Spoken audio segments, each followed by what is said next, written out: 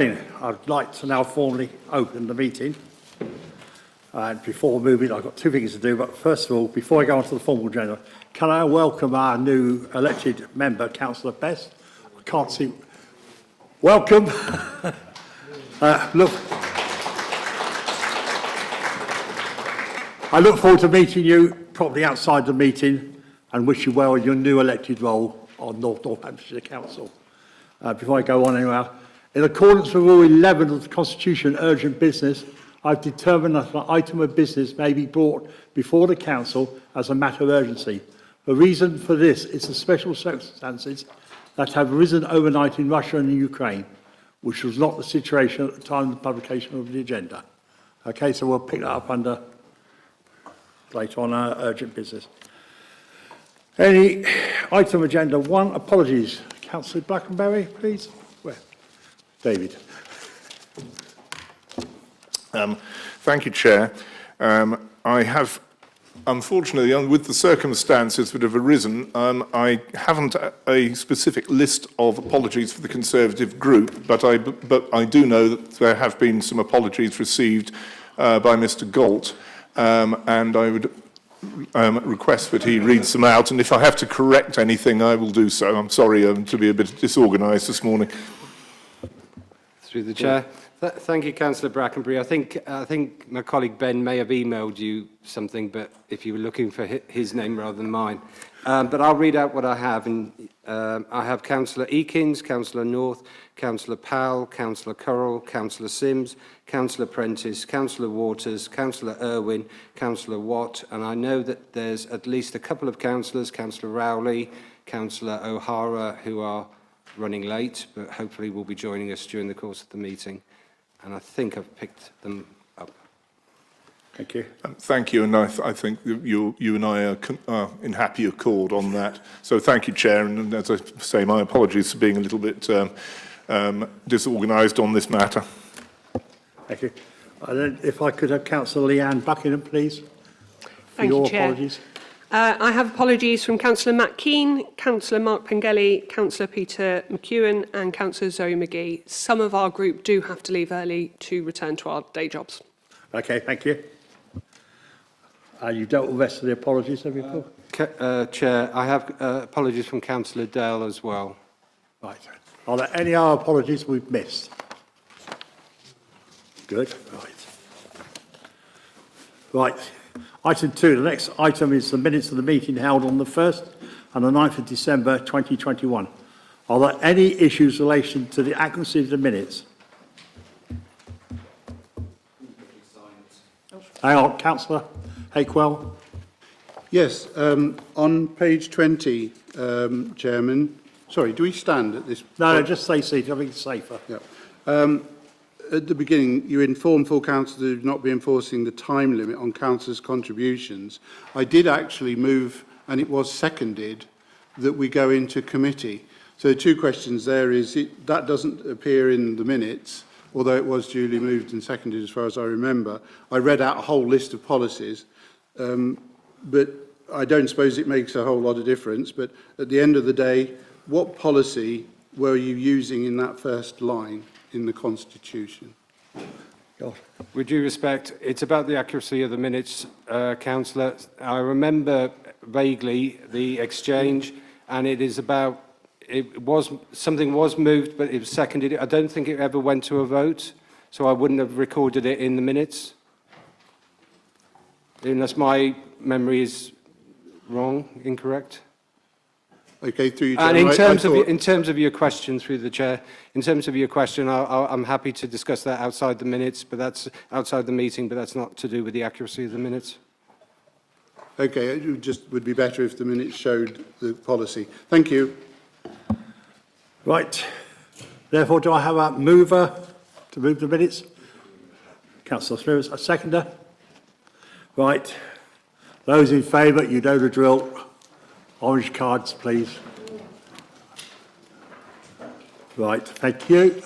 Anybody against? That's a yellow card. And if you want to abstain, it's a white card. Thank you. We've got one abstention. 3. Right, thank you. Got those. I can understand that. Right, item 3, declarations of interest.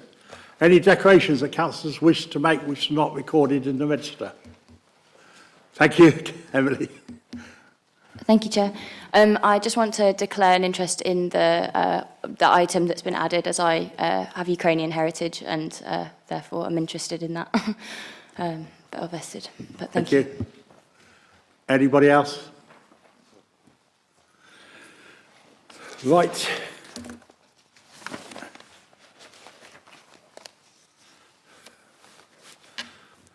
Item 4,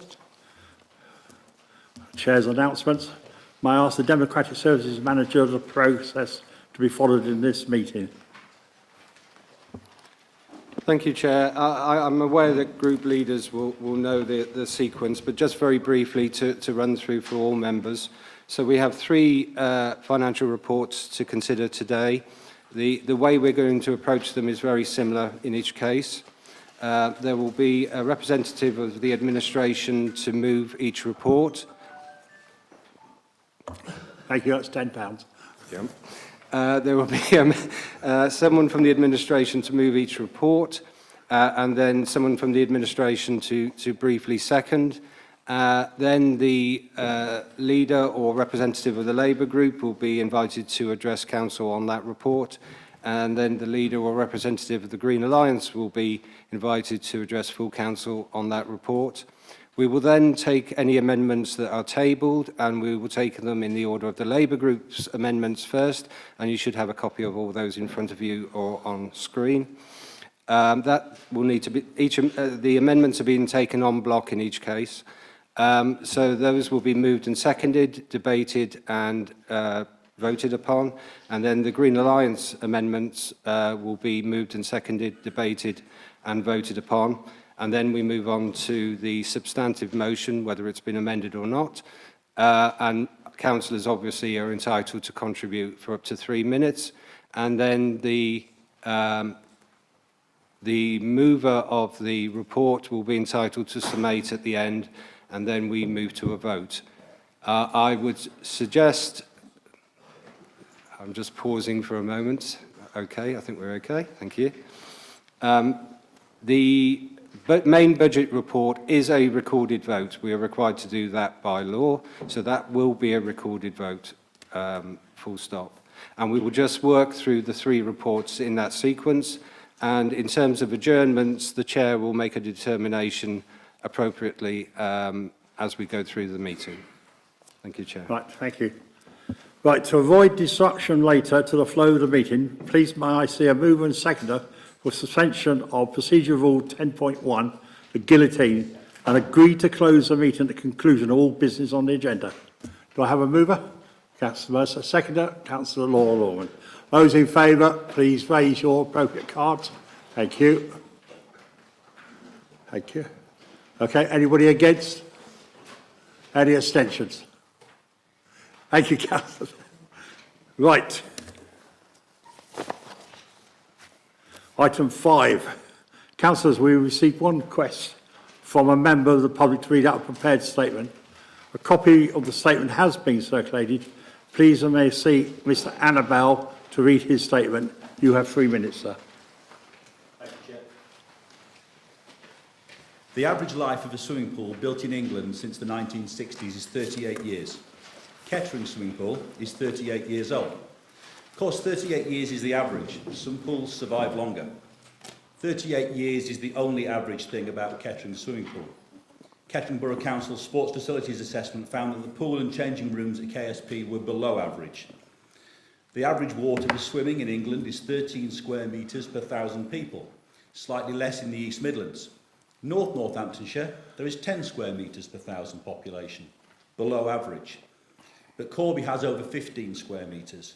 East Northants has over 13 square metres, Wellingborough over 12 square metres. Kettering, 4.6 square metres per 1,000 people, less than a third of the national average, less than a third of neighbouring towns. Swimming is one of the most popular activities around the country, especially among women and girls who report that swimming doubles their self-confidence. It's one of the most popular sports enjoyed by Kettering residents. And unlike many activities, it can be enjoyed at any age and the water can be an ideal environment to support people to be active. Weekly swimming saves the NHS and social care system more than £357 million each year. The pool also helps people with their mental health, with 1.4 million adults reporting that swimming has significantly reduced their anxiety or depression. It's a well-recognised fact that the requirement to travel is an obstacle to exercise. Expecting Kettering residents to travel around the county is an unsustainable strategy which will generate 43 tonnes of CO2 emissions by 2031. So much for net zero. Above all, swimming is a life skill. What parent does not want their child to learn to swim? How many of you here have been on holiday, watched your children playing in the pool or the sea, and how many of you are worried about their safety in the water?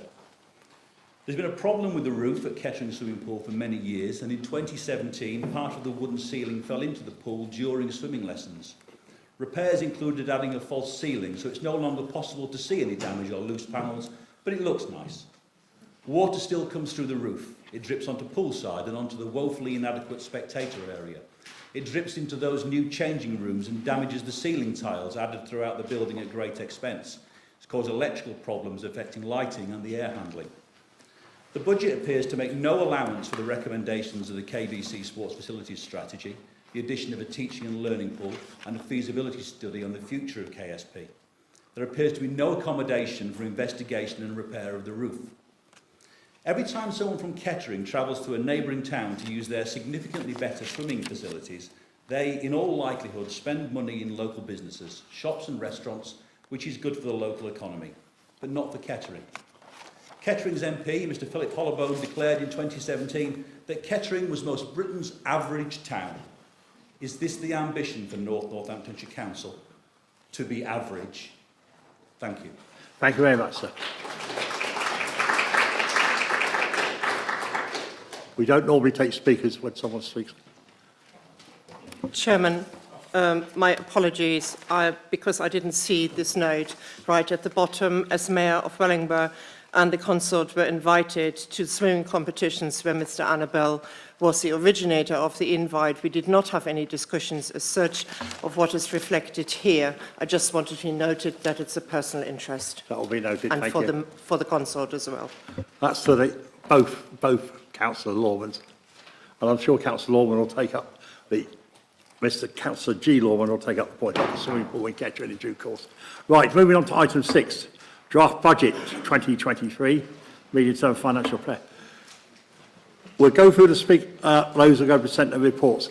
When you start to speak on it, because I can't see all your names today, it would help if you just say who you are for the live stream as well.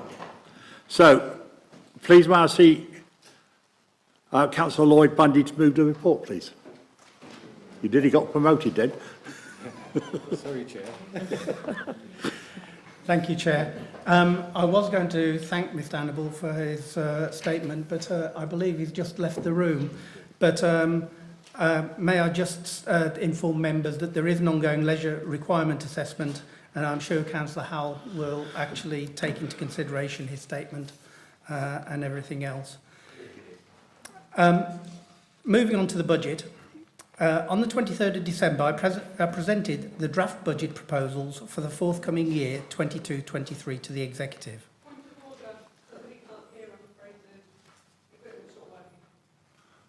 Can't hear. Sorry. We have a member who can't hear. It's not the microphones aren't on. It's the loop, hearing aid loop. I have no control over the hearing aid loop, I'm afraid. I know nothing about it. No, these are my speakers I brought in, Yeah. so... Can I just check, Councillor Buckingham, were you able to hear me when I'm speaking? I can hear you. But Just give me one moment, please.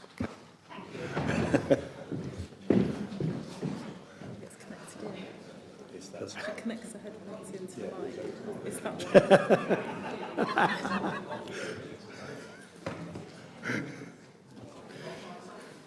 So, can you hear me now? yes, thank you. I'll speak quieter then. Right, I shall start again. On the 23rd of December, I presented the draft budget proposal for the coming financial year 22-23 to the Executive. At that time, I presented 3 separate reports. These related to the general fund or revenue account, the housing revenue account, and the capital programme. Within these reports were included the medium-term financial plan for the years up to 2025. I also referred to the annexed government financial settlement which had been announced between the publication of the reports and the meeting on the 23rd. I stated that although the settlement was probably more favourable than most of us had expected, it was disappointing that it was only for 1 year, casting doubt upon what the future settlements would bring and pointing to several challenges in the coming years. From the outset, it is our responsibility to lay the foundations not only for a balanced budget for 2022-23, but for stability going forward, not just into the medium term, which I have already described as unpredictable, but for generations to come. This Council must not make decisions today which will prevent future North Northamptonshire councils achieving their aspirations in the future. Although we must not labour on the mistakes of the past county council, we must learn from their mistakes, taking heed not to replicate them going into the future. The reasoning behind freezing the tax burden on the people of Northamptonshire was probably for the right motives, but ended with vanity blinding the consequences. When realisation eventually dawned, it was far too late to remedy the situation. The ship was already floundering on the rocks, and easy pickings for the scavenging salvage crews that were circling overhead. Those who have heard me speak on the budgets previously will remember me likening the previous legacy authorities and some of their attitude to reserves as an engaged couple blowing their savings on the honeymoon. Moving forward, the wedding has gone and the honeymoon a distant memory. Now the realities are starting to dawn. There are bills to pay, a mortgage to find, and the ever-present spectre of that rainy day. We are still very much a council in its infancy. When this budget was proposed, we were still barely 7 months old, using forecast data that was gathered during one of the most difficult times this world has faced. May I take this time to recognise the efforts of the pre-vesting day shadow authority. The work to aggregate the 4 separate budgets of legacy sovereign councils of Corby, East Northants, Wellingborough and Kettering, and then join this with the disaggregation of the county council was not an easy task, especially when some forecasts were based on aspiration rather than fact. Indeed, some final accounts are still to be ratified and signed off. This budget, before the council today, started with last year's budget of over 8,500 lines, then modified by the forecast position as at period 7, and then it was subject to 8 budget challenge sessions with each directorate and portfolio holder highlighting pressures as well as savings. This not only helped to shape it, but allowed everyone to take ownership of their part of it. As I've said previously, this is a journey that every employee, officer and member is on. There are no prisoners because prisoners are put upon, and there are no passengers either. All are required to drive their part of the budget. Paragraph 2.17 of the report lays out the objectives of these sessions. This draft budget was consulted on and scrutinised by the Finance and Resources Scrutiny Committee during the consultation period. The Council held member briefing sessions, separate group meetings and discussed the budget with trade union representatives. The consultation period was from the 23rd of December until the 28th of January. During this time, we received over 500 responses from our residents. The analysis of these are at Appendix C. Also at Appendix C, paragraphs 4 and 5 explain how the consultation was promoted. Although, as you would expect, there was some opposition to a council tax increase, I must remind members that the government predicated the settlement announced in December on councils increasing council tax by the maximum amounts allowed before a referendum is needed. Paragraph 5.1 of this report shows quite clearly that although we have a balanced budget this year, next year's forecasts a deficit of £25 million, rising to nearly £40 million by 2025. By not increasing council tax this year, it would add a further £15 million to that deficit by the end of 24-25 financial year. Members may recall the Council initially had forecast a funding gap of £18.5 million for this year, for 22-23, which included an estimate of a loss of income from funding reforms. Some of this gap has merely been moved to future years. It hasn't gone away. Having incorporated the announcements made as part of the finance settlement applying council tax increase of 2.99%, which includes a 1% adult social care precept, and revising the budget assumptions for 22-23, incorporating new spend pressures and savings, this council's budget remains in a balanced position for 22-23. Council tax is the most stable and resilient form of income local government has, and considering that the statutory responsibility of this authority is on the whole demand-led services such as adult social care and children's, it is imperative that all income streams are used to their maximum. The increase in council tax for Band D property will be 59 pence per week, rising to 88 pence after including the adult social care precept.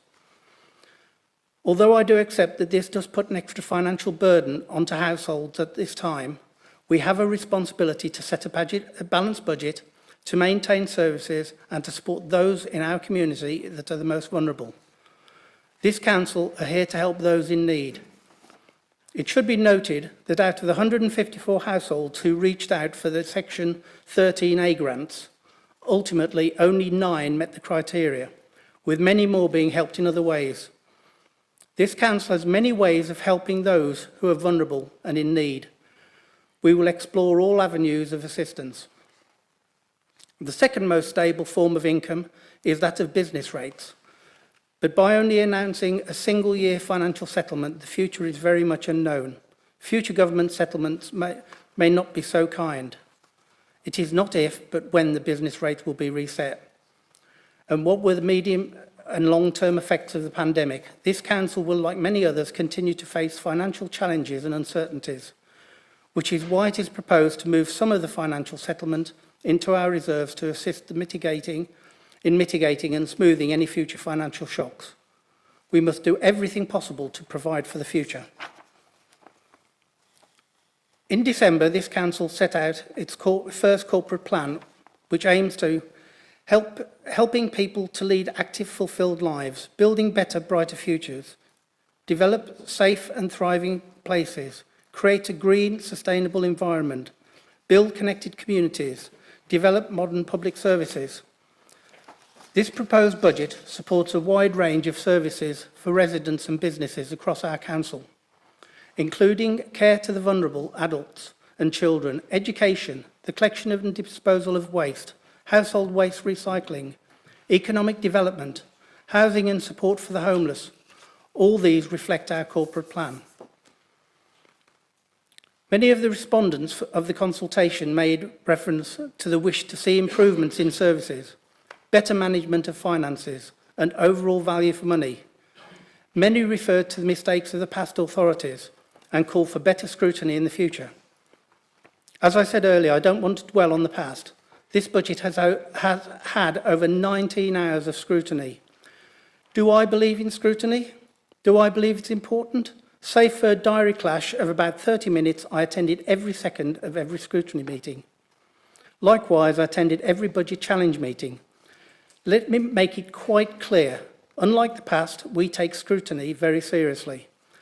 And also, unlike our predecessors, we understand that every penny that moves through this council belongs to the residents of North Northamptonshire, and we will treat it as such. The Finance and Resources Scrutiny Committee comments can be found at Appendix G of this report.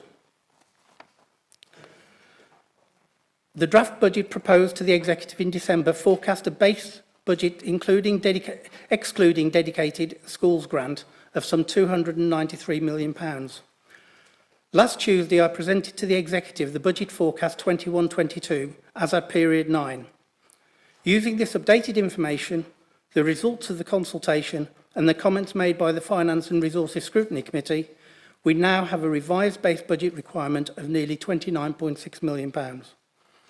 The main changes of these are £860,000 home to school transport, £165,000 commercial lease loss, £148 increased fleet fuel costs, £400,000 insurances, and £500,000 increase in contingency for increased utility costs.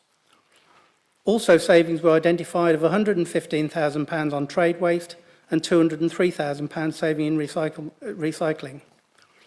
There was also a one-off contribution to the Children's Trust of £594,000, which will be met from reserves as a one-off contribution to achieve contract savings.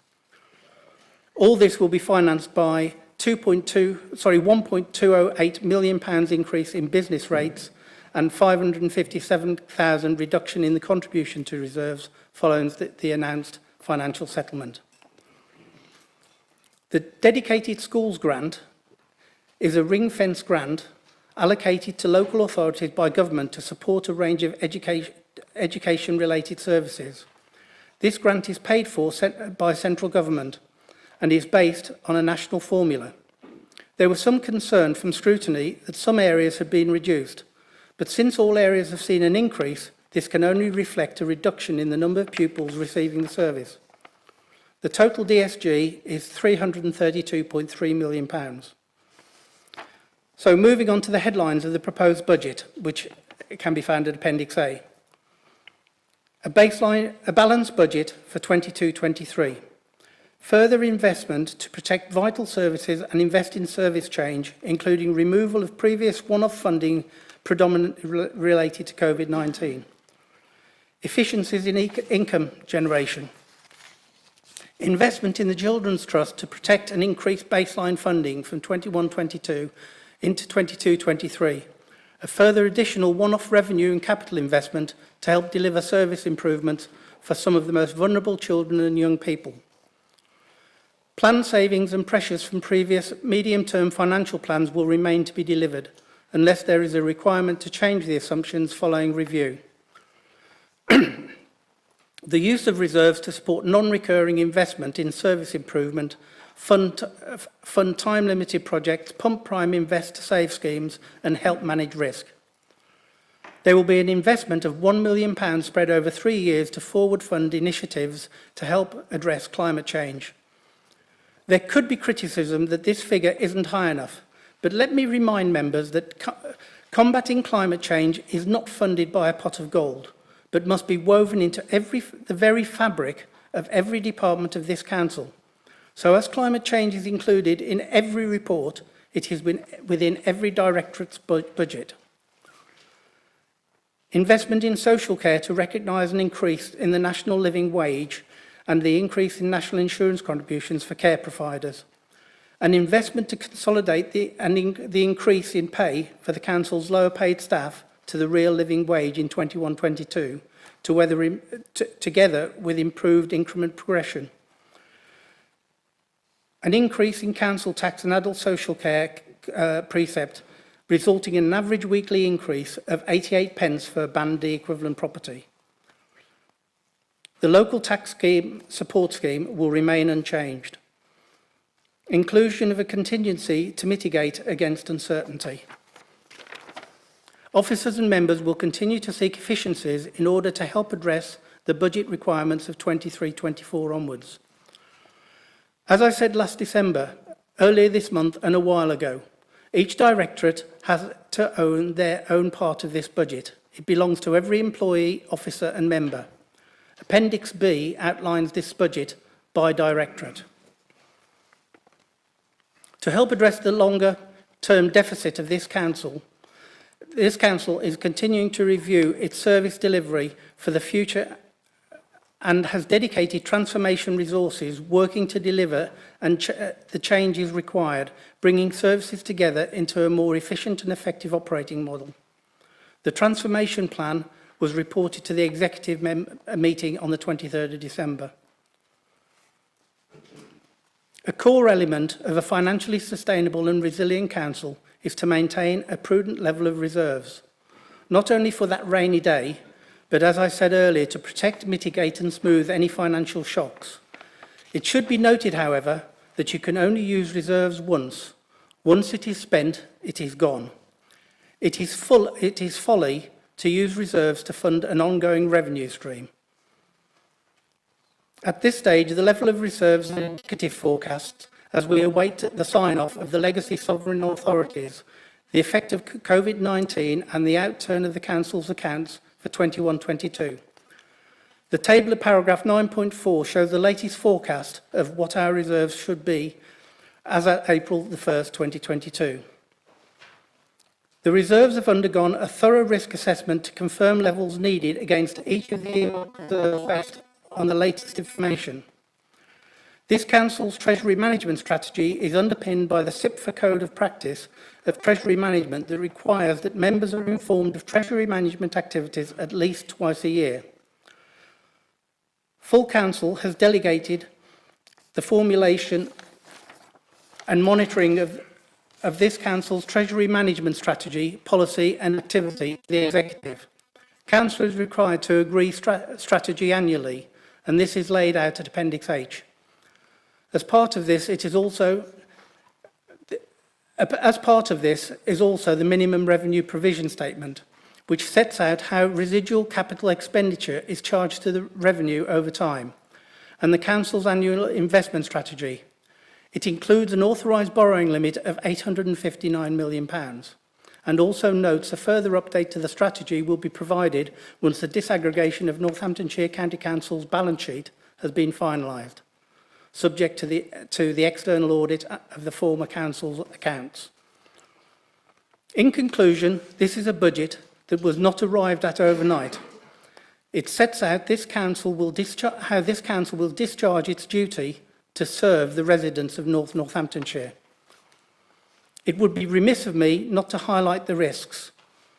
As ever, the largest cost to this Council is adult social care.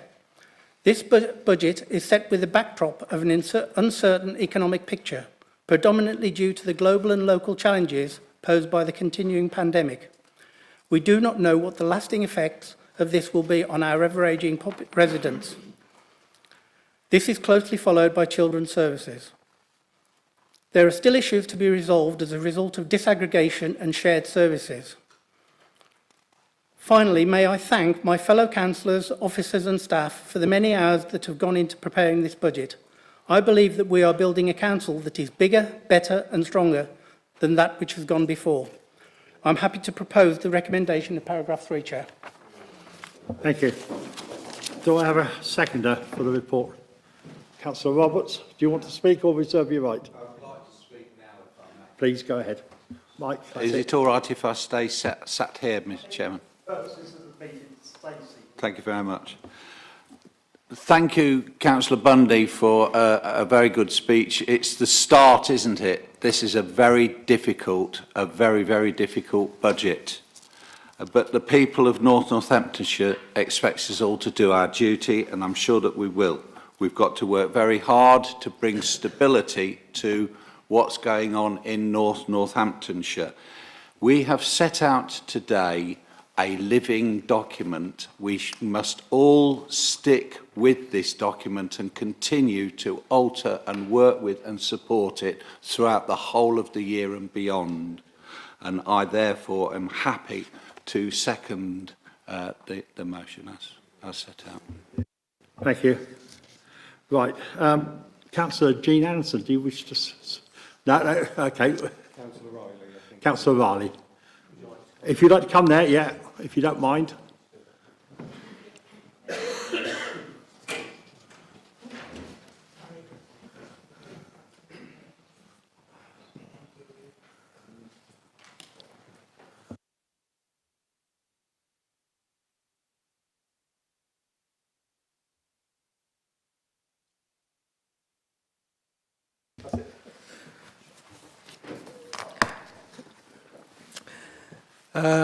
Thank you, Chair, and good morning, officers, fellow councillors and members of the public. Across the country, local authority councils are facing massive problems. A 79% cut in funding by a failed Tory government. Most police stations in North Northamptonshire are closed. Elderly people across North Northants have been left without proper care. And some areas are closing their libraries altogether. and just recently one in Tory-held Raunds. This is a direct result of government underfunding to local authorities and councils. So I want to say a big thank you for our officers for putting together a budget proposal under extremely difficult circumstances. A Tory government and this Tory-led council lacking in vision, lacking in ambition and lacking in investment, both working together hand in hand and failing the residents of North Northants. Chair and fellow members, everywhere working people see the prices going up and shortages on the shelves. Families are struggling with the cost of living. Businesses are hit by supply chains and household budgets are being stretched thinner than ever. This budget does nothing to deal with the spiralling cost of living across North Northants. It is a shocking missed opportunity by a Tory-led council that is completely out of touch with its residents. But people are getting wise, and you can see that in the recent local by-election in Oundle. And may I take this opportunity to congratulate Charlie Best and also the people of Oundle for seeing sense. Every month our residents feel the pinch. They are tired of the smoke and the mirrors, of the bluster, of the false dawns and the promises of jam tomorrow. This budget is not supporting the residents, and it doesn't paint the picture of the unitary that we're all promised by the Tory-led council. Chair and fellow members, the leader told us recently we are going to deliver a strong economy and a sound plan for North Northants. Great. But strong and sound for who? This budget was a chance to demonstrate the real commitment to fairness and equality, to share prosperity across North Northants, but another Tory failure. We've had 12 months as shadow authority and now 9 months as an elected authority, but we still haven't got control of things. North Northants Council still haven't got the staffing structure right. We've had nearly 12 months as a shadow authority and 9 months as a unitary. We promised this great new council, the unitary of all unitaries. Northamptonshire will be the rose of prosperity. And what do we have? We have absolute chaos. Now let's talk about the staffing. We've been asking for weeks for the staffing numbers and months. What's the staffing structure? What's the numbers? How many staff do we have? What's the cost of the growing number of agency staff to the council? In the recent staffing report released by the local media, Councillor Smethers rubbished that there wasn't a staffing issue. We are seeking to become an employer of choice, we said. People are queuing to come and work and live in Northamptonshire. He stated that all staff issues were inherited. Come on. I'll tell you what we did inherit, though. A massive court case from East Northants that's going to cost the taxpayer £6 million that quite easily came out of the reserves then. Nearly 24 months since the initial planning. Let's get some staffing figures over. Can we just stop? Can you just, I've got a point of order. Point of order. The taxpayers are not going to be funded £6 million for this East Northants legal case, and it's been very well documented in local papers what the cost is. You are pushing the boundaries of the truth there, and I think he needs to retract that statement.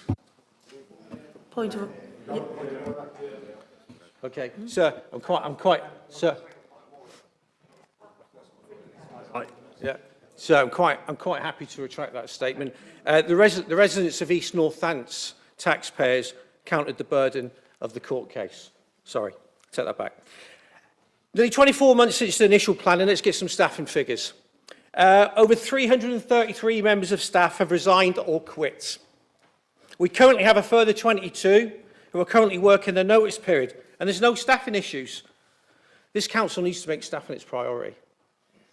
We cannot provide the service to our local communities, like we've mentioned in the budget, if our staffing structure is not right. We as a Labour group will support the strategy to get the best possible staff and back the leader to drive Northamptonshire forward in that way. But we need to tackle the agency culture within the council. We are paying ludicrous amounts of money to agency staff. Recent figures released that certain members of staff are being paid over £1,000 a day. Some agency workers have been working for the council, not weeks, but months, and some even years. We need to have I know we have a shortage in a particular skill set, but have the vision and provide training opportunities to multi-skill our staff. We don't see that in this budget. Councillor Smethers said his leadership speech in May, we want to attract the best, make Northamptonshire a place where people want to live and work. We agree, absolutely, but we need to keep our existing staff who have the knowledge, the expertise and the experience that is crucial providing the critical services our residents require. We would like to see money in the budget to reward staff and attract the best possible employees. We welcome the recent visit from the Minister of Levelling Up, Mr Neil O'Brien, to Corby to see the projects that are being developed in Corby Town Centre, and we thank him for doing that. It's an excellent opportunity. But did he not think to visit the left-behind areas of Kingswood, Avondale and Queensway? Absolutely not. And I'll tell you why. Because there's no levelling up money. That's fact. Read the white paper. It's old money. 12 years of Tory austerity cuts, living costs rising and spiralling out of control, domestic bills at the highest in years, residents on prepaid meters expected to pay an extra £700 a year, interest rates on the rise, national insurance increases on the 1st of April, and inflation running at 7%. We have fuel poverty, we have food poverty, and we have investment poverty. People are struggling to run their cars to the increases in fuel costs, but bus services are being reduced or even cut. But hang on, we have hope in our transport system in Corby. We have the electric scooter. Our residents are struggling, so we welcome the introduction of the living wage across North Northants, but we also need to make sure that we level up the current pay structure. Staff are doing the same job across North Northants, but are being paid different. But we see no evidence of this in the budget. We also welcome the Council's decision to introduce new community hubs, especially in places like Oundle, Ringstead, Desborough, Raunds. But can you please enlighten us how you're going to pay for these? Now, there is hope. We have Chester House. And this can be an exciting project. Excuse the sarcasm. But to be honest, who's running the project? Is it the North? Is it the West? Is it the North and West? The West, who put the initial business plan in and the grant application together, have, without prior notice, withdrawn from the project without telling anybody, only a selected few. This project was sold as a partnership between both the North and the West councils. What was the grant figures to get the project off the ground? The public need to know this. We've been asking time and time again, and we still haven't received this information. And yet we see another £125 within the budget that's allocated towards a gas line. The project could be beneficial, don't get me wrong, and it could be beneficial to the local community and the area. We need the facts, though. We need transparency, and we need the Scrutiny Commission to investigate this project in finer detail, because there's still lots of questions unanswered, and I'm sure that is in the process at the moment. We, as a Labour group, support the financial gain from the project, and it's ploughed back into the capital funds. We welcome the news that the council is looking to create its own public health service. We want to be a caring council, and the decision will help reassure the public that we have the health of the community at the top of our agenda across North Northants. Excuse me 1 second.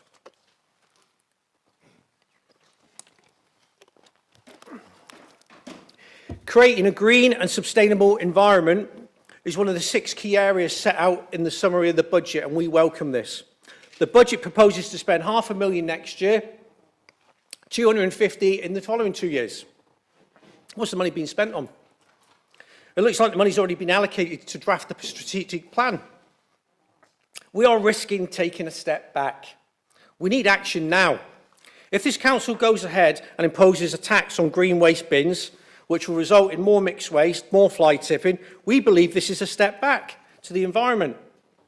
If the council is serious about reaching their own net zero targets, they need to work with all members of the council to secure investment to help make this happen. There's no clear evidence within the budget. In conclusion, this is a budget built on failure and unfairness. The executive, like the failed Tory Northamptonshire County Council, will always blame others, and we heard it in the speech a couple of minutes ago. It's Labour's fault. It's business's fault. It's EU's fault. It's the public's fault. It's the government's fault. Mr. Chairman, again, point of order. No one's Yeah, blamed the the Labour problems Party. and Nobody's the old blamed excuses. Sorry, excuse me. The problems and Excuse the me. old excuses. Nobody has blamed. Yep. Nobody has blamed the Labour Party. No one's blamed the EU, and nobody's passed responsibility to anyone else. It was a very good budget explanation by the Lloyd Bundy, and I would ask that that member retracts that statement because it again is untrue. But that's what Labour are about: untruths. Yeah. If we're going to have a point of order, can we see what one it is, please, with the Constitution, rather than just a speech by the leader?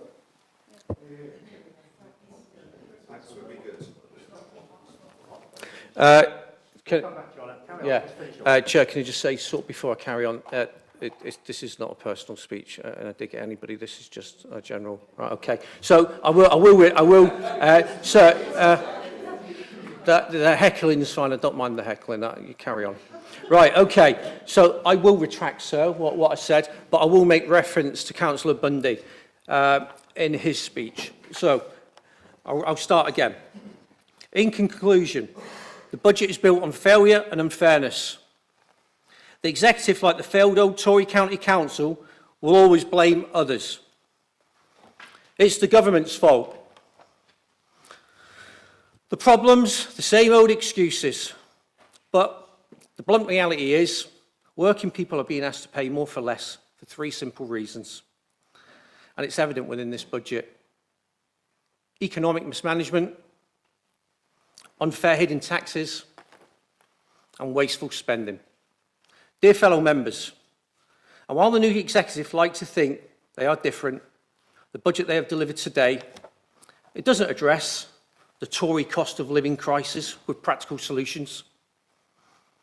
It doesn't ensure the young people leaving school are ready for work, are ready for life. And it doesn't convince us that our economy will grow across North Northamptonshire. We as a Labour group believe that this budget will fail to deliver security, prosperity, respect for residents and businesses across Northamptonshire. And thank you for listening.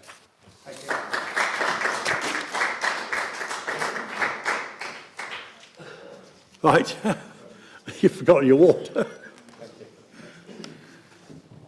I shall never get your name right, Emily. Come on, Councillor Emily. I'm going to call you that until I get out of office.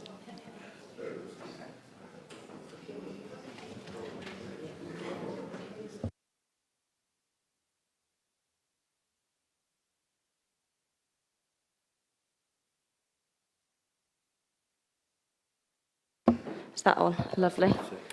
Lovely, thank you very much. Thank you, Chair. And thank you to the officers who have prepared this excellent report. I'll take that off now. Right. There's obviously been an extraordinary amount of work gone into this creation of this.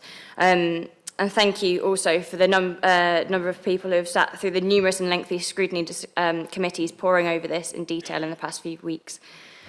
Firstly, with regards to the council tax precept increase, this is something that no one here will enjoy whatsoever, but given our inherited issues and debt, we always knew that achieving a balanced budget was going to be a challenge.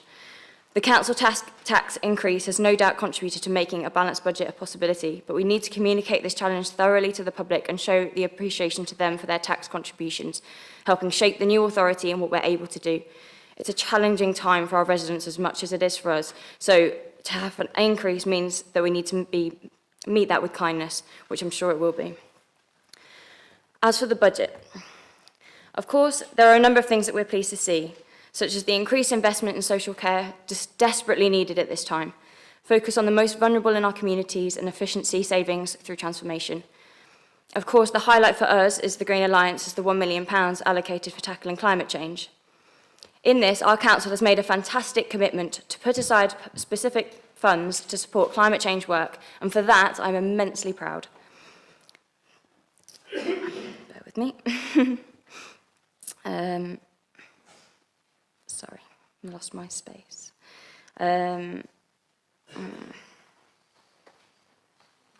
Thank you, sorry about that.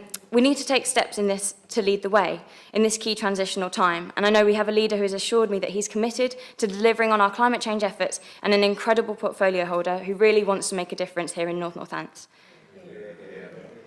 Together, I know we can drive forward a more sustainable future, and this allocation shows the possibility we have ahead of us.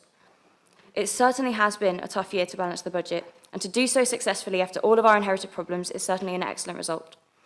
Regarding the climate change allocations, however, I do have concerns that this allocation might not be enough, based on the projects being run by other councils, such as Cambridge, Leicester, Rutland, Manchester, just to name a few. Certainly, each department must weave in climate programmes into their daily working and their separate budgets. However, we know that climate work costs, and this work needs to be supported to move at pace. Carbon literacy, for example, fantastic idea, free to roll out. This took far too long to roll out. And this is not anything to do with the officer's best efforts. They have absolutely put so much time into this and effort. However, the lack of resource meant that we couldn't do this at pace. This is just one example, and this is such a foundational thing, okay? I've spoken to a number of members about this, and one presiding comment was about the fact that once reserves are spent, they cannot be unspent. I understand that while we're a new council looking to be cautious and prudent, and rightly so, we must be careful with every penny of the public purse with which we've been entrusted. However, it's for this very reason why I'm also worried that by not freeing up the budget for climate change mitigation works, we're also doing the public a disservice. If we fail to act with enough force now, it's their futures that are at risk. Dealing with the coronavirus pandemic has cost and is costing billions, but the health of the public is at risk, and so we had to put this at top priority. The officer time spent dealing with this crisis is insurmountable, immeasurable. Psychologist Per Espen-Stockness analysed hundreds of peer-reviewed social science studies and identified 5 main barriers that keep people from understanding and engaging with climate change in a constructive way, one of which is distance. Our distance from the problem, climate change is presented as far away in both time and space. It's something that will impact us in the future, so it's hard to comprehend now. It's natural human psychology to not be able to understand a threat that we can't see. With COVID-19, we had no choice but to see its effects. Now we're entering an area where we're starting to see the effects of climate change, mass extinctions, flooding, wildfires and storms, and people are starting to understand what's to come. However, the money we save up today cannot be retrospectively spent. In 8 years' time, we either keep within the 1.5 degrees limit or not. We can't go back to do more. The gift of hindsight is a wonderful thing, but it always comes a bit too late. I've been told that exec members will be pushing for more funding to be made available for climate change actions next year. And whilst that will be excellent to see in 2023, we have deep concerns that the 1 million over 3 years is not enough to drive forward in all the areas that NNC should be tackling this year, the most critical period. In future years, funding will ramp up. But in the short term, if we are unable to find funds to leverage, we will be at a standstill at a time when action is most critical. I've analysed council budgets, proposals and projects from across the UK to look at best practice and the work being undertaken, and the 1 million, while sounding a lot, actually will cover very little. We will certainly use this as match funding or starter funding or to leverage central pots that are available. However, again, this will be limited based on how much we make available now and if there are schemes available to leverage in the first place. In lieu of these, we need to be ready to front the costs and get things moving on our own, and we have the incredible power of influence. Influencing and mobilising our community, our businesses, and the office is going to be one of the most impactful things we can do in the coming years. And earmarking our own budget for that will be key. It's not a secret that our council is under-resourced across many departments, not just in the area of sustainability, and that's why one of our priorities for us is within the proposed 1 million, or indeed even more, is to have more dedicated council officers driving forward the various priorities, such as decarbonisation of transport, renewable energy, active travel, retrofitting, and more. Officers are one of the cheapest ways to get things done, and I'm really pleased to hear about new officers being introduced in all areas across the council to fight climate change, such as the new air quality officers mentioned in the climate change EAP yesterday. Funding more of these officers through sustainable methods will ensure that we keep moving on all of these critical projects that will determine we and North Northamptonshire reach net zero as quickly as possible. I want to note that within 15.3 as well, outlining risk and mitigations, it states that the final position on brought forward reserves is lower than anticipated, following the final account certification by external audit, which makes it a good case for mobilising more reserves in the short term for climate work, should the Council need it. Whilst the 1 million allocated from reserves is great, our proposals show that this is how far this sort of money can actually really go. If we are unable to leverage additional funds, which we have to accept may be the case in some instances. Our proposal thus, in its most basic form, is to mobilise 2 million, 1 million in the first year and 500k in 23-24 and 24-25 to help us mitigate the risk of inaction. I look forward to delving into this further with you today, and thank you very much. Thank you.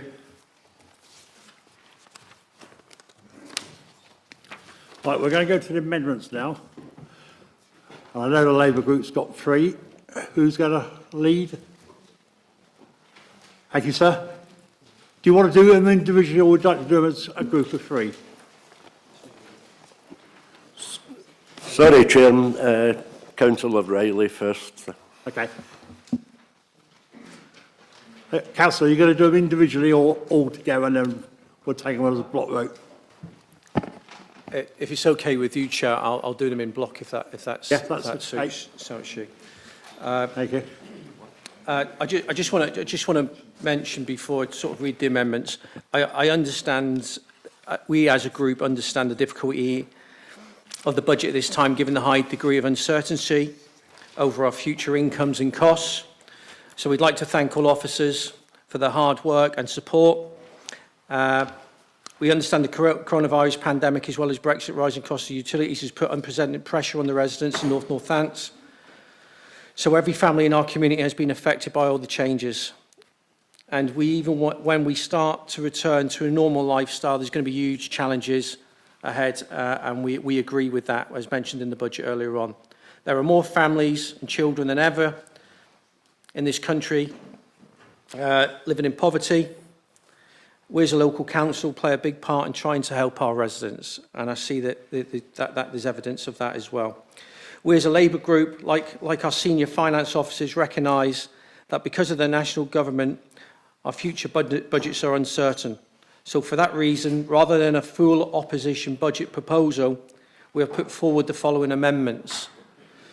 These are aimed to help residents after truly listening to what they have told us on the doorstep and in our communities.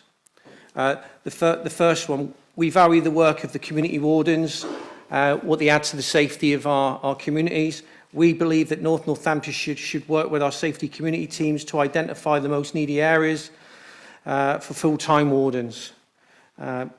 This should be built upon our future years using the savings from the staffing vacancies.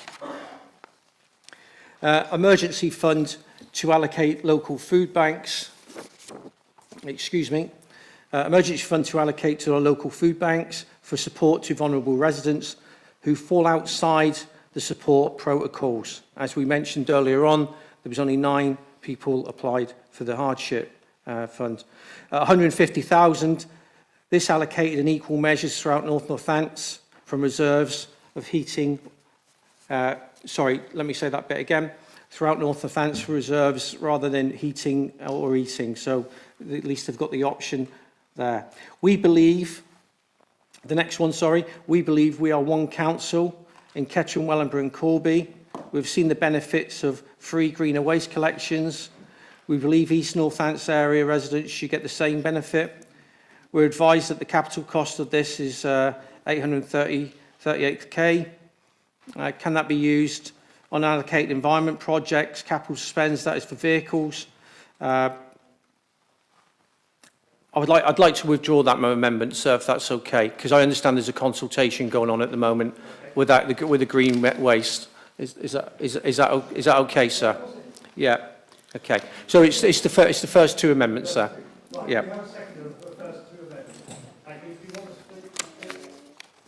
Thank you, Chair. I want to speak to our amendments on block. There are amendments that recognise that all our residents have had a difficult 2 years, but it's the low-wage families that have borne the brunt of the pandemic. The number of families falling into food and fuel poverty is soaring. They have little to look forward to. It's hard telling your child they can't have a birthday party because you can't afford your weekly bills. They can't expect their peers to bring cakes and bottles.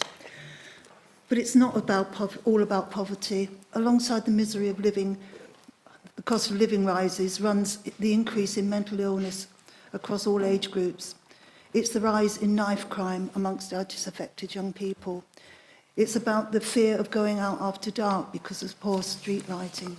It's about supporting our maintained children's centres so that they can continue to carry out the valuable intervention work that has proven to be cost-effective in the long term. Our amendments are not costly. We're not asking for 4 million plus. We're only asking for money to be targeted at areas of real need to improve our residents' lives now and in the future. We truly want a bigger, brighter, better North Northamptonshire for all our communities, not just the few. Thank you, Chair. Thank you. So anybody wish to speak to this amendment? That's amendments 1 and 2. Very favour. Councillor McGee, I think somebody put their hand up before. no. Councillor Murphy. Thank you, Chair. This is an interesting set of amendments. Once again, the opposition Labour Party seems to be obsessed with the magic numbers of reserves and wanting to find something to spend them on. Reserves are there for a rainy day, as the finance portfolio holder explained, and a rainy day arrived at about 4 a.m. today. Russia invaded the Ukraine. We're going to see a significant impact on North Northamptonshire as a result of that. For those who don't know, the Ukraine is a major exporter of grain. That grain will not presumably be exported in the next few years when the country's in turmoil. Overall, that's going to start to impact things.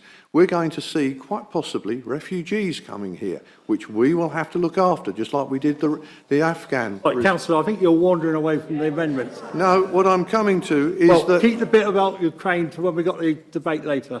The point is that these are motions that will deplete our reserves, and what I'm explaining is we will need those reserves in the near future for another purpose. Therefore, I suggest we vote these motions down. Right, Councillor Hakewell, as I've seen your hand up. Thank you, Chairman. Just on that particular point and in support of the Labour amendment, in those 16 hours of scrutiny we had, constantly we were moving into and out of reserves in the budget being proposed by the administration and moved by Councillor Bunday. So I think it's a completely moot point. You cannot have one rule for one rule for the other. Those reserves are there and we are dipping into them. We put them in for utilities. We put them in for other provisions, not earmarked. So I think it's entirely wrong to suggest that an amendment cannot look at reserves and move from reserves into a funding budget. Just seems a little bit hypocritical, having listened to 16 hours of scrutiny, which most often in all the big budgets talked about putting money into reserves and pulling it out again to make the budget balance. Thank you. Thank you. Councillor McGee. Thank you, Chair. I'm going to stand up because I like to see who's speaking. It's very difficult when they're sitting down. And firstly, Chair, I'm going to take this opportunity to welcome the first new non-conservative Oundle member for a long time. Welcome to the Council. Chair, these are simple suggestions. And we just had Councillor Hakewell say, stop being hypocritical. We're not asking for a lot of money. And the first council to speak says it was for a rainy day, the reserves. This is a rainy day. Our people, our residents, are choosing between heating and eating. This is a rainy day. And the reserves that you have put in there, that money was given to us to use on services this year. So we're now asking it to be used for next year. And we're not asking for hundreds of millions. Overall, in all our projections, is 1 million. Less than what you have took out of reserves during this budget process. So it's not a hard decision. And showing the people that we care about them for these simple things. What I don't want to go back to, Chair, is the county council, as you very well know, and I don't want to drag that out with Councillor Smithers, because that's gone in the past. But what I do want to do is see that behind us by working together. And instead of having that dogmatic political debate about we're not supporting your stuff because you're Labour, we're Conservatives, rubbish. We're all here to represent the people of North Northamptonshire. And these simple amendments should be put forward and supported by everyone here, because it helps every one of our communities. Thank you, Chair. Thank you. Councillor Bundy. Thank you, Chair. One underlining word in what everybody has said, and that's the word uncertainty. But can I just remind everybody that the consultation ended on the 28th of January. So why weren't these recommendations put to this council during that consultation period? Yes, I agree we should be working together. And surely working together does mean that that is when it should happen. I must admit, some of what's been said by the Labour proposal of amendment is fine. It sounds logical, it sounds sensible. And we'll listen and we'll take them away. I can't support them, though, because what they're asking us to do is, without consultation, without scrutiny, and without costing, they want us to actually change a budget which has taken a long time in the making. If they wanted it, if they're not politically showboating, and what they are really doing is they are concerned for their communities, they should have put this through during the through the consultation. And can I just say that there is a difference between contingency and reserve? Thank you, Councillor. Point of explanation, please. I'm sure Councillor Bundy is not naive. We're different political groups. This is what we do. We put many suggestions through in the process of scrutiny. But this is what happens, because if we were to give you everything then, what would happen today? We'd be always sitting here just nodding through your budget. Be realistic. If you're playing political games, not us. This is simple. But Chair, would I ever play political games? Let's be honest. But let's join together, Chair.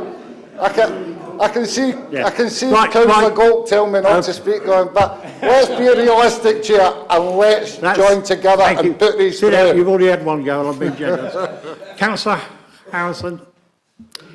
Thank you, Chair.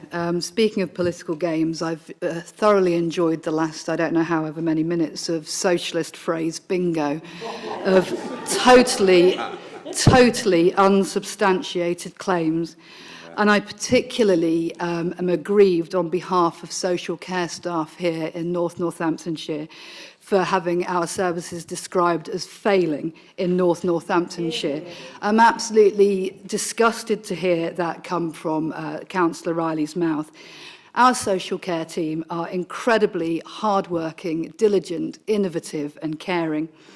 They work incredibly hard, and I'm super proud of the fact that, along with Councillor Jason Smithers and the rest of the executive team, we pushed hard and early to increase the lowest paid staff's wages to the real living wage as the absolute minimum across the whole of the council, and that included many of our social care staff, and to make sure that there were proper incremental pay increases between the grades that didn't exist prior.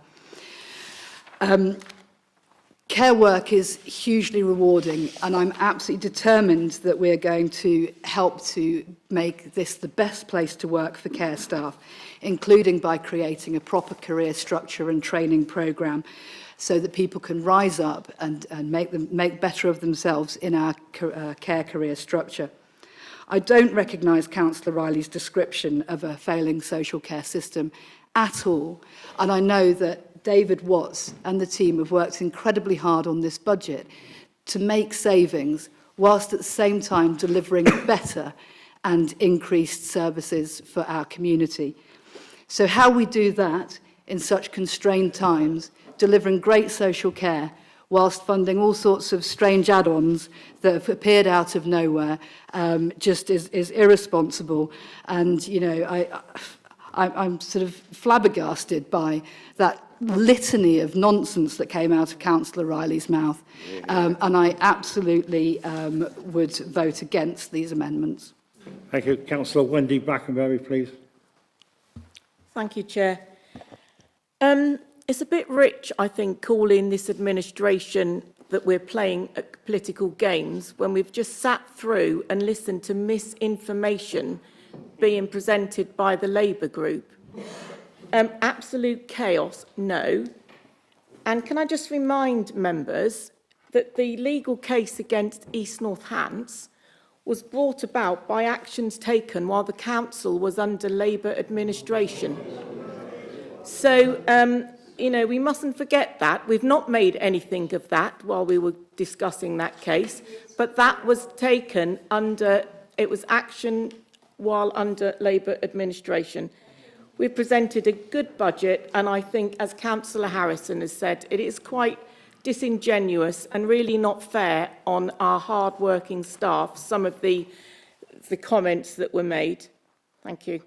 Councillor Bentley. Thank you, Chair. I'm going to be awkward as well, and I'm going to stand. First of all, I think there's a bit of selective memory going on from the Labour group with regards to some of the comments made and the amendments put forward before this council today. Because we're talking here, and Councillor Mercer quite rightly says about taking from reserves, but at the same time we're talking about irresponsible Tory spending. Well, hang on a second, you want to take from reserves, but we're talking about being responsible. You talk about austerity and a Tory government and blaming it on the Tories. This coming from the group whose government left a note saying there is no money. Thank you. Could I just point out the chairs here, not over there? Apologies, Chair. Maybe some of us are playing political games. So, Chair, we talk about the irresponsible spending, but then we've got a group putting motions for amendments forward to spend more money out of reserves. That's a contradiction in terms. We're following, if we follow those amendments, down a very, very dangerous, slippy path like the days of NCC, spending money that we don't have. We have to spend responsibly. We look at things like food banks, and that's one of the amendments put here, Chair. Why are we talking about throwing money at it? Why are we not looking at other methods? We're talking about, from this amendment, spending 150k from our reserves. Why are we not talking about corporate responsibility and engaging with the supermarkets for them to do more? I'm sure the Green Party would agree here with regards to food waste. Those are the issues that we should be addressing, not just throwing money at something. That's not the solution. That's how you get into trouble in the first place. I cannot support these amendments, Mr. Chair. I think they're just preposterous. Thank you. Councillor Smithers, please.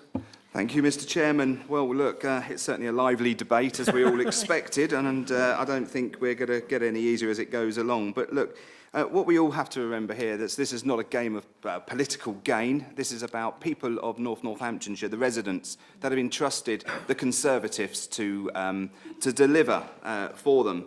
And on that note, I would like to welcome Charlie Best on behalf of the Conservative leadership here and party, and we look forward to working with him. Councillor Harrison did talk about the real living wage and what that meant to some of our lowest paid employees across the council.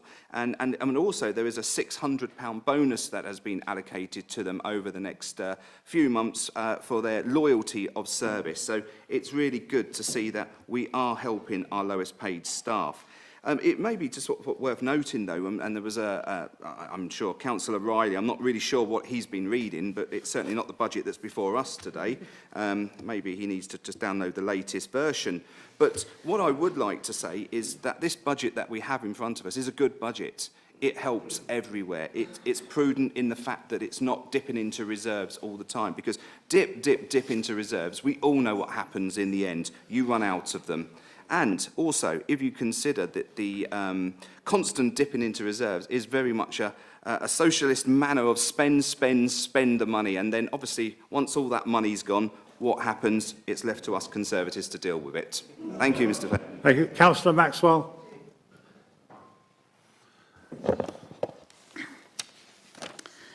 I'd like to say that we do meet the residents' needs, but we only have so much money. We have to ensure that we meet their needs. We only have the money, and the statements that the Labour made that Rawn's Library has shut down, that's not correct. And that the community hub in Ringsted, that's not correct because it's not there. So please get your facts right. Secondly, if we spend these reserves, it's gone. It won't come back, and then we find ourselves trying to meet the budget which we have actually agreed to do. Thank you. Councillor G. Lawman. Thank you, Mr. Chairman. I'll stand. Old habits die hard. I just want to thank Councillor Riley and the Labour Group for withdrawing item 3. He's entirely correct that 2 days ago we agreed that a consultation would be launched on the collection of green waste within North Northamptonshire, and that consultation will be going out next month with a number of formats to enable everybody to have their opportunity, and we will be analysing that and looking at the service during the summer. So he's entirely correct, so thank you. I had a number of points about their proposal which I won't go into as he's withdrawn it. Thank you. Right. Councillor Howes.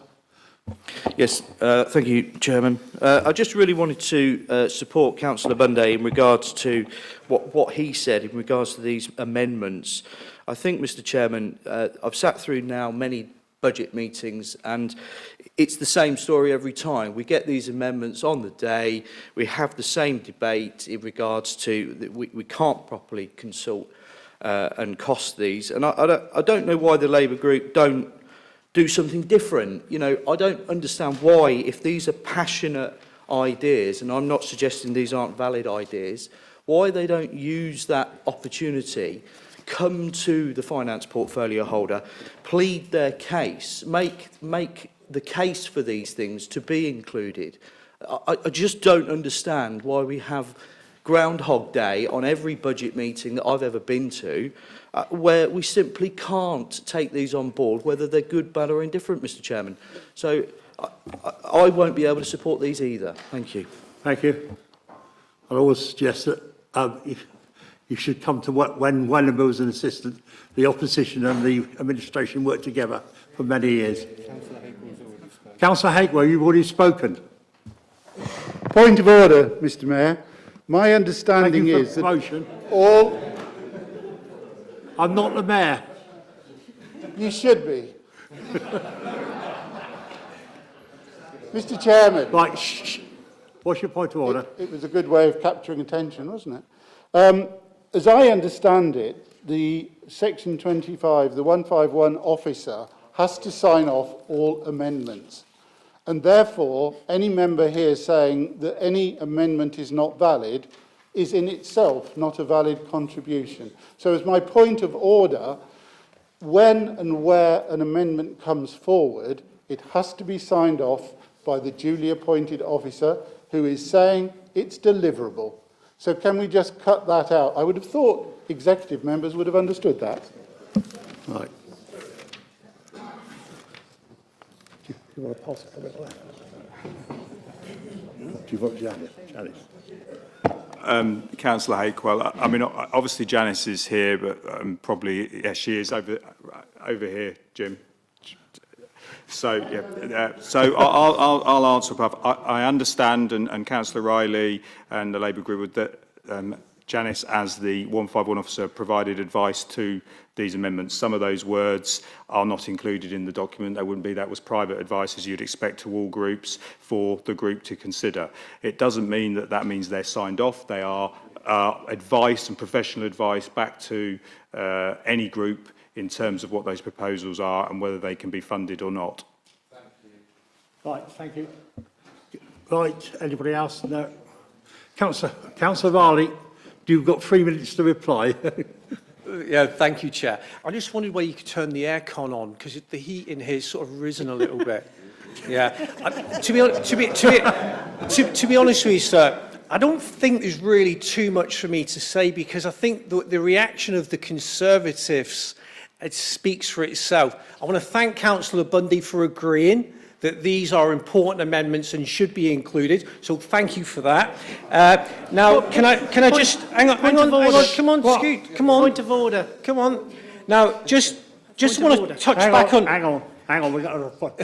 You're going to say you didn't say Listen, that. look. I didn't. I took the day off school today, right? And it's like I feel like I'm still at school. Got no children in there. Thank you. Councillor Bundy, you got a point of order. Yeah, I didn't say that they should be included. I said that they were reasonable suggestions, and as such we will take them away and we will look at them. Okay. But I didn't say anything else. Okay. Okay. Sorry, Chair. I will retract that if he hasn't said it. I will get my 10-year-old boy later this evening to watch YouTube and see if he has said it and come back to him. Okay, so I just wanted to clarify on a couple of things. These are very, very important amendments. And we've all touched on, yeah, we're in difficult times. Our residents need these basic things in place. They're not a lot of money. They're simple. We're playing a political game in here. Right, but it's not a personal game. Let's get on with it and do some business. But I just want to come back to Councillor Harrison's comments, because she touched on a really good point there for me. At no point throughout my speech did I mention or criticise social care. Now, I'll give her a copy of it that she can take away and read. But I do understand that Councillor Harrison struggles to interpret what people are saying, because on the doorstep, she heard one message and she told Peter Bone another message that he went on television all over the place telling people, which was totally against what the people around them were thinking. Thank you. So, you know, whoa. Anyway, let's get back to the basics. Hang on, I'm speaking. Do you mind? We don't need to go into political. We're talking about a budget. What Councillor Harrison says on the doorstep to Peter Bowden has nothing to do with this debate. Okay. I'll require that remark to be withdrawn. Okay. Budget only. Anything else? Yeah. I'll tell them to speak. I think an apology is, at least to this council. I'm sorry if I offended you. Thank you. Right, let's get on with the debate. But I must admit, Peter Bone offended a lot of people. Do you mind? Okay, sorry, sir, I retract that statement. Right, this is the last warning. Okay. Keep to the budget, otherwise somebody could be leaving it. You might get back to school earlier. Right, now let's get on with it. Thank you. Yeah, these left behind areas really need this investment, and we think it's a reasonable ask from the Labour Party. We've not, you know, this is not a hidden agenda. It's quite simple, quite straightforward. It would support our community officers. It would support our residents that are struggling. We clearly see that it will support the levelling up, agenda as well. And we would like to put these forward for consideration. Thank you. Right. You've heard the amendments, which are 1 and 2. I'm going to take together. Those in favour, please show with the appropriate card. Keep them up to the Democratic Services to finish. Yeah, it's okay, Chair. Okay. Those against?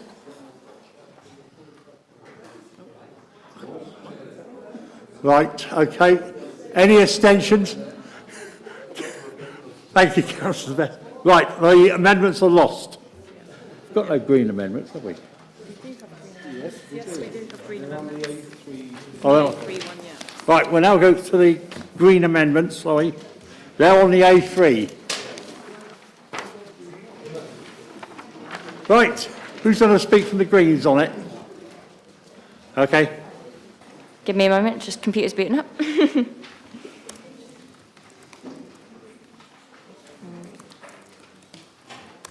Oh, for goodness sakes. There we go. Thanks very much, Chair.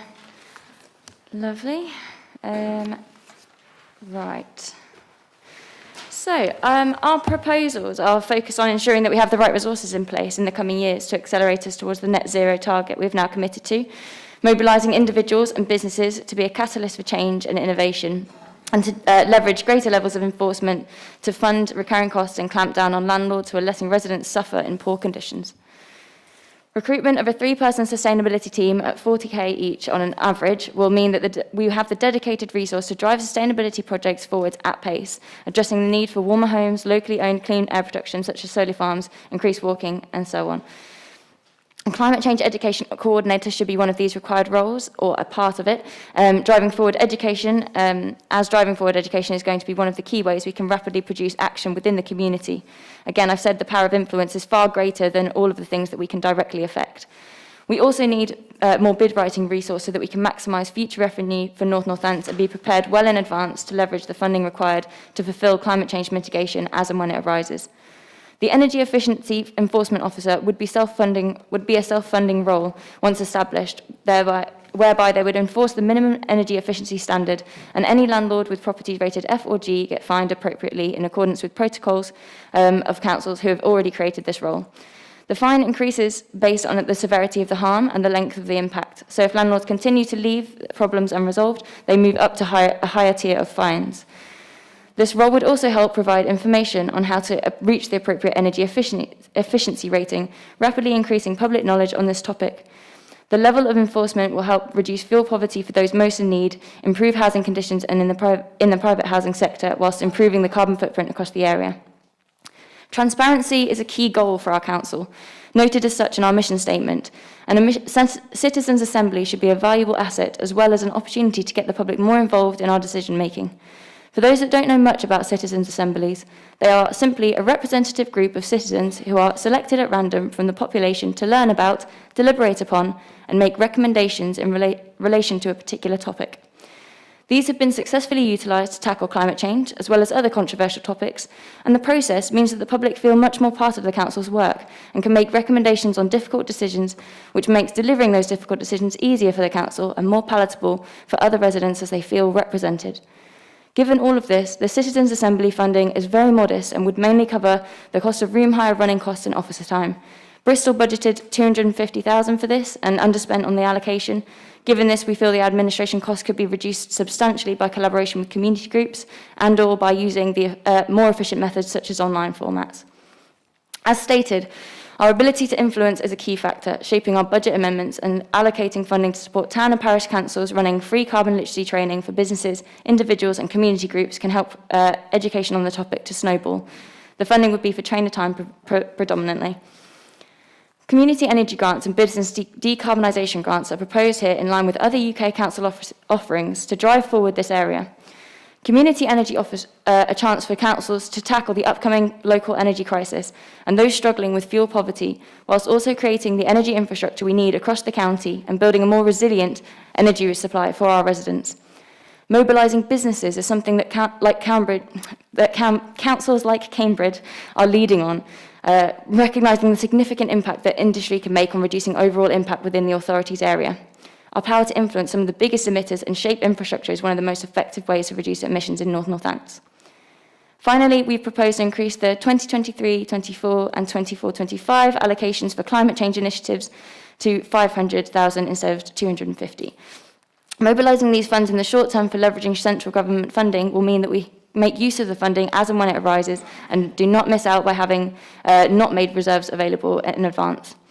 We should not be afraid to make more funding available for fear of underspend. If we are moving towards being transparent as a council, being open, clear and managing expectations correctly will build trust with our residents.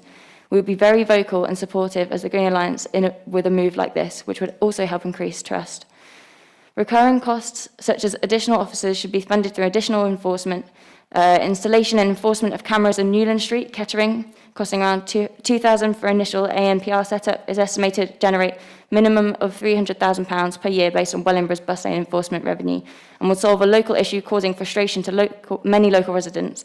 The remaining is to be met through general reserves as stated. We welcome questions on these proposals. And thank you very much. Do you have a seconder?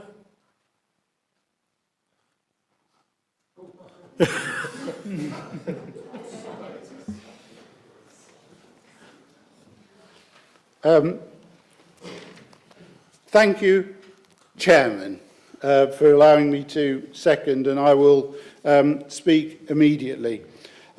Just one point of order which I didn't want to bother you with. I thought we had to record every vote at a budget meeting, only the final one, is it? I'll leave that hanging, that question.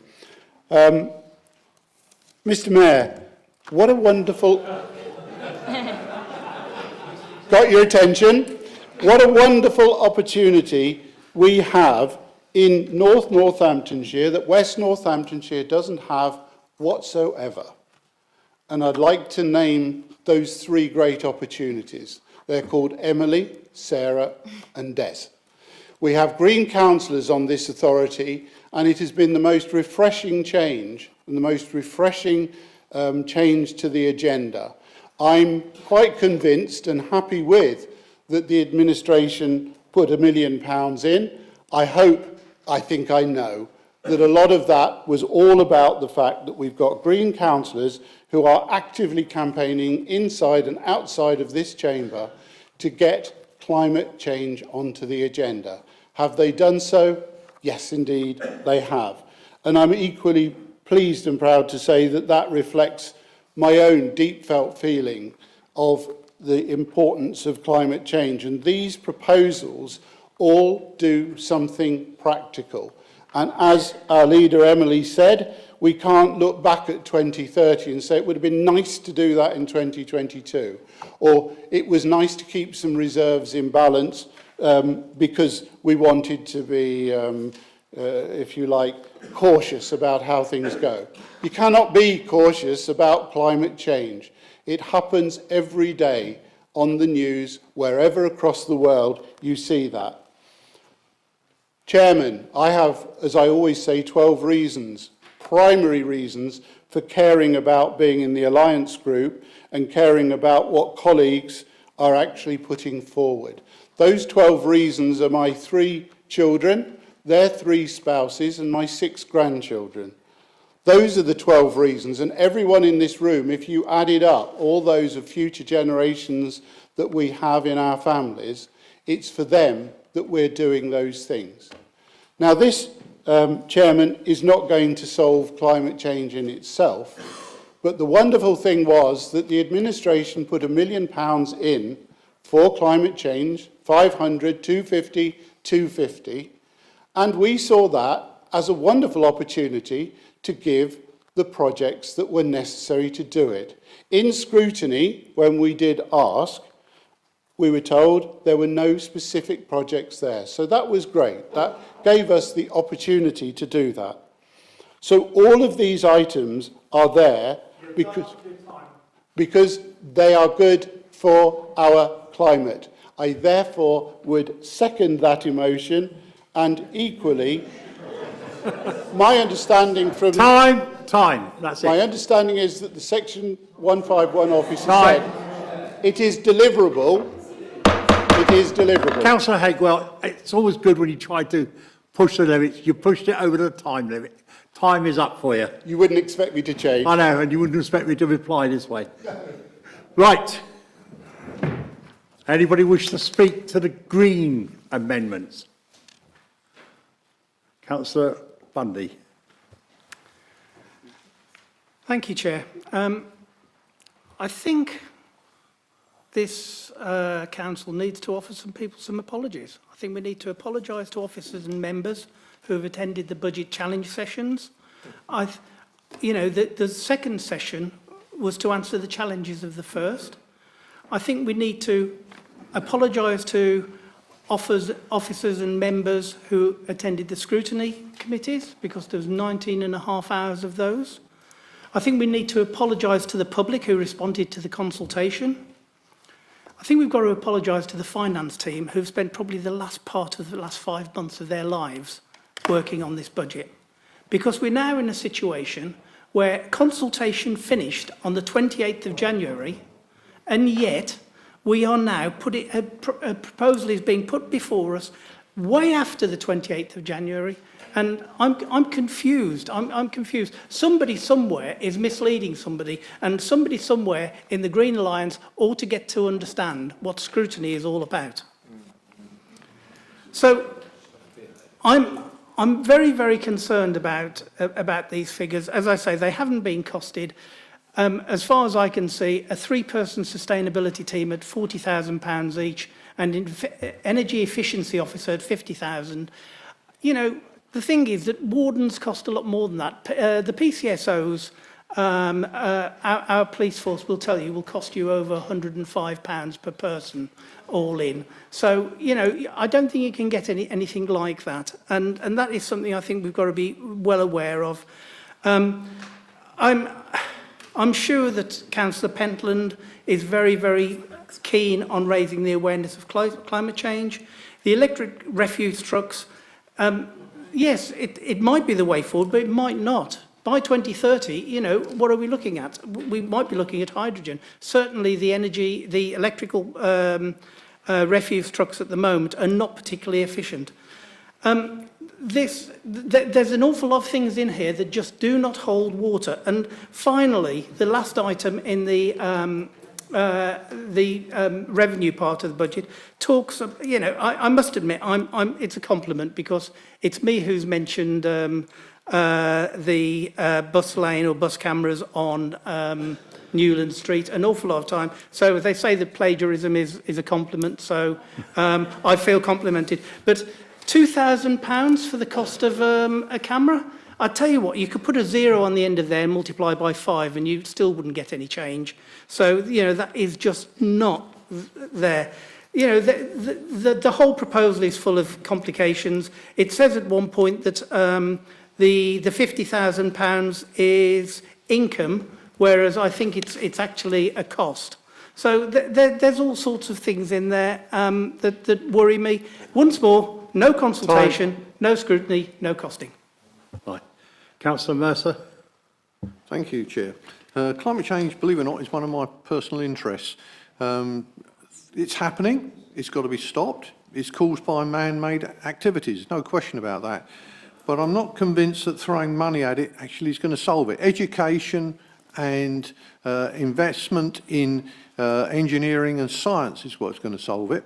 I don't think a council throwing money at things like this is going to make a long-term impact. Specifically, I'm slightly amused that this council itself apparently isn't an assembly of citizens. I thought it was. Democracy, I thought, was served by us standing for election, getting elected and sitting on this council. Why then would we have undemocratically elected people advising us taken in a citizens' assembly? It doesn't seem to be very democratic to me. Thank you. Councillor Maxwell. I'd just like to mention to the Green Party, they seem to have actually slipped up and not mentioned it, that every new house in NNC will have an electric point to their houses as from this month. Maybe you should actually be mentioning what we're actually doing in future. Councillor David Brackenbury. Thank you, Mr. Chairman. And I do congratulate the Green group for having ideas that they are putting forward, and I echo Councillor Bunday's suggestion that, of course, it might have been wiser to have put them in as part of the scrutiny process when we formulated this extremely detailed and complex budget. In a sense, I'm afraid that for all the bright ideas coming from the Green Alliance, and you know, some of them are no doubt to be welcomed, again, we see considerable drain on the reserves of this council. And as we discussed with discussion with the Labour Party amendment a few moments ago, once again, we cannot be constantly and to £1 million dipping into reserves to fund some of these projects. I also completely agree with Councillor Mercer's point just now.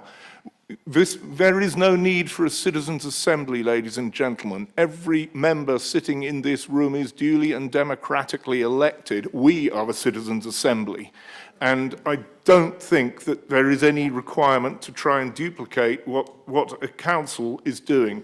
And lastly, Chair, I would just like to say that we, as a Conservative group, have got an excellent portfolio holder who is solely responsible for climate change and for addressing this emergency as it comes down the tracks. And I would like to commend her and her team for all that they're doing. Thank you. That's an excellent lead into Councillor Pentland. Thank you, Chair. And firstly, I wanted to pay thanks for the Greens, for the Green Alliance, for bringing forward these proposals. And my thanks to Councillor Federovich for her supportive comments earlier. I'm enjoying working constructively with the Green Alliance, as was demonstrated yesterday at our EAP meeting, which has a very positive and constructive working environment. But respectfully, I must disagree with regard to the fact that this has come about solely on the basis of having Greens on the council. I'm proud to be a member of the Conservative Party, which is built on values which include conservatism, funnily enough. It's in our name, and the very nature of that is conserving what we have, conserving our beautiful environment and the planet. And so it's absolutely the values of our party that we are working on, bringing forward important investment such as the one in the budget of £1 million. I would also like to provide some reassurance that a number of the proposals brought forward here are already being actively worked on by the councils. Specifically, I wanted to highlight with regard to bid funding, that has been intentionally built into work that we have going on to ensure that we are bringing in the most funding we can to make sure that we have the biggest impact as we can locally. We've also got the climate change route map, which I highlighted at the Scrutiny meeting, which sets out a number of ways in which we are tackling this and the specific ways that we are doing so in terms of reducing carbon emissions and will be over the coming years, as well as engaging widely with our North Northamptonshire community that we're here to represent and ensuring that they are included in that process. I perhaps won't go into further detail on this, but wanted to provide that assurance and make those points. Thank you, Chair. Thank you. Councillor Smithers. Thank you, Mr. Chairman. So I would like to thank Emily, Des and Sarah from the Green Party who were elected under the ticket of the Green mandate. And the views that they put up are really refreshing. And look, you know, we're doing everything we can as an administration to work with them and have worked hand in hand. And I know Councillor Pentland has spent a lot of time in EAPs and offline meetings as well with them, as have I, and we're always open to suggestions from Emily and her team.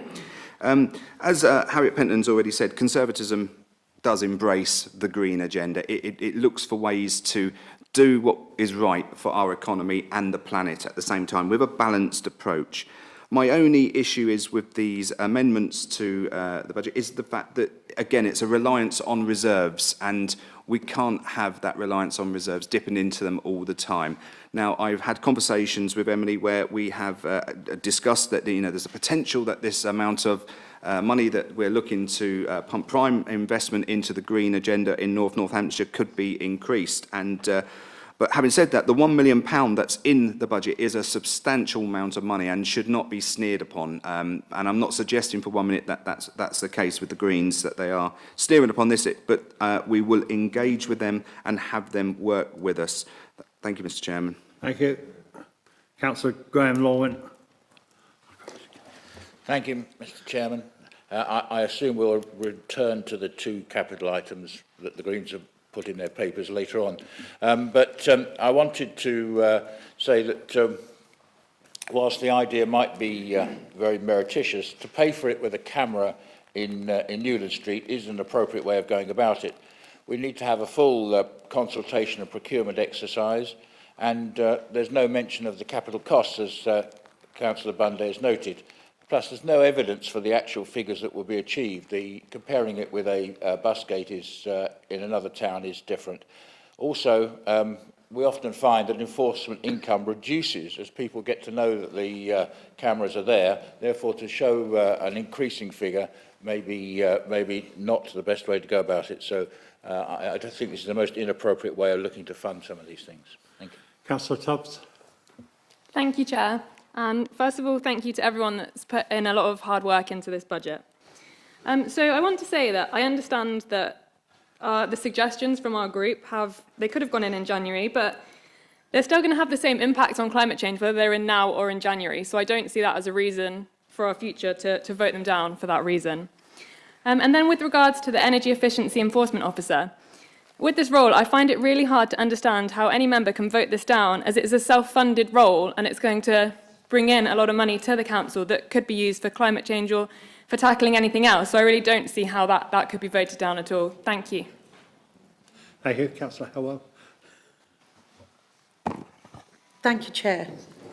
I note from the proposed amendment that they're looking at training for schools. It was announced in the 5th of November 2021 that teachers will be supported to deliver world-leading climate change education through a model of science curriculum. So the government have already put proposals in place for that. So we should not be looking at spending taxpayers' money to do it when the government have already decided that they are going to work really, really hard on making sure that our children and young people are fully trained up in the environment, as Councillor Pentland said previously. Thank you. I can't see your name. It's Anne Lee, Chair. Thank you. Go on, Councillor. Well, actually, we had already 2 officers who were going around schools teaching them. They were employed by the West, but we could have taken them over. And they knew the schools. They already had a working relationship with the schools. And can I just say, as a Kettering councillor, anyone who thinks that a camera in Newland Street wouldn't make money doesn't live in Kettering. I mean, there are so many cars going through there. I've had people offering to do it on commission, just stand there and make a note of all the cars that go through there. So it would definitely make money. So I support these amendments. Thank you. Thank you. Councillor. Thank you, Chairman. Councillor Wilkes here. Sorry, my mind went blank. The Chairman, I think as was said before, there are, of course, some good ideas here. And on the face of it, some of these amendments look reasonable, and they are certainly worthy of further investigation. To answer Councillor Tubbs' point about what difference does it make whether they're presented today or they're presented earlier, of course, it is if they are presented earlier, they can be checked and they can be scrutinised. There's so little information here that it is very, very difficult, of course. We are taking a punt by supporting them now. The Energy Efficiency Enforcement Officer, on the face of it, maybe that's something that's worthy of investigation. And I hear that it will be self-funded, so we'll be fining members of the public, I guess, who will be paying, therefore, for the officers who are going out and issuing those fines. Of course, it would be really interesting to see and to ensure that the members of the public that aren't being fined in these energy inefficient homes aren't the elderly or the less well off, of course. There is no saying that it is just wealthy people living in homes that aren't efficient. So again, we just need more information for that. Now, I am not suggesting for a second, we heard, it makes me laugh every time, but we heard earlier from Councillor McGee, the reason that the Labour group hadn't sent their amendments through earlier is because, to use his own words, had they done that, it could have ended up with Labour having to support a Conservative budget, which they don't want to do. Now, I understand, and I know there are some political games, and Councillor McGee is very good at it. I'm not suggesting that the Green Party did this for the same reason, but I do think that if some of these amendments, some of these ideas were brought forward earlier, I am sure that some of them actually would make it into the budget. But as it is, of course, they are impossible to support because we don't have the information. Thank you, Chair. Thank you. David, my mind's gone a blank. Jenny. Jenny, thank you. I saw it on the... Nice to see you recover, Chairman. It's age. I'd just like to make 2 points. Some months ago, I was on the Finance Scrutiny Committee, and there was discussion then about the timing of all the meetings and everything like that and the process for the scrutiny to be carried forward. There was certainly an independent member who wanted to delay things until after Christmas, so things could be allegedly streamlined. consequently, he was well aware of the process and the timings of when things were needed. So I find it quite strange that this discussion has now come about as far as timings and putting things in right at the last minute. So that's the first point. The second point I would make about electric refuse truck, I'd just like to remind people that we do have a process and a company within North Northamptonshire that are currently working on hydrogen supplies for the same very trucks. Thank you. Thank you. Councillor McGee, and you'll be the last one on this. Thank you very much, Chair. It's always nice to be the last one. Chair, I don't see why we couldn't support this, and I know what you are saying. It's about reserves again. Right through this whole consultation through the budget with members and with the public, you made many changes in that budget and dipped into reserves. That's just a fact. We know you did that. So when opposition put these forward, we're not allowed to dip into reserves. I've said earlier, Chair, their reserves, a lot of that money in reserves were given to this council to use in the financial year. It hasn't been used this financial year. Let's do the good things that's been suggested at ours and in the Green Budget, because there's very, very sensible things here for everyone to agree to, and let's make it a reality. Let's show people out there that it's not political games. I would love to, as a councillor there says, sorry, I can't remember his name, says that I would just not support a Conservative government because it's a Conservative budget because it's Conservative. That's not true. I would love to support a Conservative budget if it was realistic. Chair, I'm standing here, it's being recorded. I would support one if it truly supported the people that needed it the most. And unfortunately, it doesn't always do that. It doesn't always. It's some of them, like number 2 of our one, helping the most vulnerable. That's people in villages too. But Chair, back to what we're here to talk about now is the climate change. The Greens have put a very reasonable set of budgets forward, a set of proposals forward. And I think we should at least, if not agree it right now, that should go into a formal discussion for the executive going forward, just as our suggestions should do. But there's no reason we couldn't agree that now to help everyone in this county. Thank you. Right. Your reply again, Emily. You've got 3 minutes. Thank you, Chair. Thank you very much, Chair. I just wanted to come back on a couple of points. So, first of all, like a couple of people have mentioned the Citizens' Assembly. Obviously, this is something that, we understand the value of as Greens because we've seen it working.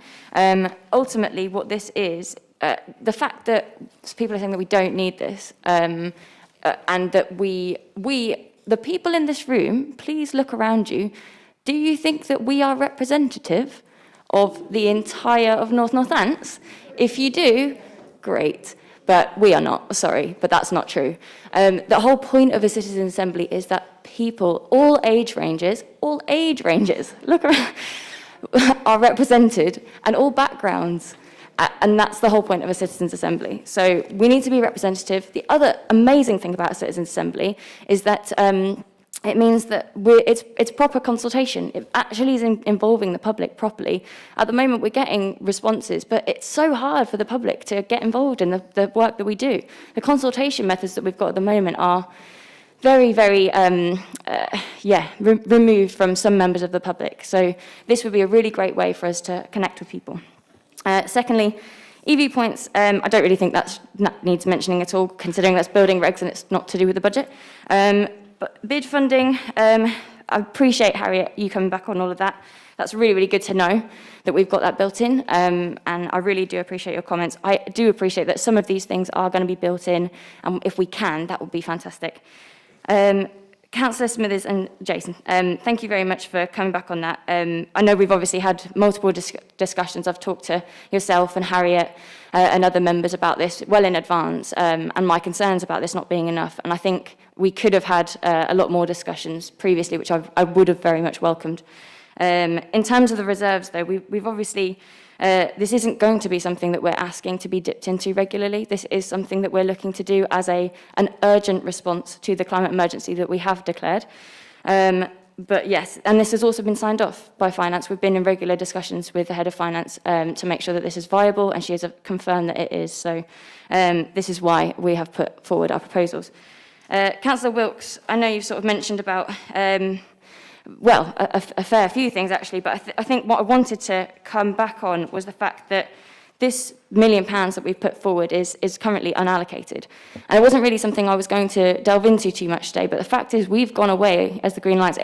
I actually don't think it's good enough that we're around nearly, well, coming close to like 3/4 of a year, nearly a year into our being a new council, when we haven't got these plans in place, despite the fact that the Shadow Authority have put forward all sorts of plans. We've got to the budget and we still don't have plans in place. Obviously, that'll be within different departments, but having this sort of like 1 million pulled out of the air, actually pulled out of reserves as well, I think that's why we've gone away and said we need to showcase what this can really do.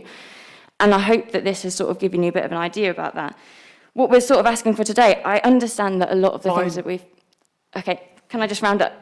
Quickly, I'll give you a few seconds. Ultimately, what we've got here is we're asking for 2 million, 1 million in the first year, 500 in the following 2 subsequent years.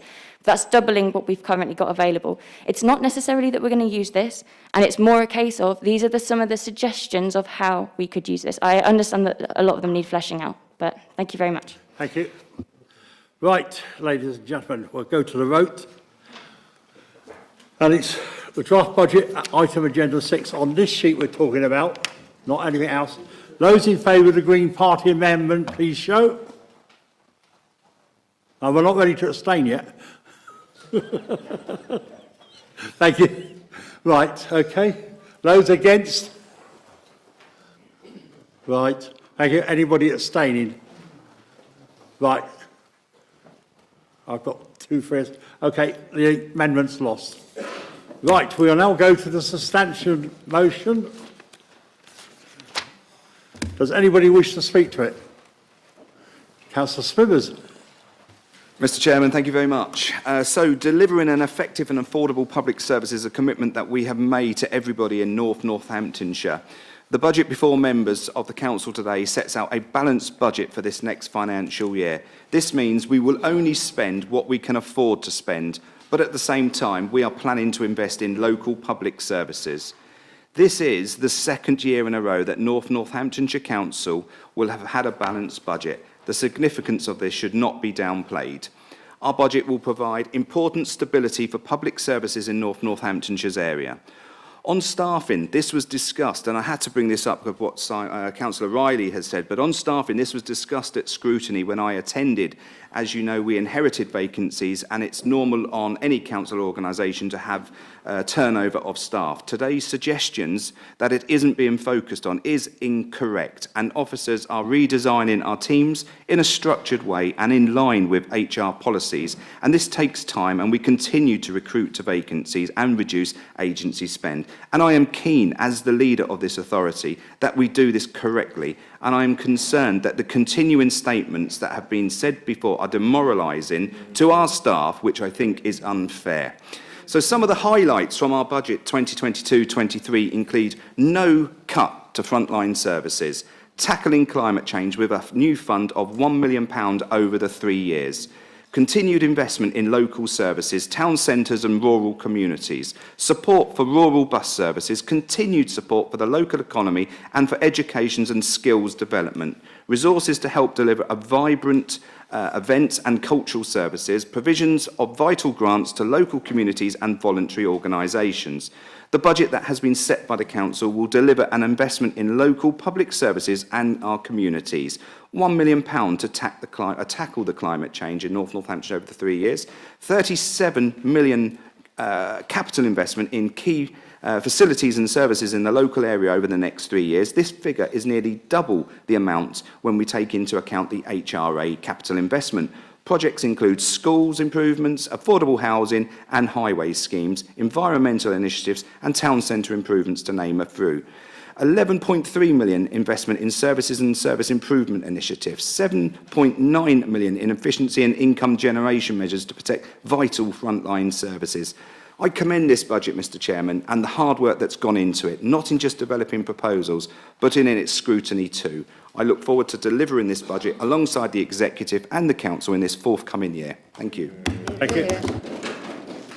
Councillor Hakewell? And it's 3 minutes, dead.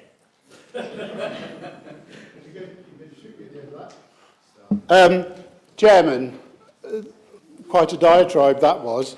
This is a political budget, and I look forward to seeing the Executive fail trying to deliver it. I don't need any of my help in a speech here today at all to do that. Various things have gone along over this year. £400,000 given to the Children's Trust, underspent, couldn't find the staff, vired across to other budgets. We also had empowerment, which every councillor in this room could have spent £1,000 this year. They forgot about it until we got to scrutiny. We were then told by the leader we'll have the rules a week after, 3 weeks ago, no rules here. So that's 78,000 that could have been spent by every one of us in our communities. Forgot to do that, sorry chaps, in that sense. This cannot be a value for money budget. What we have in those figures that the leader said is vacancies of 708 posts and 577 full-time equivalent. And yet we are levying the same amount of salaries as we did last year, although we've got something near 25% less people. And as for the staff we've got, every single one of us commends, praises, works with those frontline staff. They can't help the political leadership that they're imposed with. And what we do need, Chairman, is oodles more oundles in this chamber. More people being elected that are not just part of the political Tory dictatorship. You're wandering away from the budget. Mr Chairman, point of order. We're elected members. We're not a dictatorship. On the budget, not on political matters. We're not here to discuss by-election results. Oh, well, I just wanted to welcome Councillor Best. Well, you could have done that at the beginning. So, in that circumstance, going all the way through, we were told that Chester Farm, through scrutiny, had met all of its targets and it was a flagship operation. In scrutiny, what we did here was we're giving it £300,000 for it to make £140,000. Chairman, we were told by the portfolio holder that this is a flagship.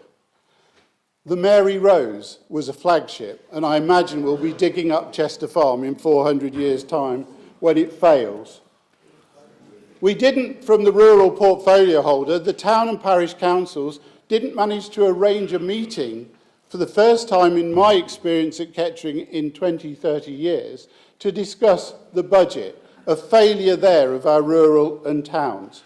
We also heard, Chairman, in the scrutiny that a bid for £1 million for a children's home had failed at government and this executive failed to pick it up. Time. Thank you.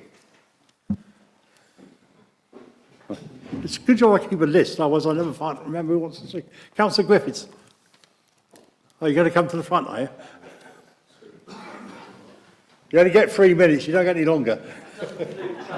No, it doesn't include travelling time.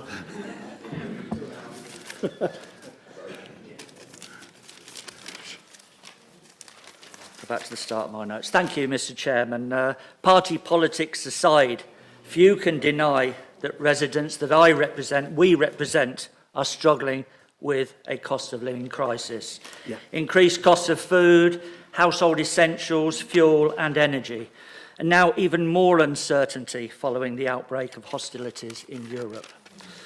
Now, for far too long, many of our residents have become dependent on food banks. I never thought I would see the day that residents in the villages that I represent would become dependent. But there is a food bank in Wollaston, of all places, would you believe? Back in May last year, residents of Wellingborough took a hit with levelling of council tax, a real double whammy. I would remind everyone that the former Sovereign Council, the Borough Council of Wellingborough, contributed £20 million circa to the new unitary authority, with no borrowing, no debt, and no legacy legal cases. Instead, a huge property portfolio that generates income.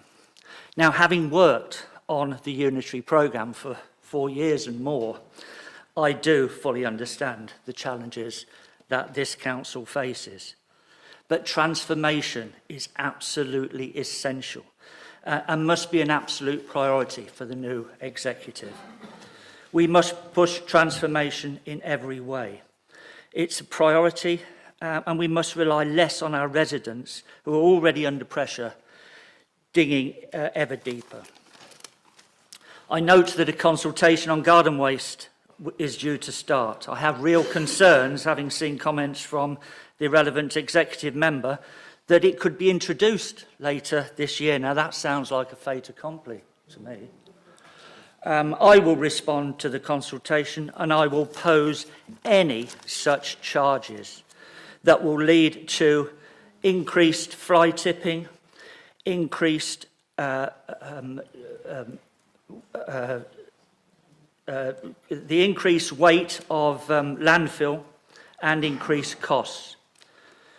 I'm embarrassed in such an important year for Her Majesty the Queen that our area looks an absolute disgrace. We've got fly tipping and litter everywhere on our grass verges, and huge levels of fly tipping.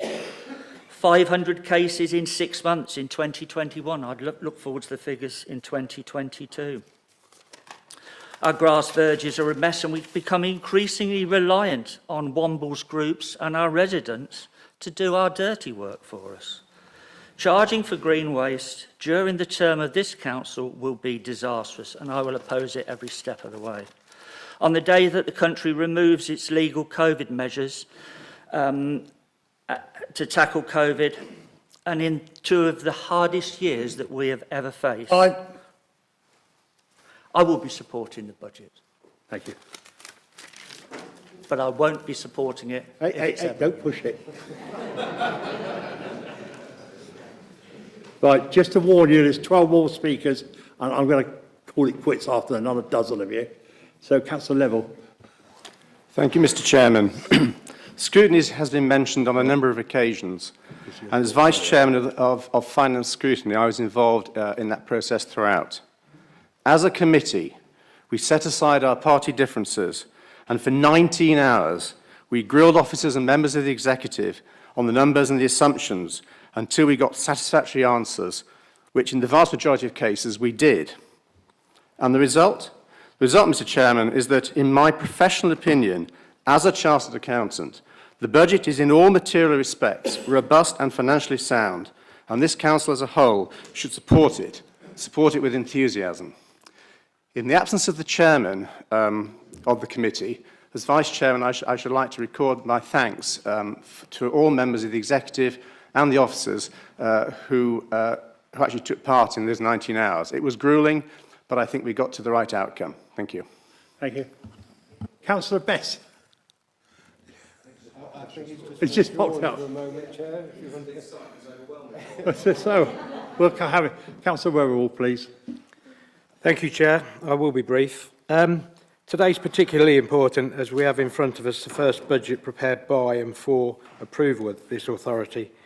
It includes the associated reserve strategy, medium-term financial plan, borrowing limit, capital programme and capital funding requirement. Not only is it the first of a new authority, but there are a number of general and specific challenges for us that have made this even more challenging, including longer-term financial challenges to local authorities in general and service challenges, wider economic challenges from the pandemic, exit from the EU, interest rate and inflationary changes, any one of which on their own are very significant. And then we have the specific local issues with the disaggregation of NCC and the aggregation of the district and boroughs. Despite all this, what we are presented with is a balanced budget, proposed financial reserves at a reasonable level that compare favourably with similar authorities, gross debt within the capital funding requirement. This is supported by a Section 25 report from our Section 151 officer that provides assurance on the robustness of estimates, adequacy of proposed financial reserves, which we should, as members, have specific regard to, and which, in my opinion, provides a good level of assurance to us as members to be able to agree to the recommendations. I'd therefore like to pay thanks to the senior officers, the budget holders and managers and the executive scrutiny and all those involved in the preparation of these papers, and in particular the Section 151 officer and our team of assistant directors and staff who have had prime responsibility for this enormous and challenging task. I've been through the reports in detail, and in my professional opinion, this is a fiscally responsible budget. It is financially robust, and it has been prepared with appropriate rigour, and it is dealt appropriately with the significant and to an extent very unusual challenges. I therefore advocate that all members approve all the recommendations set out in this report. Thank you. Thank you. Councillor Bess. Thank you, Chair. First of all, thanks for the welcome today. It's appreciated. I'm really not in a position to criticise the budget, per se, being the newbie here. I do have a couple of observations, or questions, if you like. The first is the discussions around the reserve fund. I understand the historic nervousness and why it's as it is, but what I don't see or understand is why there are not moves afoot to assess the relative risks of all of the allocated items. And depending on those probabilities, look to reduce that fund in the future to free up money for other uses. I also don't see why, in that chart that you've included in the appendix, comparing us with the unitary authorities, we are one of the highest unitary authorities, and why we wouldn't aspire to be at least at the mean, if not one of the lower unitary authorities in terms of value of that reserve fund. So that's something I see and I don't understand or see any forward progress on, if you like. The second thing I noticed was actually when I came to the executive committee meeting the other day, when there was a table put up of proposed cost-saving initiatives.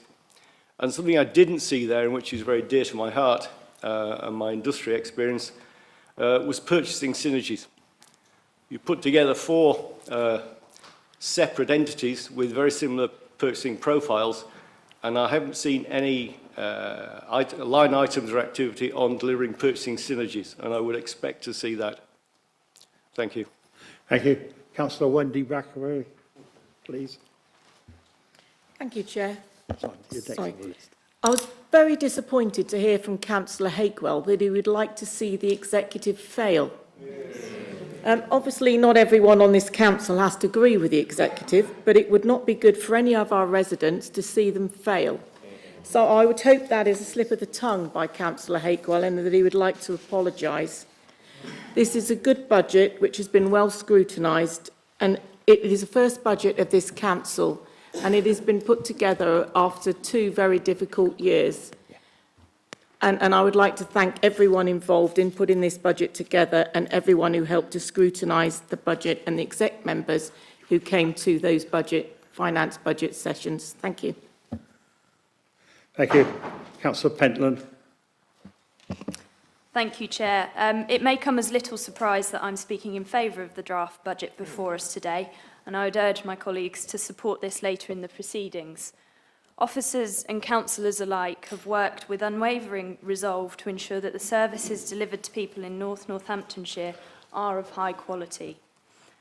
The draft budget we have in front of us seeks to further the delivery of quality services through a balanced budget, and it'd be remiss of me not to pay tribute to the hard work of officers and members in producing this, as well as the detailed scrutiny process and engagement from the North Northamptonshire community. Chair, it may come as even less of a surprise that I wish to highlight the significance of the budget before us in furthering the Council's commitment to tackling climate change and looking after the environment.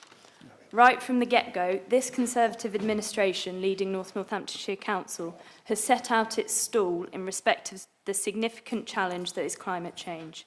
It's worth re-highlighting that in July, at the earliest opportunity for doing so, and with the unanimous support of councillors, we declared a climate and environment emergency. Moreover, at this meeting, we committed to setting a date for becoming carbon neutral as an organisation. Mr. Chairman, I was very pleased to make the announcement on Monday that this would be by 2030. The draft budget makes a commitment of £1 million specifically for tackling climate change, a very significant investment which further sets the tone and I have no doubt will be welcomed across our community. Indeed, I suspect very few, if any at all, new councils will have made such a commitment so early on. This is not the end of the story. The wider leadership of this council has been very clear that this is a matter for all departments and services across the council and is not something that can be tackled in isolation. The green thread is ever being embedded and is clearly demonstrated through the corporate plan, which highlights the importance of a green and sustainable environment. This investment here in the budget will act as a multiplier fund, drawing in investment and funding from external sources, and we've already seen significant investment in green projects, such as through the very successful Community Renewal Fund and Treescape funding that will be built upon in the future. So, in wrapping up my remarks, the science in front of us in respect of climate change is very stark and concerning, but it'd be entirely disingenuous to say that this council is not throwing its weight behind being part of the solution. The resources available will, of course, be kept under constant review, as any good council would, in keeping us moving in the right direction. Thank you. Thank you. Councillor David Backenbury. Thank you, Chairman. And firstly, I would like to thank everybody in the finance team under Janice Scott's leadership who have worked so hard over the preparation of this excellent, balanced budget.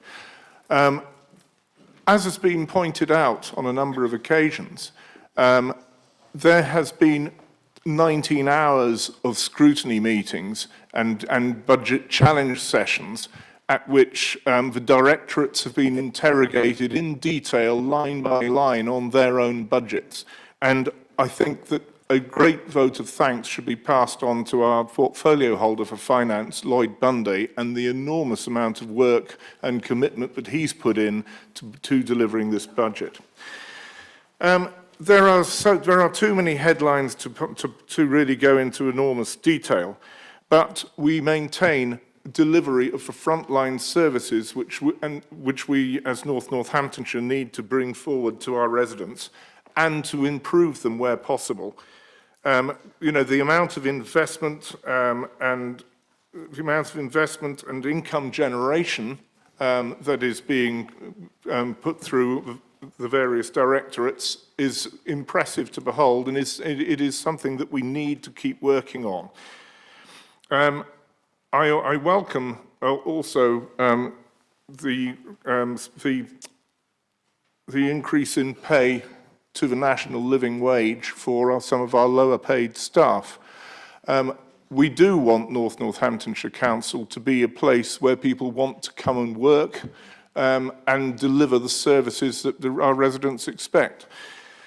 So it is a very good budget. It's well balanced. We have a lot of challenges coming forward, but at the moment we are in a good position to meet those challenges. And I'd just like to commend the teams that have put this budget together. Thank you. Councillor Allardyce. Thank you, Mr. Chairman. Just a couple of brief comments. On page 117, under waste management, it was talking about lower than anticipated tonnages for domestic waste. I'm pleased to see that waste and future waste provision and recycling is being discussed and will continue to be discussed as we move forward, because waste is going to become a very important part of the services that we deliver, and I think we're obviously going to have to deliver those in conjunction with West Northants. And it is so important because of the continued development we've got across the county. I realise that development goes on at a pace across the whole county, but across the county it seems to be everywhere, and I certainly had to do a bit of a detour around Isham this morning to actually get here on time. Ironically, in this week's Farmers Weekly, one of its top journalists who farms in Hampshire attended an event in Stamford and said, I made my way home via the world's biggest building site, brackets once known as Northamptonshire. And I thought that's a bit of a sad indictment, really, on our beautiful county. And I think we also need to make more provision for trade waste too, to try and avoid some of the fly tipping. We're all aware of fly tipping. As a farmer, I'm aware more than most. I have stuff tipped everywhere over 850 acres, and it gets you down after a while. So that's my first point. The second point is a typo on page 213, which talks about the rate of inoculations. It's on 7.4.14, current pace of providing boosters at 100 billion per month. I think there are too many noughts on there, Mr. Chairman. I'm sure it should be million. If we were measuring world population in hundreds of billions, I think we'd all be in serious trouble. Thank you, Mr. Chairman. Thank you. Councillor Leanne Buckingham, sorry. I'm trying to read my own writing now. Thank you very much. You said that it was mentioned earlier that there's been no cuts to frontline services, and actually there has been cuts to frontline services in terms of children's centres, something that is imperative to ensure that our young people. Now, I see Councillor Smithers is already shaking his head. I know that this has become a bit of a game. We talk and you guys shake your head and then laugh at us. But actually, children's centres are really crucial. For every £1 spent on good quality children's services, you save yourself £13 in the long run. Now, I've heard a lot of people speak from the opposition benches about investment in buildings and looking for income revenue.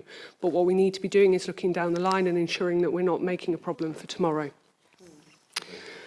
So, I carry on. Today we need to take the opportunity to build the tomorrow that we all deserve. I was pleased to see that there's £700,000 been put aside to look at the backlog of the EHCP, the education or care plans that our people are on the waiting list, and that's wonderful. But again, I think we're not looking far enough down the line because I don't think we have the resilience within our budget to support the SEND provision that it would be required if these young people needed it. And I think we need to be really crucially looking down the line and saying what SEND provision do we need, not just in specific SEND provisions. I share with Anne-Marie Dodd the vision that it should not just be that young people who need extra care should be in separate organisations. That's something of a Thatcherite day where we were putting disabled people in homes. What we want to be doing is making sure that these people have what they need in the schools that are closest to them, that they are in their community. So I do hope that we're looking at that. Thank you very much. Thank you. Councillor Lee?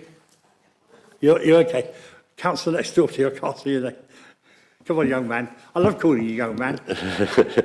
Councillor Cahoon, Chair. Thank you. Yes, I'd like to make comment on Councillor Smithers' comment a bit earlier there, where I believe he said that some of today's statements are demoralising to staff. That's a bit unfortunate, really. We don't want to demoralise staff anymore, or we'll be losing even more. Point 220 on page 46 of the document informs us that budget proposals were discussed with trade union reps as part of the joint consultative forum, an ideal place for it. And it would also be an ideal place to ask trade union reps why 633 staff members have left, 22 working their notice, and that figure possibly climbing, I don't know. It may also be an ideal forum to discuss what appears to be an employment agency culture within this council. I do note that the leader has previously said that they're trying to move away from that sort of idea. I don't see anything positive in the move.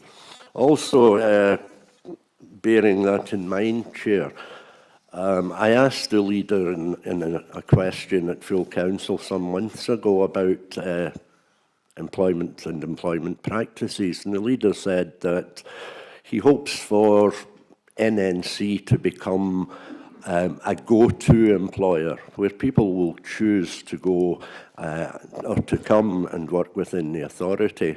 What I think we're seeing here is a get away from culture where people are leaving in droves. There is something very, very, very far wrong here. Thank you, Chair. Thank you, Councillor Panday. Thank you, Chair. I heard this word party politics, and I think that is the fact. We are sitting here from the different party because we have different ideology and different way of serving to our residents. And we have got the mandate to serve and prepare this budget. Politics is bad when good ideas and constructive ideas come later just to play the politics. And I can proudly say that this budget, such a balanced budget, could be made only by the Conservative Party. I really thank Councillor Bundy and his team to come up with such a balanced budget. And we all know that there are only two main funding for the revenue. And we have to increase the council tax to provide the good services. We have aging population, and I see in future we might have to increase the taxes more than the inflation rate. And I would also like to thank Councillor Pentland for signing the date to make this council carbon-free, carbon neutral by 2030. There are many counties in the country that have not signed any such date. And I thank her for allocating 1 million for the green initiative. Thank you. Thanks everyone who is involved in making this budget. Thank you. Thank you. Councillor Harrington. I'd just like to say that I'm one of those that did spend 19 hours on scrutiny. I am a scrutineer, and I found it enjoyable, to say the least. I learnt a great deal from it. I have a lot of respect for those that I worked with. Councillor Revel, especially. He was extremely good to me, and I learnt a great deal from him. But I would like to say that I think what we've heard here is a strong budget, and that's what we needed. We needed to start off with a strong budget. I know we can argue about are these people being looked after, are those people being looked after. We'll never, ever arrive at a situation where everybody is happy with what we've agreed. But it's a good budget, it's a strong budget. Councillor Lloyd Bunday made a lot of sense. He was very clear in his explanation, and he made a great deal more sense, as far as I was concerned, than Mr. Riley did over here. But I'd like to say that the leader has worked hard at this as well, and I think what we have arrived at is a balanced budget, but moreover, it is a good, strong budget, and we need that. We don't want to be looking back to the NCC days. It's a good, strong budget that we start off with. So, well done, everybody, I think. Thank you. I'll just point out, I did say to you about half an hour ago, I had 12 speakers, we were nearly at the end, so I wasn't going to take any more. I've got a couple of points of clarification. So, Councillor Lorman is the last speaker, Graham Lorman. And then I had my hand up before many councillors and you've ignored me. I had my hand up before many councillors. You nodded and then ignored me. Yeah, well, all right. I didn't say it. Let Councillor Graham go and then I'll come back to you. Thank you, Mr. Chairman. I do welcome this budget. As it says in paragraph 2.14, a balanced budget, £11.3 million investment in services and an enhanced contingency. In the Police Directorate, we've been able to allow for the cost of a new client highways team and the new contract due for decision this spring, as well as accommodating contract inflation. There is £215,000 for active travel, including progressing the LC whips in several areas that are moving along, as will have been heard at the EAP the other day. We've been able to increase both food waste and electrical collections in NNC at the same time as absorbing Norse, transforming the waste team, harmonising contracts and seeking to maximise disposal income.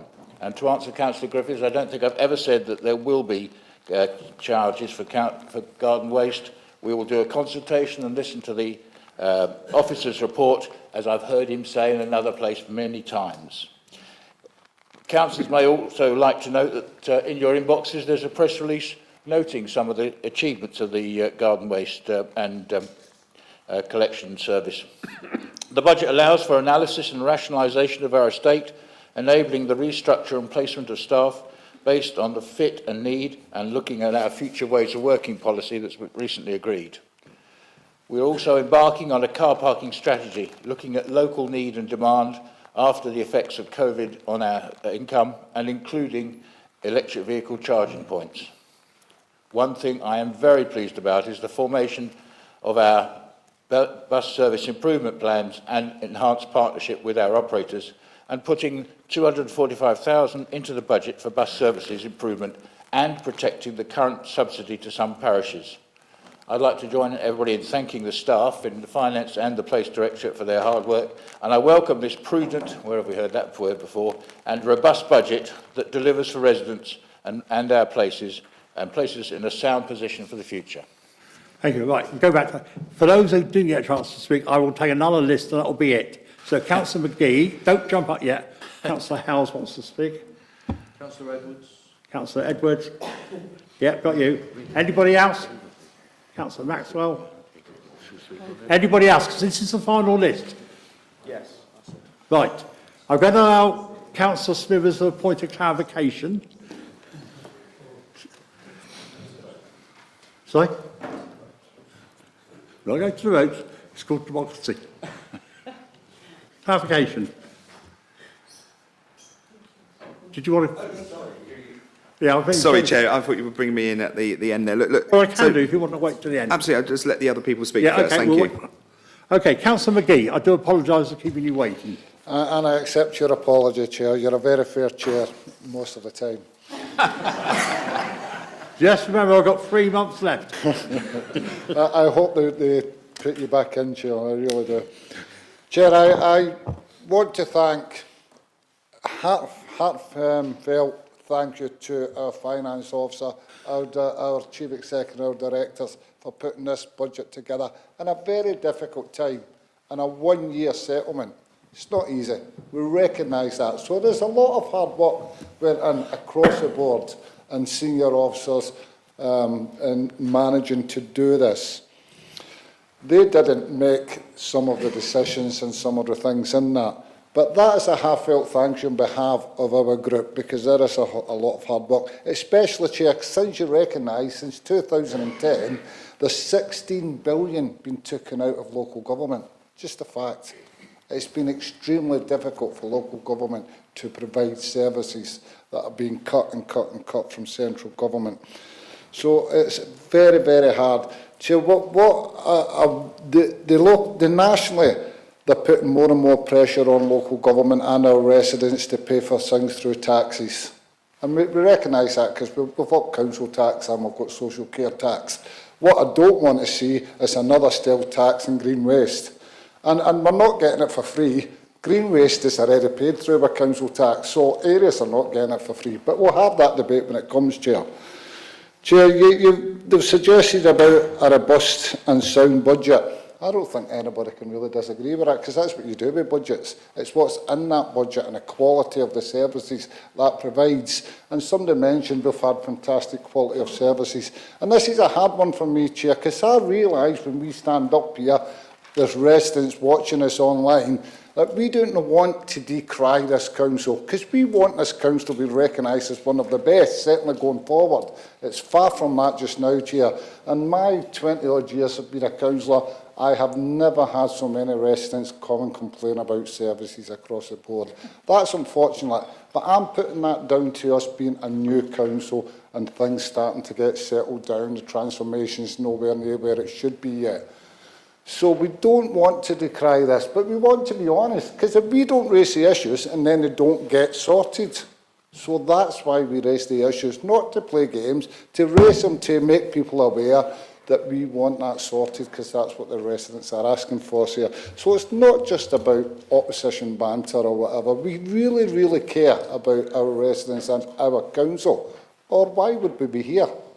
So, Chair, and unfortunately, regardless of what Councillor Wilkes says that it's just because a Conservative budget I won't vote for it. It's not true that. When you look at the cuts, it's coming to something very close to my heart, because I chaired Pen Green for a long time, the Kingswood Children's Centre for a long time. That's the preventative stuff that we really need going forward to help our young families. And that's being cut. And that's a great shame, Chair. That they're going to suffer council budgets, whether you agree or not. Chair, and one more thing, Chair. Just remember that we really take a heartfelt thank you to all the senior staff and officers.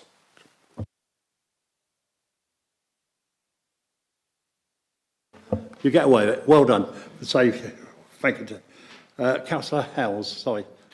Thank you, Mr. Chairman. I just wanted to reiterate to all members that this budget does cover everybody in North Northamptonshire, and that incorporates our rural communities. And there's a number of things in this budget that I think our rural communities are going to be pleased about. But I just wanted to pick up on a point that Councillor Hakewell made, which was slightly disingenuous. He's absolutely right that the strategic town and parish forums that are now established, there wasn't an opportunity to debate and discuss the budget. And the simple reason for that, Mr. Chairman, is that we have those twice a year. There's two groups, and it was discussed, and I decided that it wasn't going to be a good idea to discuss the budget in one of those, because there is an awful lot of things that we are discussing that's on the future agenda, and those residents in those rural communities have had the opportunity, and some of which have responded to the consultation. So I do feel strongly that the comment suggests that our rural communities have been left out of this budget, and I don't think they have, Mr. Chairman. Thank you. Thank you. We're not going there. Why not? Because I think at the moment I'm going to need to leave, and I know there are other colleagues who are needing to. People need a comfort break as well, but not only that, the fact that this date was changed quite late from the Wednesday to the Thursday meant that several of us have got other commitments, and we have discussed enough. We know what the outcome's going to be. I think we should move to the motion. Well, I'm not going to move to it. I've only got 3 speakers left. I'm going to go then. Thank you. Councillor Edwards. Thank you, Chair, and I will be quick. Just to answer Councillor Buckingham and Councillor McGee's point, we have not cut funding to early years. It was stated at the beginning by Councillor Bundy that the early years funding comes from the DSG block, and that is based on census. The census results will come back in July of this year, which will further alter this figure. Now, it can go either way, but just to rectify, we have not cut funding to early years. And Councillor McGee is quite right. Early years is vital, it is important, and it shouldn't matter where you are in North Northants, it should all be the same. Councillor Howell. Thank you, Chair. To be honest, I wasn't going to come back, but I just felt that it was really important to just stress a couple of comments made by Councillor Hakewell as well, with regards to Chester House Estate. That yes, as they well know, this is a legacy project from the former North Northamptonshire Council, and as Councillor Hakewell will know that, I'm sure. We have an agreement with the National Lottery Heritage Fund that we have to keep funding this for 5 years. It's part of the money that they still owe us, and we have to develop the site. The unfortunate part of all of this is that Councillor Hakewell felt that he would wait for this project to fail. Let me just say that we have over 40,000 visitors to date entering this free site. We also have 60 students with disabilities that call Chester House Estate their college. Is he happy for it to fail, for them to lose their college? We've claimed over 5,000 hours for volunteers going and helping at the estate.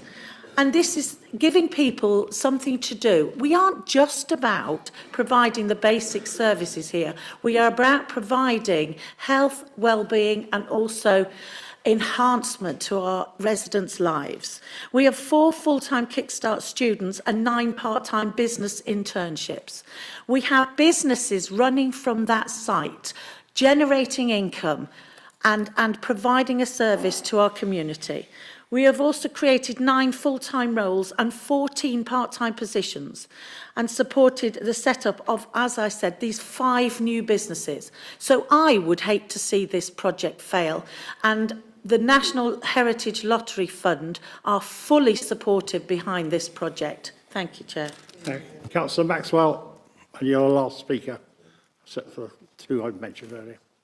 Well, I'd just like to back up what Councillor Edwards said, that in fact we've actually employed 12 more staff to assess children's needs in SEND.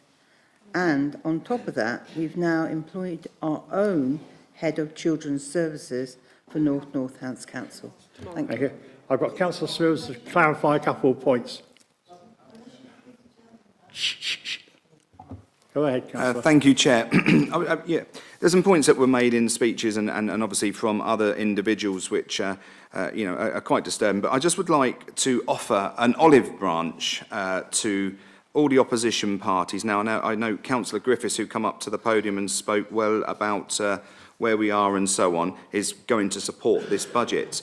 So I would like to offer this olive branch to the opposition parties to support this budget. You only disagree with a few items on this budget. There's thousands of lines within everything on this budget. Now, you only disagree with a few things, and you've only made a few suggestions yourself. And, you know, we can look at that in the bigger scale of setting this up next year. Let's look to engage earlier in the process with you guys, with the leaders, with your groups, to understand what it is that you want to achieve for this council. And if we can do that, we will be seen as a unified council, and that's what we need to be. We need to be working with each other. The political divides need to put aside when it's our residents that will be affected by this. So do the right thing and support this budget today alongside Point of us. clarification, can I just point out? Sorry? Right, thank you. I can do it. I need to run back to you. Just like to point out, Leader, it's a point of clarification. Yes, so I'm asking them to do that. And the clarification points that I wanted to bring in, Mr Chairman, if you will, is obviously there's some points being made by Councillor Buckingham regarding the funding cuts to children's centres. That's not the case. This authority hasn't cut any funding to any children's cuts. Councillor Cohorn commented on what I'd said a while back. I think the term that I would use would be the employer of choice.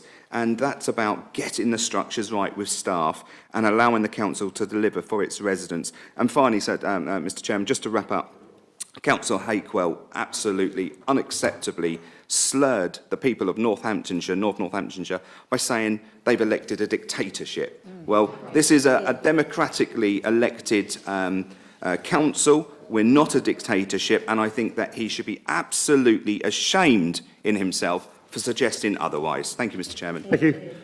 You'll be pleased to know we're coming to sort of a wind up with Councillor Bundy. Thank you. Let's get this wind up done. Thank you, Chair. I'm going to try not to repeat anything that many people have said, but I was going to thank Councillor Hakewell for his kind words, but I think the sarcasm by now would have felt very, very hollow, so I won't bother. Just a few comments.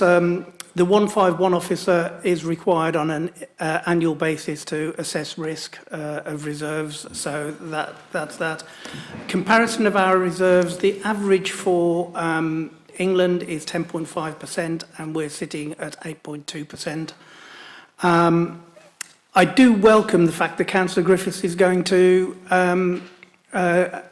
join in the consultation on green waste. It's good that we do understand consultation ourselves. Surely, as councillors, we should understand consultation. And we have discussed consultation several times at executive, and we do know that we need to improve, and we'll continue to improve it, and we'll carry on improving it as we go forward. Can I just urge everybody, please use future consultations to bring forward your suggestions. We will listen. I think we've proved that we will listen.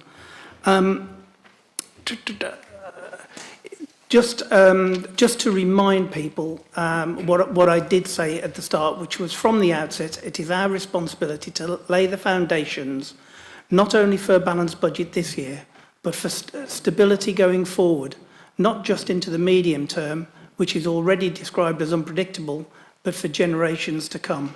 And this council must not make decisions today that will prevent future North Northamptonshire councils achieving their aspirations in the future. Just to remind councillors, although we have a balanced budget today, next year is still showing a budget gap of £25 million, rising to £40 million in 2025. We've got to be aware of that, and we've got to realise that, and we've got to manage our budget accordingly. And bearing in mind, we are number 40 out of 56 councils as far as where we stand at the moment in our council tax setting. We do listen to scrutiny, and we do take it very, very seriously.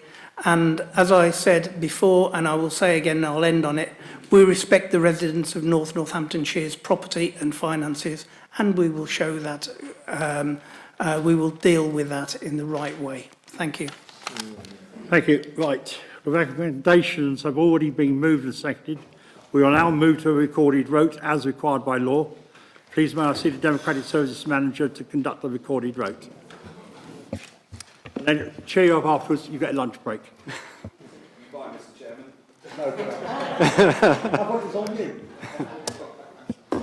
Okay, thank you, members. So I will call out members' names. Please indicate a yes, a no, or an abstain if you for your views on the recommendations as moved and seconded. Councillor Addison. Against. Councillor Allabone. For. Councillor Anslow's departed. Councillor Armour. Against. Councillor Bell. I abstain as chairman. Councillor Best. Abstain. Councillor Binley. For. Councillor Bone. For. Councillor David Brackenbury. For. Councillor Wendy Brackenbury. For. Councillor Sedwin Brown. For. Councillor Scott Brown. For.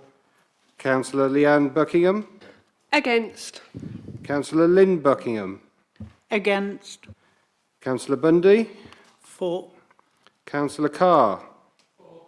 Councillor Carter. For. Councillor Colquhoun. Against. Councillor Dalziel. Against. Councillor Deering. For. Councillor Edwards. For.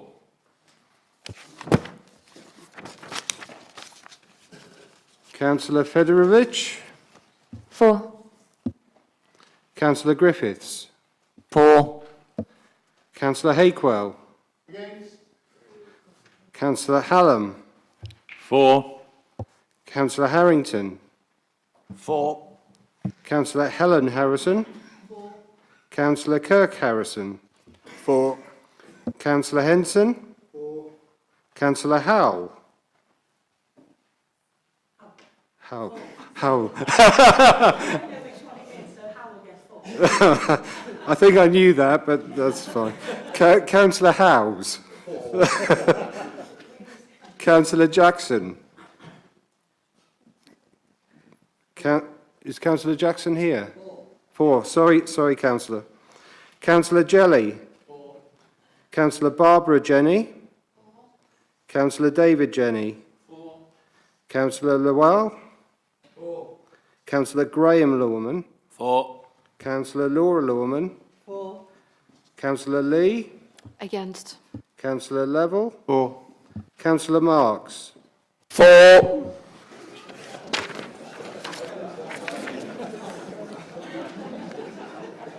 Not I don't know. Right, okay. Councillor Maxwell. Councillor McGee. Against. Sorry, John McGee, I should have said. Apologies. Councillor Andy Mercer. For. Councillor Jill Mercer. Councillor Nichol. For. Councillor O'Hara, I don't think is here. Councillor Pandy. Councillor Partridge-Underwood? For. Councillor Pentland? For. Councillor Riley? Against. Councillor Roberts? For. Councillor Rowley?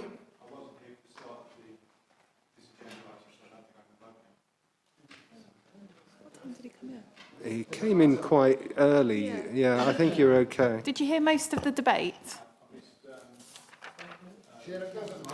No, I don't think it matters. Okay. I would agree. I would agree with my learned colleague over there. It doesn't matter. I think that's right. Councillor Rowley. Councillor Shacklock. Councillor Sims isn't here. Apologies. Councillor Smithers. Councillor Smith-Haynes. For. Councillor Smith. Councillor Tebbert. Councillor Thurland. Councillor Tubbs. For. Councillor Tye. Councillor Ward. Councillor Wetherall. Councillor Wilkes. Have I missed anyone? No.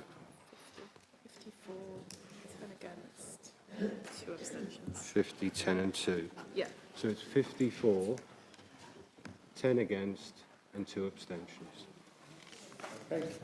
54 for, 10 abstentions and 2 abstentions. Sorry, 10 against, 2 abstentions. I'll repeat that again. 54 for, 2 abstentions. No. 54 for.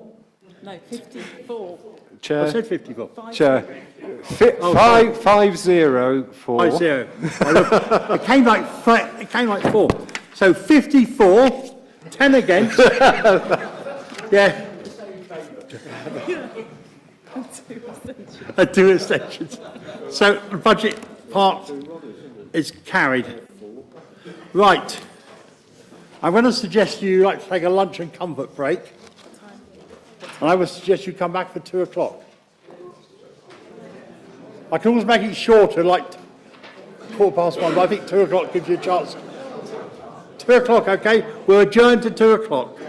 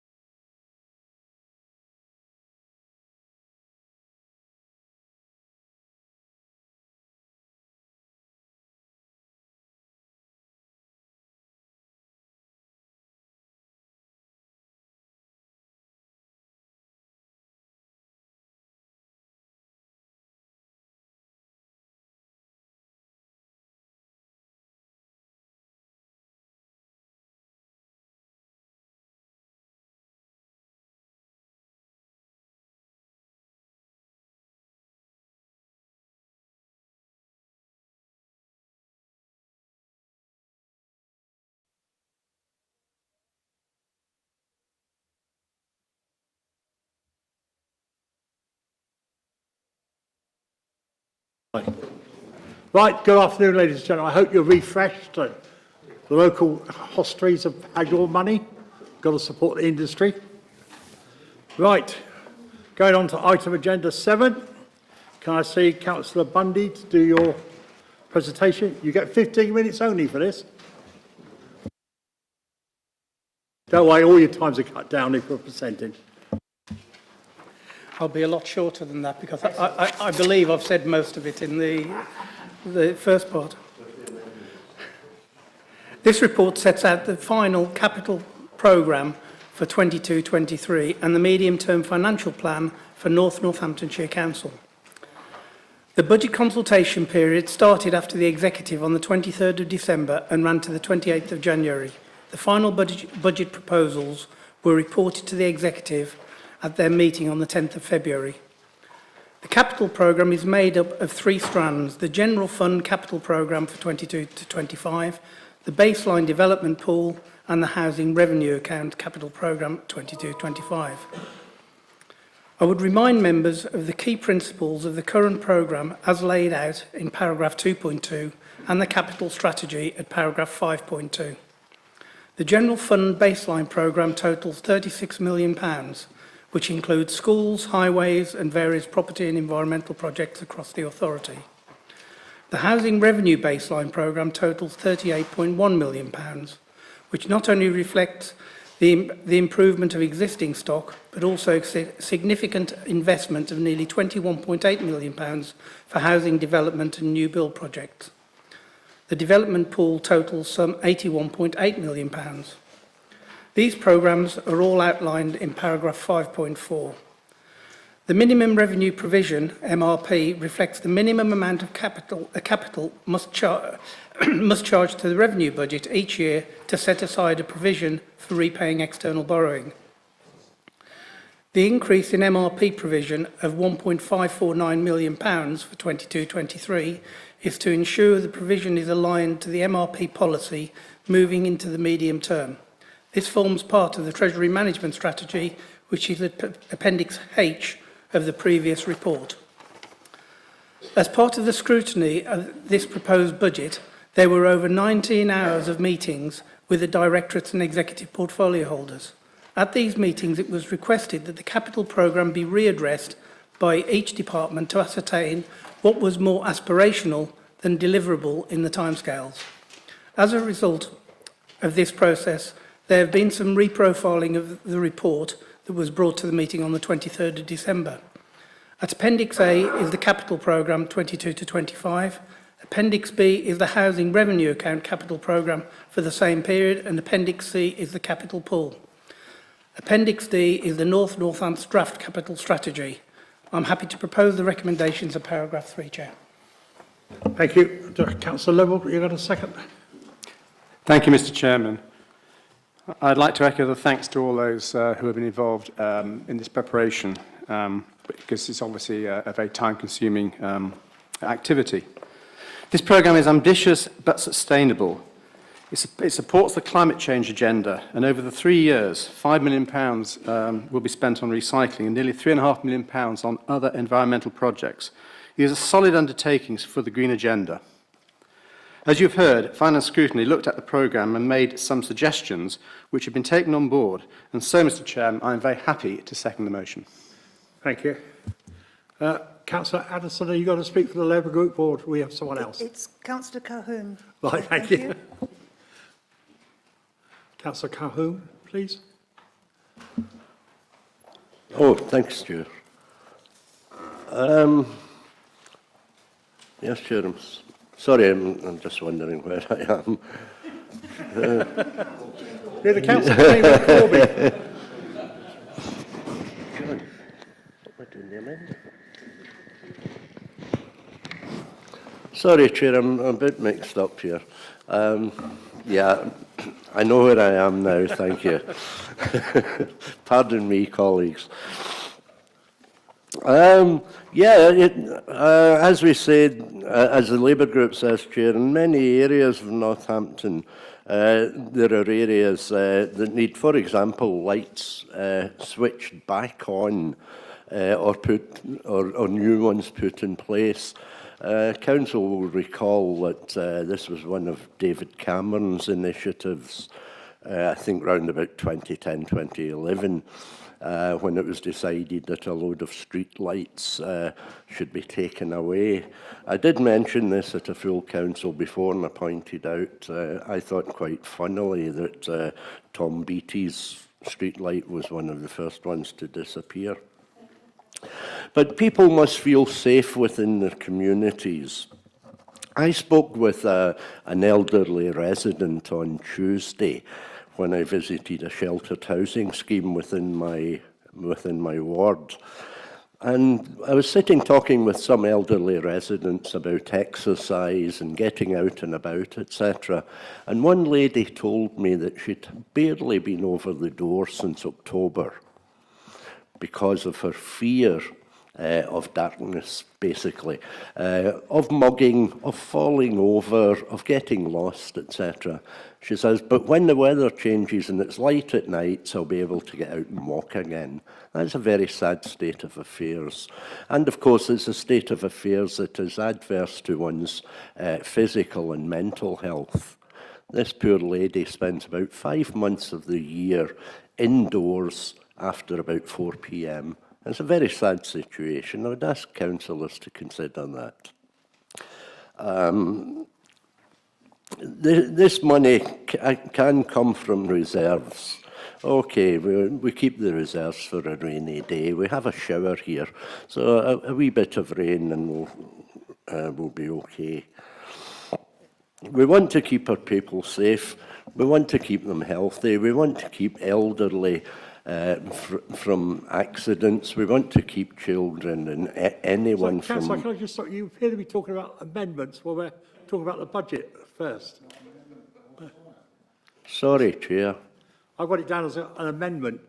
Councillor seems to be talking I've about got the that amendment. as an amendment, Chair. I thought that's what we were taking. Chair. This is just comments on the budget. Yeah, Chair, just to remind both groups, all you're doing at the moment is responding to Councillor Bundy's presentation of the main report. We'll move on to the amendments after Labour and the Greens have had the chance to address the main report, if they wish to address the main report. I do apologise, Chair. I've got myself very confused here. I haven't been to the pub, by the way. I've been at Greg's. I do apologise, and I'll have to repeat myself to a little extent when we come to the amendments. My apologies, colleagues. I'm altogether mixed up. Yeah. Can I start again, Yes, Chair? by all means, go on. Okay, then, to begin with, I also, like everyone else today, would like to thank all those involved in putting this huge piece of work together today. For today, it must have been very difficult because central government has previously assured us that it would provide early details of settlements to assist council's planning. So it's disappointing for us then that these details were not announced until December. It remains disappointing also to local government that for the 4th year running we are faced with 1-year settlements, set against unrealised promises of fundamental reform to address the issues of fair funding among councils. The settlement statement also restates the reliance on councils to ensure that council tax increases are maximised. We find this rather disturbing. This is a very, very unenviable situation for us, any of us, to be in at a time when many families are under increasing financial pressure, with cuts to universal credit, rising inflation, low wages, 0 hours contracts, and huge increases in fuel bills, all added to by the pandemic. The increase in council tax of 2.99%, including the 1% precept in adult social care, and the document tells us, quite rightly, it works out to 88p a day. Now, to me, that 88p a day sounds quite okay. Almost 3% per annum doesn't sound so great. So 88p a day is a wee bit misleading, I would suggest. Mr. Chairman, what's this got to do with the... I think we wandered again. This is capital. Okay. So some may, sorry, we're on capital. Some might think that the promise of fair funding review is welcome, especially as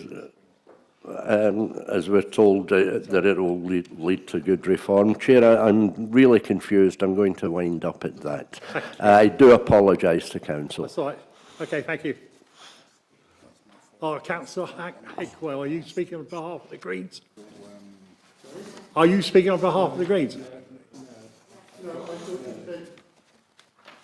Sorry, I thought you said we were speaking in response to Councillor Bundy's comments. No, we are, but it's only the leaders of the group.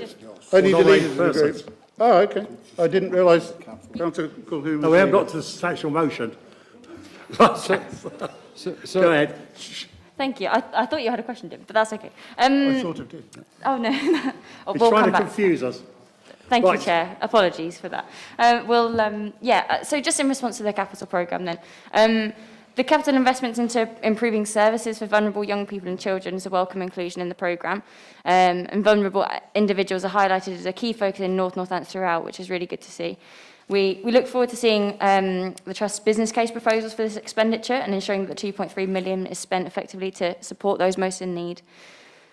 Within the first year as a unitary councillor, I've seen us assist a number of vulnerable people, and the various teams work so incredibly hard to meet the varying needs of service users. However, I've also seen in this time people fall through the cracks where they did not meet our statutory obligations. In some areas, we've created the means to fill the gap between these obligations and those that do not meet the central government criteria, such as the rough sleeping, the sort of things that we've created, such as the rough sleeping team and the 2 million allocated to housing and homelessness prevention noted in 3.7. But there are still other people in other instances that need help that we're currently unable to support. If we're not going to allocate capital funding or otherwise locally to bridge this gap, we need to be honest and transparent about the shortfall so that an alternative can be found or created, and work closer with third-party groups to refer them if we cannot assist, which I know in a lot of cases we will and do. The Trust similarly must work collaboratively with third parties to ensure services work efficiently and effectively. Alongside the funds allocated for the Trust, it's really positive that we've been able to allocate 2 million for SEND, which is something that has been a real concern for a number of our residents as well. 2.25 of the capital programme mentions capital projects and how these will be prioritised and assessed against 3 objectives. 1, raise awareness of the issues of climate change. 2, reduce emissions of greenhouse gases. And 3, plan for and adapt to the impacts of climate change. What's missing here is an objective to protect existing owned green space. So I propose this is added as a 4th point here.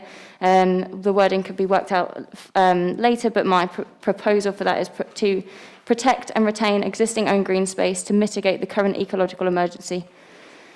4.10 outlines the government's pothole action fund, which seems uncertain in this section. However, on page 273, there is 688,000 outlined. So can I please have this confirmed as allocated, much like I mentioned with leveraging funds if they're available. If this fund does not materialise, as it seemed uncertain in 4.10, we'll need a strategy for tackling this problem, and possibly we'll need to allocate more resource to this, considering how important an issue this is for residents. However, if this is concerned, then excellent. We just need to make sure this programme is very, very transparent and promoted as much as possible to showcase how we're acting on core issues. The long-term funding challenges for the capital programme outlined in 4.21 is of concern to me, especially the reliance on Section 106 agreements, which will mean we have a bias towards seeking and actively encouraging development in the area. Whilst development is certainly needed and valued to develop the area in the coming years, dependence of this kind takes away our freedom as a council to shape North Northampton in a balanced way. So I propose over the course of 2022 and 23, we look at other funding streams as a priority. Many councils are introducing new levies that have additional wider benefits in line with council goals, and I have some suggestions that I would like to explore based on current rollouts within the other UK authorities. Other avenues could also be considered, such as carbon taxes or realistic increases to business rates for the most polluting businesses in North Northants. I think also it's been suggested that 106 agreements could be pushed a little bit harder. Overall, the Green Alliance is very supportive of the capital programme as outlined, noting our raised concerns. Again, thank you for the officers and members involved in its preparation. Thank you. Right. We'll move on to amendments which have been written. And we'll start with the Labour Party first. That's item 4 and 5 on your A4 sheet. Councillor McGee, you're going to speak to that. Thank you, Chair. I'm going to speak on the amendments because it seems I have the bit of paper Councillor Colvin was looking for. And that would make a lot of common sense. Chair, Councillor Colvin did mention of why we want to put streetlights on in this county. And just before we go on to that debate, I would like to thank David and other officers and George, etc., for helping us put some of the streetlights already back on in an unadopted area. I really appreciate that because we had people that were scared to walk about that estate in the levelling up area. So I do appreciate that that's been done. But, Chair, what I'd like to see is that spread out, not only in the levelling up areas, Chair, but I know, and you know, I'm sure you all know, in some of our rural areas, it's extremely dark walking around at night time or early evening, going to the local shop, etc. So this makes sense. But what I don't want to do, Chair, is the Labour Group to identify this areas. I don't think that's our job. I think that's the job of the Saver Community team who are out there working on our estates, in our villages, etc., and leave them to identify where we could invest at least some money into making people feel safe going out at night. So hopefully, Chair, that we can agree on that point and support that first one. The second one, Chair, this was mentioned earlier, is we noted that a joint bid for a children's home was unsuccessful, unfortunately, because we all know, many of us, especially people that's been about a little while, know the cost of sending children out of county. Not only the cost financially, but the cost to the families, the cost to the social workers, the cost to our environment where people are driving cars up and down motorways as far as Carlisle, the other side of Birmingham, etc. That shouldn't be acceptable. We have to work together with West Northants, the Children's Trust, and make sure we have a specialist home here in. Whether it's north or west, I don't have a real choice as long as it's more local and what we have at the moment, Chair. So that second one, I think, is so important because it's an investment to save. In reality, it's an investment to save if we do that. So we've suggested that we should be looking at that, and we put a figure on that. I'm sure everybody's got a paper in front of them to invest and make sure that we can move forward and not only help our young people, our families from these young people, but save money and save the environment. Chair, that's the two on the capital budget, and I'm happy to propose them. Right, do you have a seconder? Do you want to speak now, Jane, or...? I'll speak at the end, Chair, if that's... Okay, you're going to reserve your right. Okay, you've got the two amendments in front of you. Anybody who wants to speak to it? I've got Councillor Binley first, Councillor Maxwell next. Councillor Mercer. Oh, Councillor Binley. Yeah, thank you, Chair. Yet again, more amendments. I'm confused. Is this the party for the many, not the few, or the party to spend, spend, spend? I do agree with regards to the street lighting in principle, but I think there are many factors to be taken into consideration there. Especially considering, Chair, I'm sure you'll fully appreciate this yourself as a fellow ward councillor for a left-behind area, Queensway. We are all too aware that there are issues with crime and people not feeling safe on the streets. On the other side of it, I don't wish to sound like a member of the Green Alliance, but we have to consider the environment. There is such a thing called light pollution. It has a huge detrimental impact on our native wildlife, our birds, the insects. We have to also consider that as part of the wider picture. And I don't personally, Chair, think that throwing money, again, at something without any forethought is a sensible idea of this council. I think if we're going to look at this, we need to look at this in consultation. There are other ideas out there that I've looked into myself. there are such things as energy-saving lights, energy-saving street lights. We could look at things like that rather than just switching back on the normal street lights. But that will take time, and we need to do it in regards to consultation. That will have less of a detrimental impact on our environment. The problem I have with this, Chair, is that we seem to be looking at these issues and just repeating the same mistakes, which I thought that was the definition of insanity, in that repeating things over and over again in the hope of having a different outcome is insanity. And I think that's what we're doing here. I think we need to approach this matter in a different manner. The other amendment with regards to children's services, I think we're jumping, the Labour group are jumping the gun here. Tomorrow, we are carrying out interviews for the new Executive Director of Children's Services. Should this not be something whereby we're waiting for us to do that in consultation with the person who's going to be taking that role forward, and actually making a sensible decision with regards to them looking at that matter? Again, I just think that, I'm sure that Councillor Bundy is going to say this, these are things that could have been discussed months ago and done in consultation, but they haven't been. And we're just yet again talking about throwing money, which is something that I absolutely cannot support, and it's not something that is a sensible decision for this administration. Time. Thank you. Councillor Maxwell.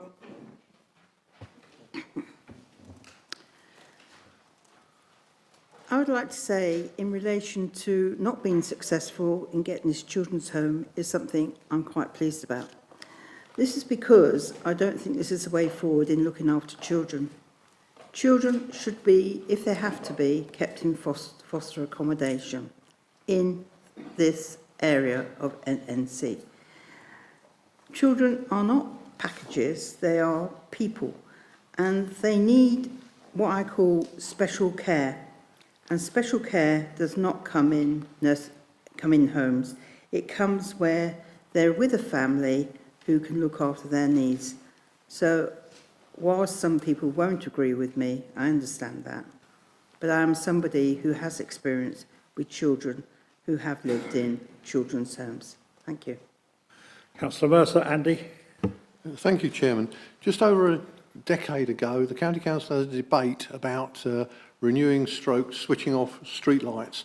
At the time, I made a speech in the old council chamber and said that if you're going to do it, go for LED lights, don't go for fluorescent tubes. I was ignored, and sooner or later, in the very near future, we're going to have to replace those fluorescent tubes with LED lights, which are much more efficient, much better for the environment, and cost less to run. If we're not careful, we risk replicating that same mistake. If we're going to put in more streetlights, which I personally would support, they should be, as Councillor Binley said, efficient ones that switch off when there's not movement or an infrared source near them. The technology isn't yet quite right for that, but it's very close. Far better to replace or install new streetlights with ones that are ultra energy efficient and only operate when there's an approaching vehicle or person.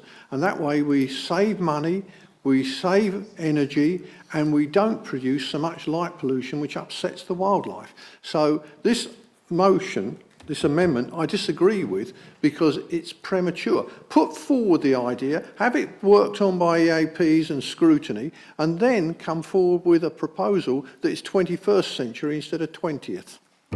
Thank you. Councillor Everly. Thank you, Chair. I just really wanted to support the notion about lights. It's something that I've already brought up a fair few times as well, and it's something that we really need to be considering how we deal with this going forward, especially considering the LC whips and active travel and how this impacts people and them wanting to feel like they can leave their homes and can actually use these streets. So it's really important that we address this, and I know that this is something very much in discussion. Yes, I mean, I think that's pretty much the main thing I want to say, but in terms of the Children's Trust as well, I think that's definitely something to be explored. Thank you. Thank you. Councillor Hakewell.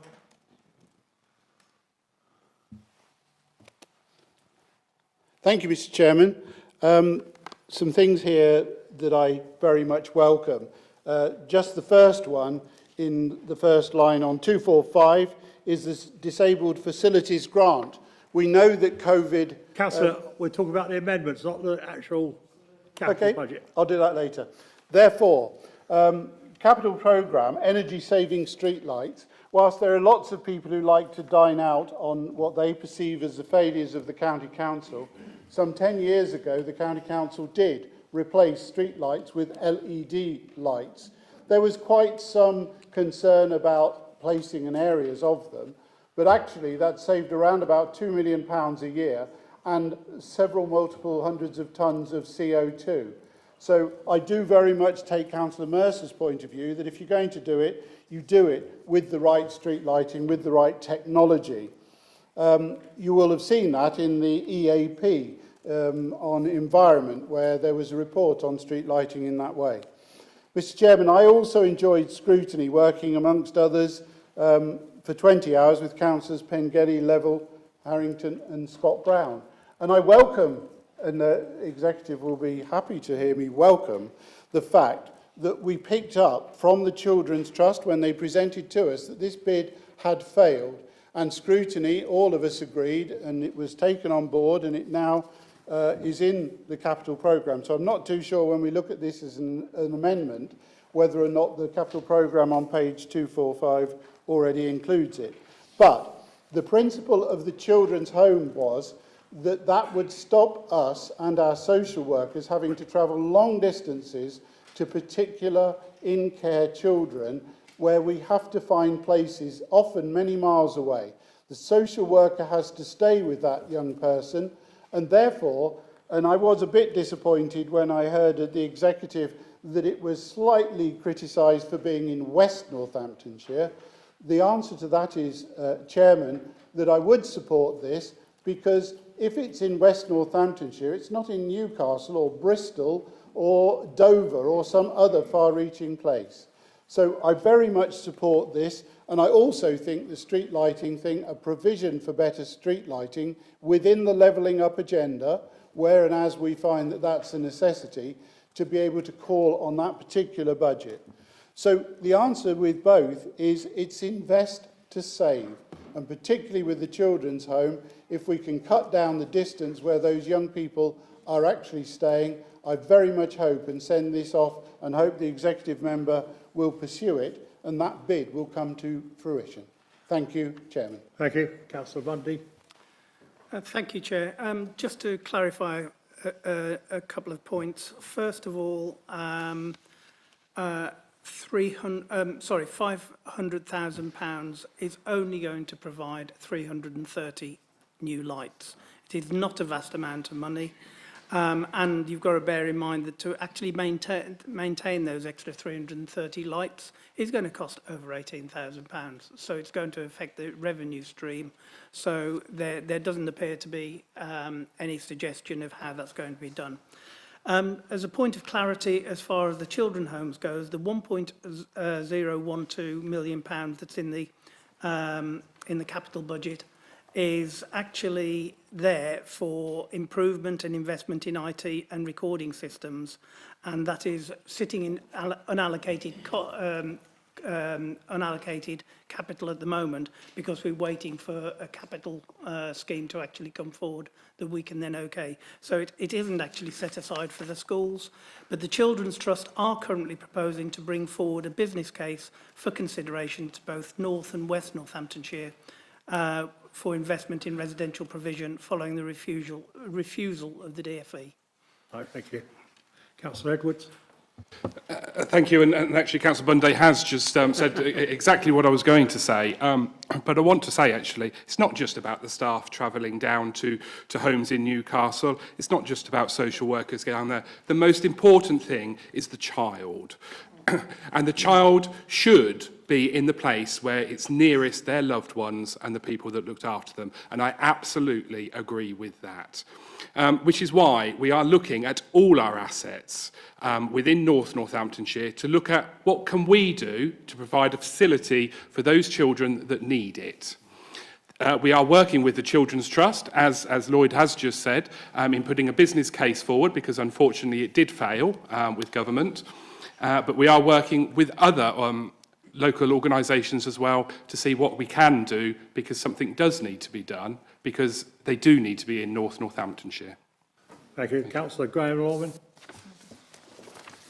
Thank you, Mr. Chairman. I want to assure everybody that obviously that safety of the residents is an absolute priority for us. And to point out to Councillor Colquhoun, if he's got any particular locations where he would like to see additional lighting, then there is a form on the council website that leads directly into Balfour Beatty to suggest them.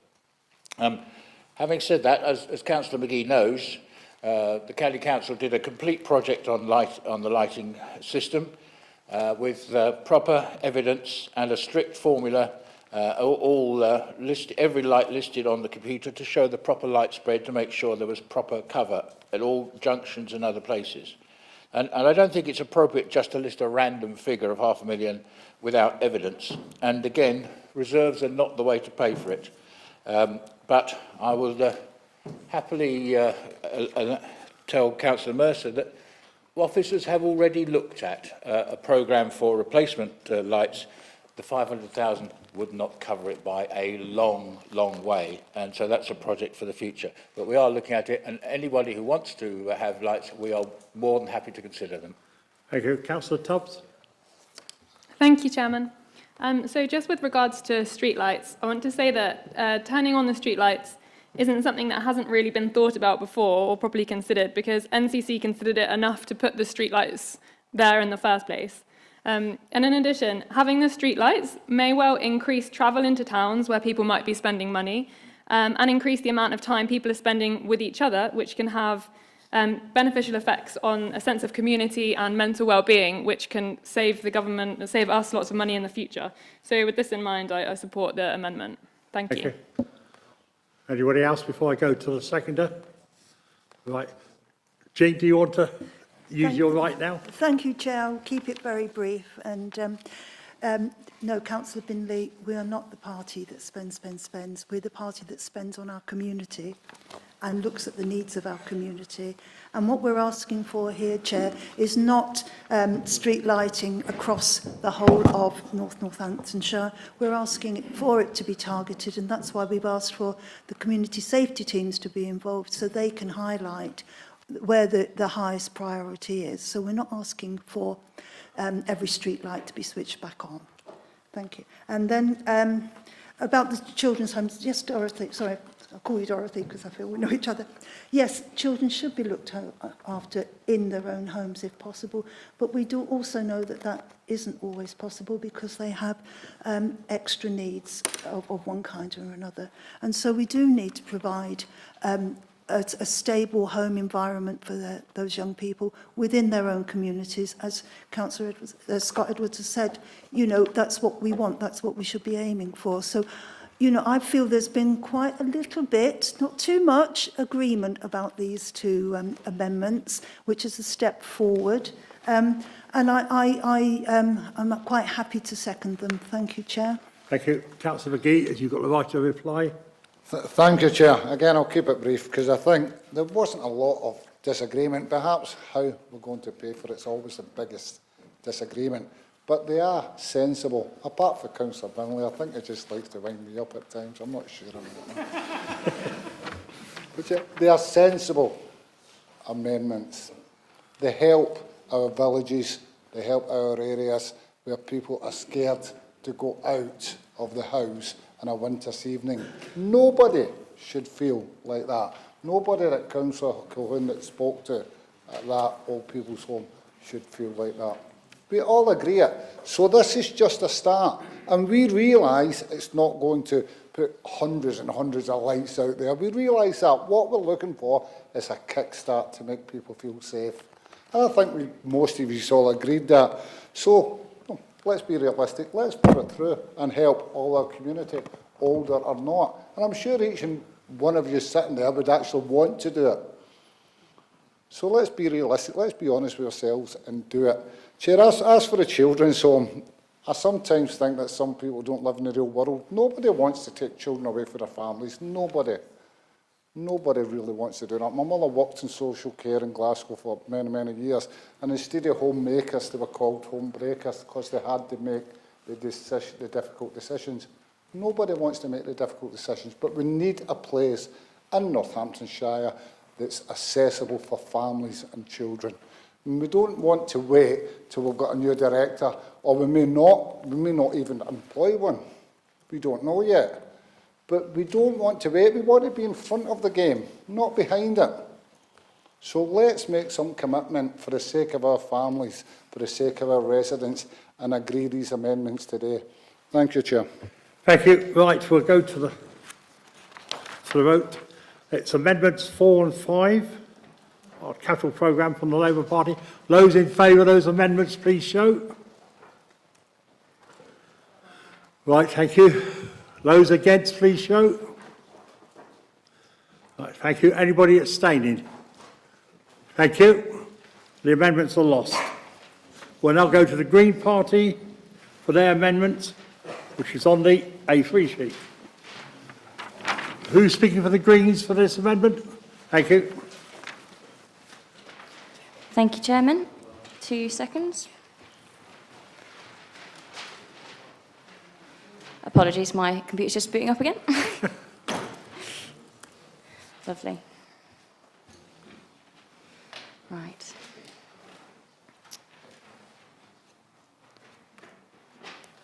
So, thank you very much. So, we've got only a couple of things here. I mean, broadly, this is just around continuing our sort of 2 million proposals. So this section, we're dealing with electrifying the council fleet as one of sort of like obvious place to start, and something that we've already begun as a council at looking at this, and other councils have obviously started as well. Refuse trucks are a huge percentage of emissions and an asset we've not really yet tackled. One reason for this is that electric vehicles of this size are expensive. I understand also that there's other options that are available, such as hydrogen. I'll get into that in a moment. The increase in fuel prices are already costing us, and starting the move to alternative fuel vehicles will help future-proof us and save money over time. So this is one real important thing to consider here. Also, the fact that transport is the biggest impact factor for emissions in the UK. So a huge chunk here. Piloting one vehicle within the fleet would mean that infrastructure would be simpler for an initial trial. If successful, this would open up North Northants to bidding for funding to expand an electric fleet. We did explore hydrogen trucks in our own research as an option, but this discovered that other councils have found them to be about 6 times more expensive to run, and also considerably more expensive to purchase initially. Therefore, purchasing a singular electric refuse truck would be an ideal trial for the relatively low incline landscape of North Northants, which would also accumulate a saving of fuel also, of which there is a modest approximation in our amendment proposals. Active travel provision for road resurfacing is also important, which I know that we have got some provisions for elsewhere, as putting in our own investment will show our commitment and help us leverage more central funding. Or if we fail to win central support or current funding streams are pulled, we can pursue some smaller projects in the meantime. It's approximately 180 to 250k to resurface 1 kilometre of cycle path. So in our budget, if it's not able to leverage further central funding or external funding, which would be the aim, would enable us to focus on resurfacing 2 key routes, or if we choose, doing some smaller repairs on multiple key routes so that they're more usable, which would then have additional benefits for general road users. Central funding should be made available, however, thanks to hard work on the Kettering LC Whip and future LC Whips to come, which is fantastic, but this allocation would complement this, or if not required, then we could retain it as a saving. Thank you. Thank you. Do you have a seconder? Seconded, right to come back. Right, thank you. Does anybody wish to speak to this amendment? Councillor Lee. Yes, I'm in favour of that. At the panel meeting during the week, Councillor Lorman said he could not he had to manage expectations, the WIP, the LC WIP, the local cycling and walking plan, infrastructure plan, that has been prepared is a fantastic piece of work, but there's no money really to make it happen as yet. So if some money can be set aside extra, that'd be great. Thank you. Thank you. Anybody else wish to speak to the Greens amendment? Councillor Lorman, Graham Lorman. Thank you, Chairman. Do Graham then. I'm fully a supporter of moving to low-carbon vehicles. As members will know, I have one myself. But obtaining a single electric freighter in a fleet is not viable. Apart from the extended delivery, and they're probably not available for a year, we have not reached the point of installing charging points, and you need 3-phase, and probably a new substation in the depot, which will be a 6-figure sum. Also, as has been mentioned, some issues have been found with heavily loaded electric freighters and hydraulics. So the industry is looking to hydrogen, and they are not ready for that yet, as has been said. I attended an exhibition last year with hydrogen vehicles, and they were agreed they were some way off.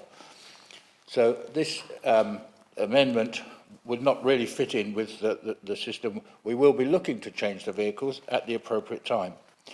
Earlier, the Councillor asked about the grants on page 273, and they are indicative. We have had information from the government that's what we'll get, but they have yet to be confirmed. I wouldn't expect them to be that different, but they will be put in the programme once we have the confirmation.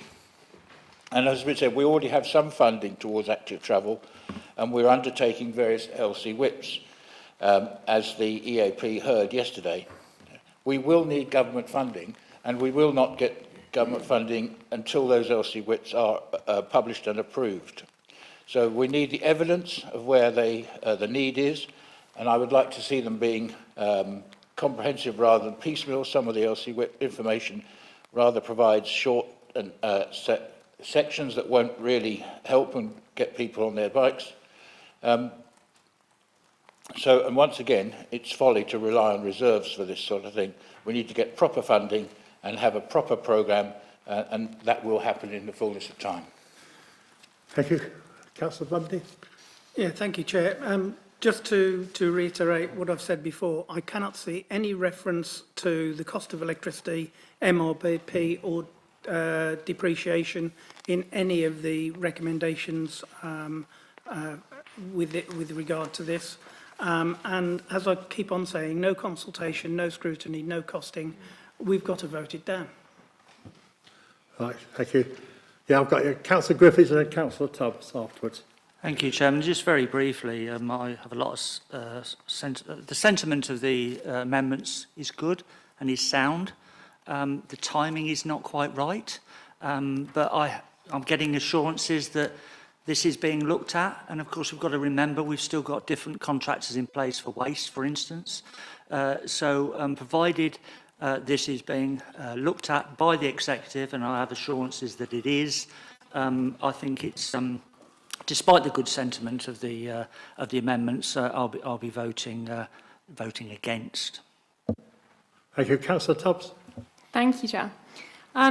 So first of all, it's really great to hear that this is that electric refuse trucks is something that we're looking into for the future, hopefully the near future. But just to say that there are so many councils that do have electric refuse trucks in action now, and that just to give a few examples, councils in Sheffield, City of London, Colchester and Cambridge all have them. And the City of London has a completely fully electric refuse truck fleet, so that's very impressive.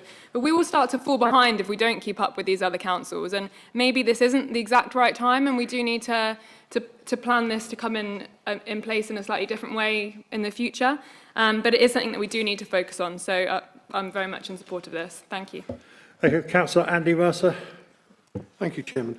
One of the advantages that was expected from the merger of 4 and a bit councils together was to get economies of scale. And an example of that is where you get a single supply chain for a particular resource. In other words, get all of the refuse trucks to be the same design, and then you only need one set of spares, you need one set of training for maintaining them. This, in the short term, will increase our number of different trucks. So we'll have to train more people in maintenance, we'll have to get more spares, it will add extra costs. Sure, we've got to go electric truck in the long term, but it's got to be part of a properly planned strategy to unify all 4 different services. Thank you. Anybody else? If not, Councillor Hapewell, you're right to reply, as you've reserved it. Thank you, Chairman, for that. Throughout the day, we've heard that there are always reasons why not to do something. Few people are remembered for not doing things, and this council may well be remembered in its administration for not doing things, and that's what we're talking about again today. Electric refuse carts, as we just heard from Councillor Tubbs, we're not pioneering, this is not flagship, it is for us, but other authorities have done it, and they must have had to wait for delivery times for those vehicles to come forward. Diesel is not acceptable for cars and vans by 2030, and obviously trucks have got to go that same way. Obviously, something like this would be a project for urban areas, or an urban area, whichever town it is. These refuse trucks often go past at exhaust pipe height of our children as they're walking to and from school, and for the general residential population. And we all know that there are now situations where it's proven that these sort of fumes and toxicity are killers. You know, there are legal cases where that has been proven from that point of view. We've got in the capital programme a new depot. If we can't, with the wherewithal of this council of nearly 300 million, work out how to get a charging point for a truck once we get it, then that is really, really sad. So what we are really saying, and the Green Alliance have put this amendment forward, is we're saying to our residents and children, keep breathing in the toxic fumes, keep going, because we don't quite have a plan in order to order one. They take a bit of a time to come, and quite frankly, by your schools and by the places you walk, where we're trying to get you to walk, you can continue to breathe in toxic fumes. Clearly, Chairman, I'm in favour of this. There is no reason why we can't push it forward. Otherwise, we will just continue at the back of the queue, once again, waiting because we can't be prepared to invest for our children's future. Thank you. Emily, do you want to wind up? Thank you, Chair. Yes, obviously, it's something that we need to look at. I think everyone is quite aware of that. I think the big thing that I want people to take away from this is that we need this capital, we need this additional capital investment, and what we are concerned as the Green Alliance is that if we don't set this aside and start pushing through some of these trials, I get the fact that there will be more efficient ways to do things. Trials maybe not the most efficient things in terms of maintenance, but that's also a great way to show that we're leading the way and that we're willing to put in the money there first, which will help us leverage that investment. We're all about talking about leveraging central government funding, but they have to see that plan there first. And if we are waiting for a big plan to overhaul the whole fleet, I, like Jim, I'm concerned that in the meantime it will be years and years of breathing in fumes of some of these most polluting vehicles. So, of course, we're in favour of this, and I'd like to move it. Thank you very much. Thank you. You've got the amendment before you. Those in favour of it, please show. Right, thank you. Those against, please show. Right, thank you. Any abstentions? Thank you. The amendment is lost. We now go back to the substantial motion. Does anybody wish to speak to it? Don't all rush. Councillor David Brackenbury. Thank you, Chair, and I appreciate the sentiments of the Green Group in their amendments, but I'm afraid that it was not perhaps the right time to bring that forward, but certainly it's no doubt a conversation which will take place. Going back to the substantive item, Mr. Chairman. I just welcome a couple of points on it. First of all, obviously, and at the risk of sounding like a broken record, I'd like again to thank the finance team, Councillor Bunday and everybody in Scrutiny who have worked so hard to produce a sensible capital programme which is set out in front of you. I very much welcome a couple of the points in it. Obviously, the funding on broadband is very much to be welcomed, and I think for the last 2 years we have seen the extreme importance of good broadband reaching as far out as it possibly can.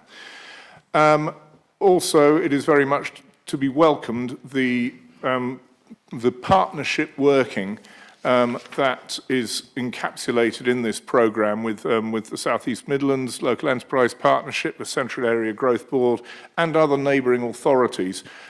We can do a lot together, and it is helpful, especially in an environment where we also have to work with a rather more constrained central government environment. And lastly, I just would like to congratulate the work that's going on in some of the areas in my area, in Tresham Garden Village and some other pieces of growth and regeneration, especially in our town centres. I think that the gratifying results, Chair, are already beginning to be seen in Kettering and in Corby, and there are many other projects outstanding as well. So very much commend the capital programme, and thank you. Thank you. Councillor Hakewell.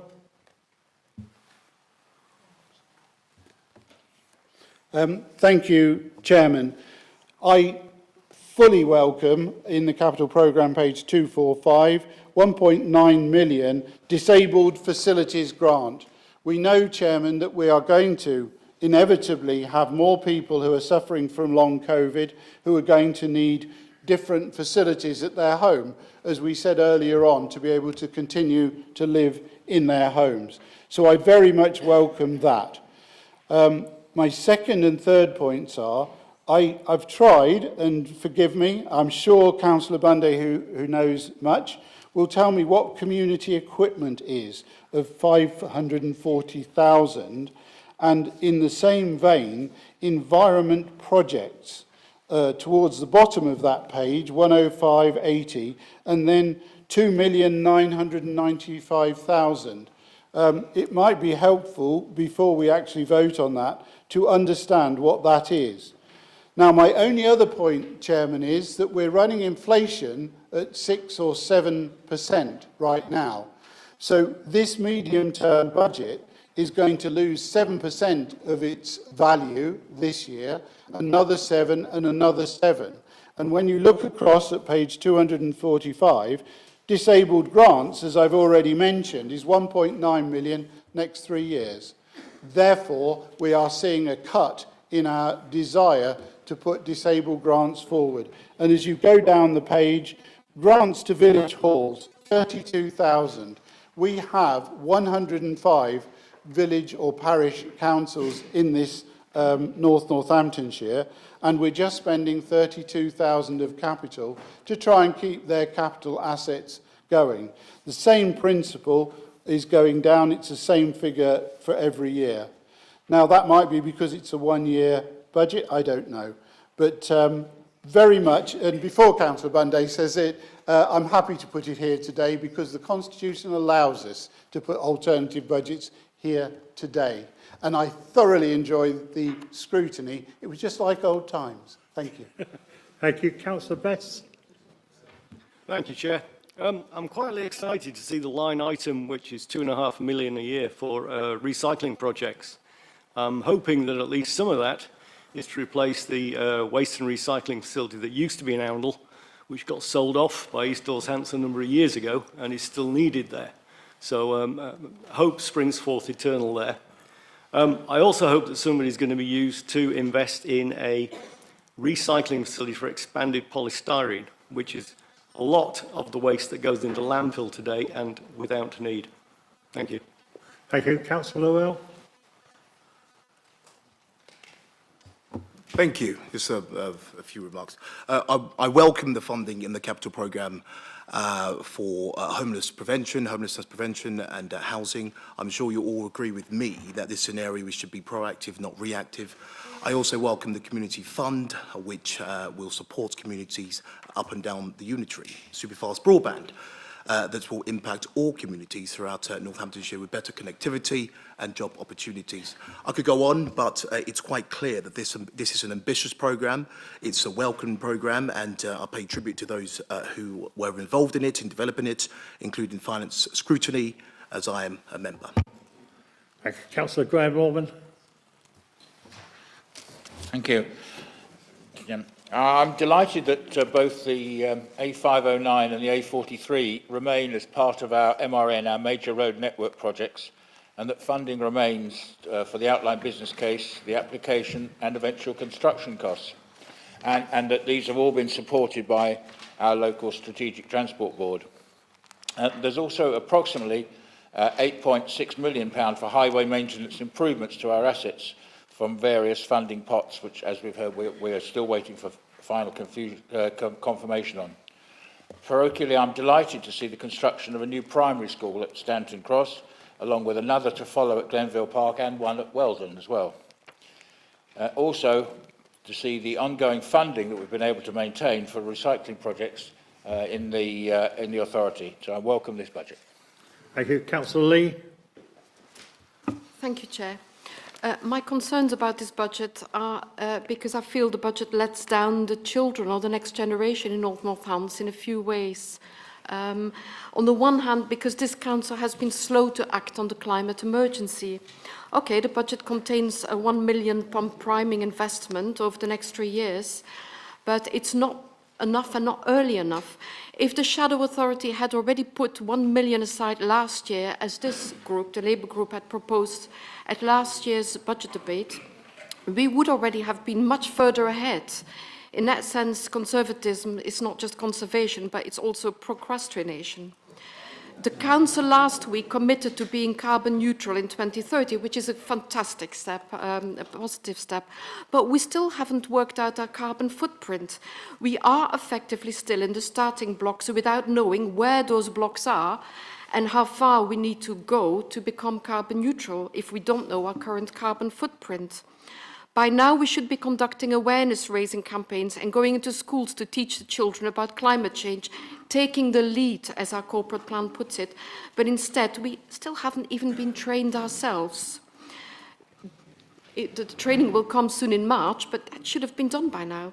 Don't forget that the Environment Act of November 2021 is increasing the pressure for us to reach specific targets. Most of our planning applications are still for houses with boilers, not heat pumps. And if we start charging for collecting green waste, it will be a step backwards, not forwards. I know we're consulting on it, but I'm yet to see a consultation that didn't end with a decision, the decision that was intended. The second reason why I'm worried about the next generation is because of cuts, perceived cuts in children's services. I hear a lot of negotiations have taken place, which is welcome, and I look forward to hearing that our maintained nurseries will be supported and won't have their funding cut. But another big impact on children is domestic abuse. Yes, we approved a fantastic domestic abuse strategy, but we did not stop to consider what money is needed to support the organisations, such as the Northants Domestic Abuse Service and the Sunflower Centre. I think you wandered away from the budget, Councillor. Yes, it is about the budget, the fact that there isn't enough funding in it. So, and also, we haven't put money in the capital spending on a swimming pool for Kettering, and I have raised that several times during the scrutiny process and with the head of place, and I've just been told no, not getting a new swimming pool. So there's no point raising it in advance, but it is something that our residents need. Thank you. Thank you. Councillor Tubbs. Thank you, Chair, and thanks again to everyone that's been working hard on this. So on page 245, there's £156,000 that's been dedicated to replacement wheelie bins. So this may be, in actual fact, the cost that this is how many wheelie bins are being broken. It just seems like a very, very high number. But is there something that we're doing wrong in terms of where we're getting our wheelie bins from? Are we getting ones that are low quality enough that they are breaking? Is there somewhere else we can get them from? Or are there cheaper ones that we can get? Because it does just seem a very large number. And then just echoing what Jim said, with inflation, it's the same amount that is dedicated to each year. So if we're going to be breaking the same amount of bins every year, then that cost isn't going to cover that. Thank you. Thank you. Right. Councillor Maxwell. I would just like to make some clarification about what's taught in schools. As a teacher, I have to say that the environment is actually taught every day of the week to every child in every school. So they do not need to be told by someone that teachers are not doing their job. Thank you. Thank you. Councillor McGee. Chair, I did raise this at Scrutiny. On page 245, everyone wants to talk about is the leisure and tourism projects.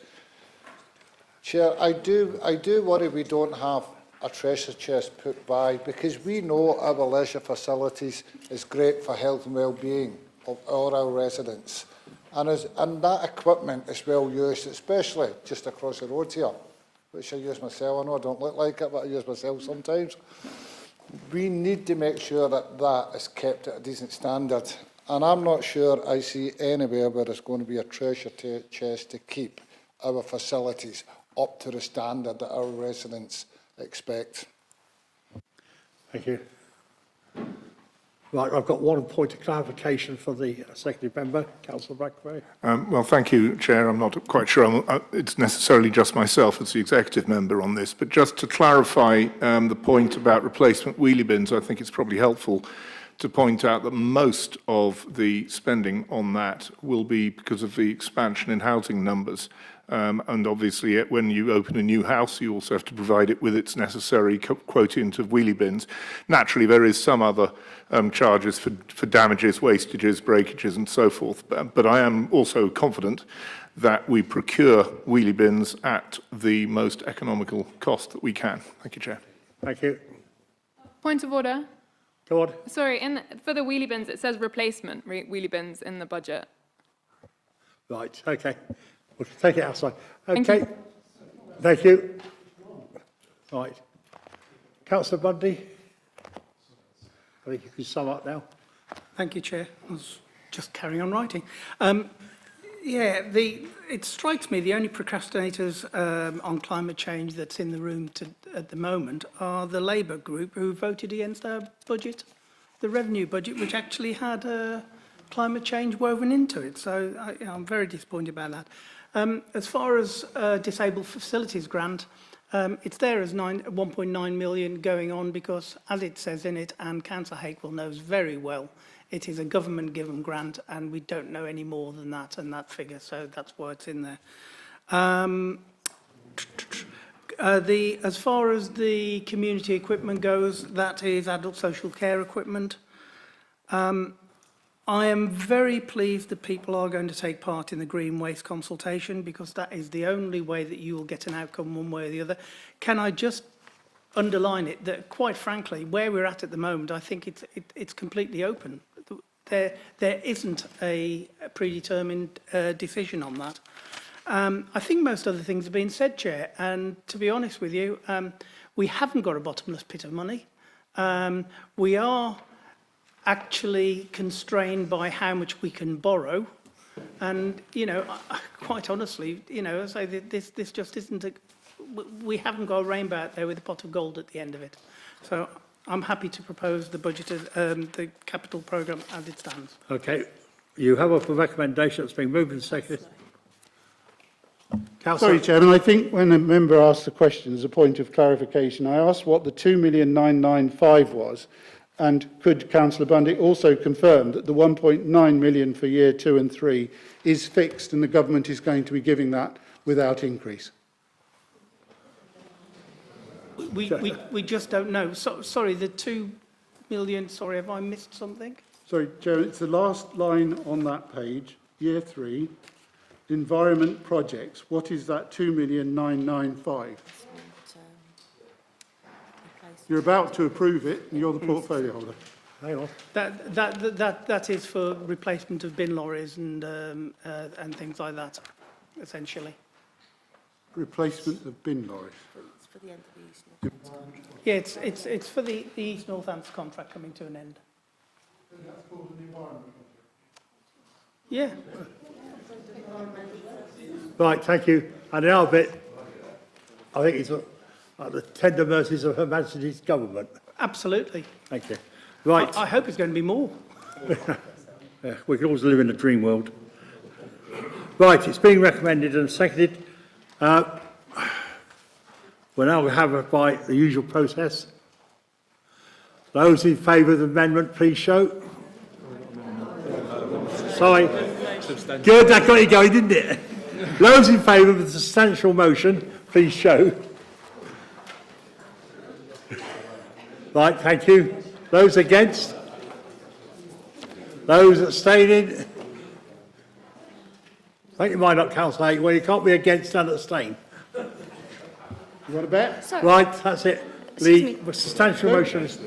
Excuse me, Chair, I think there was some confusion at the back as to what we were actually just I'll voting start on just again, there. Can you just- please just clarify? Yeah. Thank you. We're now voting for the substantive motion, the capital programme.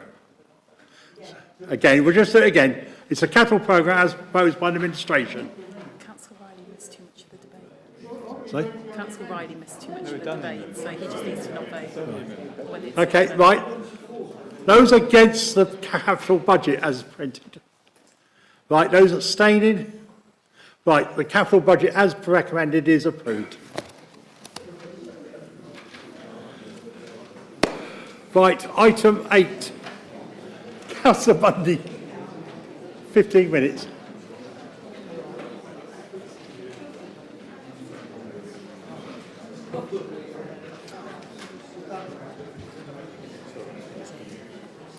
Thank you, Chair.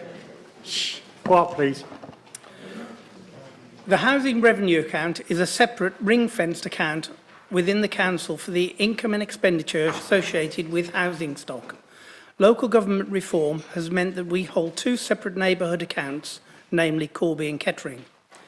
Members should note that the social rent policy of previous governments has resulted in a cumulative loss of rental income amounting to some £130 million, which will have a significant impact on this account going forward.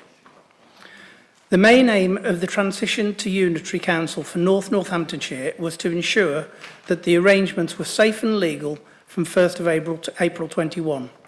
So it was determined that for the HRA, this would, in the first instance, be best achieved through operating two neighbourhood accounts to be combined under a single HRA for North Northamptonshire.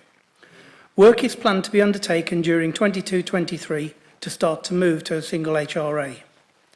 This will not only be achieved by developing a new 30-year business plan, but will also involve the harmonisation of rent and services. The HRA does not have a direct impact on the council's wider general fund budget or on the level of council tax. Income to the HRA is primarily received through the rents and other charges paid by tenants and leaseholders. This report presents the draft Housing Revenue Account HRA budget and medium-term financial plan and sets out the rent increase in 22-23. Government guidelines for rent increases to maintain service provision and continued investment is CPI plus 1%, which is 4.1% in total, meaning an average rise in rental to £85.54 in Kettering and £81.07 in Corby. These proposals and the HRA as a whole have been discussed and debated as part of the Finance and Resources Scrutiny Committee sessions and with attendants representing each of the neighbourhood accounts. For reference, the summary of the comments from the Finance and Resources Scrutiny Committee are at Appendix D. I am happy to present a balanced budget that is reflected at Appendices A to C. It should be noted, however, that the medium-term position 2023 to 2027 shows a deficit for Corby of £1.86 million and a surplus for Kettering of £3.921 million, which is mainly due to how loans against housing stock have been structured. North Northamptonshire own in excess of 8,200 properties ranging from 1 to 4 bed houses, bungalows and flats, combined with a further 884 leasehold properties, which amounts to a projected rental income in excess of £34 million. The Council is required by law to avoid budgeting for a deficit on the HRA, so the budget must not be based on total HRA revenue income or reserves falling below zero. In practice, the Council is expected to maintain a reasonable balance of HRA reserves to cover contingencies. The Executive Director for Finance reviews these balances annually as part of their risk assessment of the budget. It has been determined that the level of reserves remain unchanged at £800,000 for Corby neighbourhood account and the Kettering neighbourhood account be increased from £300,000 to £650,000. This aligns the two neighbourhood accounts so that the minimum balances are around 4% of the total budget. Details of the reserves, together with any estimated movement, are set out in Appendix C. Numbers of right-to-buy properties and the number of empty properties must also be taken into account, and this is predicted to reduce the revenue by approximately £500,000. New properties have been added to the stock during 2021, and as I have referred to in my last report, it is envisaged that there will be further additions in coming years. Paragraphs 4.14 to 4.17 sets out the government right-to-buy scheme. How service charges are arrived at are covered in paragraphs 4.18 and 4.19. Revenue expenditure is covered at paragraphs 4.21 to 4.33. Since the HRA is a ring-fenced, self-financing account with rental levels set by the housing rent regulator, there is little room for movement, save inefficiencies in aggregation and service improvement. I'm happy to propose the recommendations of paragraph 3, Chair. Thank you. Councillor Nicholl. Second. I would also like to second this motion and thank all the members and staff who've worked on this effortlessly. Okay, thank you. Who's speaking for the Labour Party on this? Councillor Dial. Chair, am I okay to sit here? Yeah, by all means. Thank you. Put the glasses on. Good afternoon. I'm Councillor Alison Dial. I'm one of the shadow portfolio holders for Housing and Communities and work alongside Councillor Lynn Buckingham. On behalf of the Labour Group, I'd firstly like to thank Kerry Purnell, Assistant Director for Housing and Communities, and all of the officers for their continued hard work in delivering housing services in what was another year impacted and severely disrupted by the pandemic. We are, however, disappointed to note that there will be no overall increase in the budget for 22-23. In fact, there is an overall decrease of about £1 million as funding will be returned from the COVID Recovery Fund, with an increase in pressures of around £280,000, which gives an overall reduction in the budget of around £720,000. There are a number of huge challenges within the Housing Directorate over the next year, and I want to highlight some of these now. Housing applications. The current waiting time for an application to Keyways to be processed is currently sitting around 4 months. This is for the application to be reviewed only, and although the team are working through an action plan, applications are being assessed across the NN district in date order and still working on those received in autumn 2021. Staffing. The Assistant Director has confirmed that she is struggling to recruit officers at all levels, and even when recruiting through an agency, candidates have been withdrawing before the start date. This has happened several times recently. This has clearly impacted on service delivery and is resulting in unacceptable waiting times for applications to be reviewed and processed for residents of NNC. Repairs. Evaluation of the amount of responsive repairs outstanding is being undertaken. However, this has been slowed by staff sickness and, again, difficulties in recruitment. At the end of January 2022, in Corby, there were a staggering 3,800 outstanding repairs, with 2,600 outstanding for Kettering that are known about. Whilst residents were being patient due to COVID delays, we feel the excuse that repairs are not being actioned promptly due to the pandemic is now wearing thin, and we, after all, have a contractual obligation to complete our tenants' repairs. We also have to get to grips with the problems in some of our homes due to mould and damp problems that will only be exacerbated by the fuel poverty crisis that we are walking into. The Homes Fit for Human Habitation Act of 2018 makes clear our obligations to our tenants, even if that is educating tenants on how to manage their properties. We do not also want to forget the tornado in Beanfield in late 2021. Some residents impacted by this were also given long lead times for repairs. Outstanding repair queries take up a huge amount of councillor and officer time. We would like to thank the officers who respond to our queries promptly. However, the situation with repairs, unless some radical action is taken to reduce the backlog, is only going to get worse. Whilst we understand that work to harmonise the depots in Kettering and Corby will be undertaken, we need to ensure that there is common sense approach adopted for responsive repairs. Residents are telling us that when a repairs operative attends a job, it can often not be completed because the operative does not have a part, and they can be waiting for weeks for a part to arrive in Corby, at the Corby depot, when the officer could, if able to, simply go along to the Kettering depot or even purchase from a local supplier. This would surely help to reduce some of the waiting times and backlog for residents. Decent homes work. The Decent Homes Improvements Programme was suspended during the pandemic, so it's 2 years behind schedule, with the savings going back into HRA reserves. It would be good to develop a plan to look at the capacity issues and bring the schedule back on track.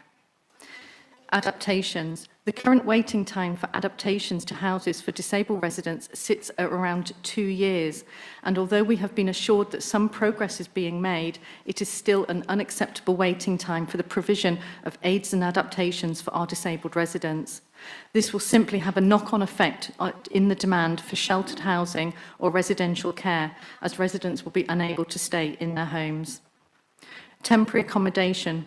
It is fully acknowledged by the Labour Group that temporary accommodation is a complex area with demand fluctuating and outstripping supply. But data shows that 49 households were in bed and breakfast accommodation as of the 21st of October 2021. And on the same date, 40 households were in temporary accommodation outside of the area. At this moment in time, there are 212 households in temporary accommodation across the NNC area, which is unacceptably high.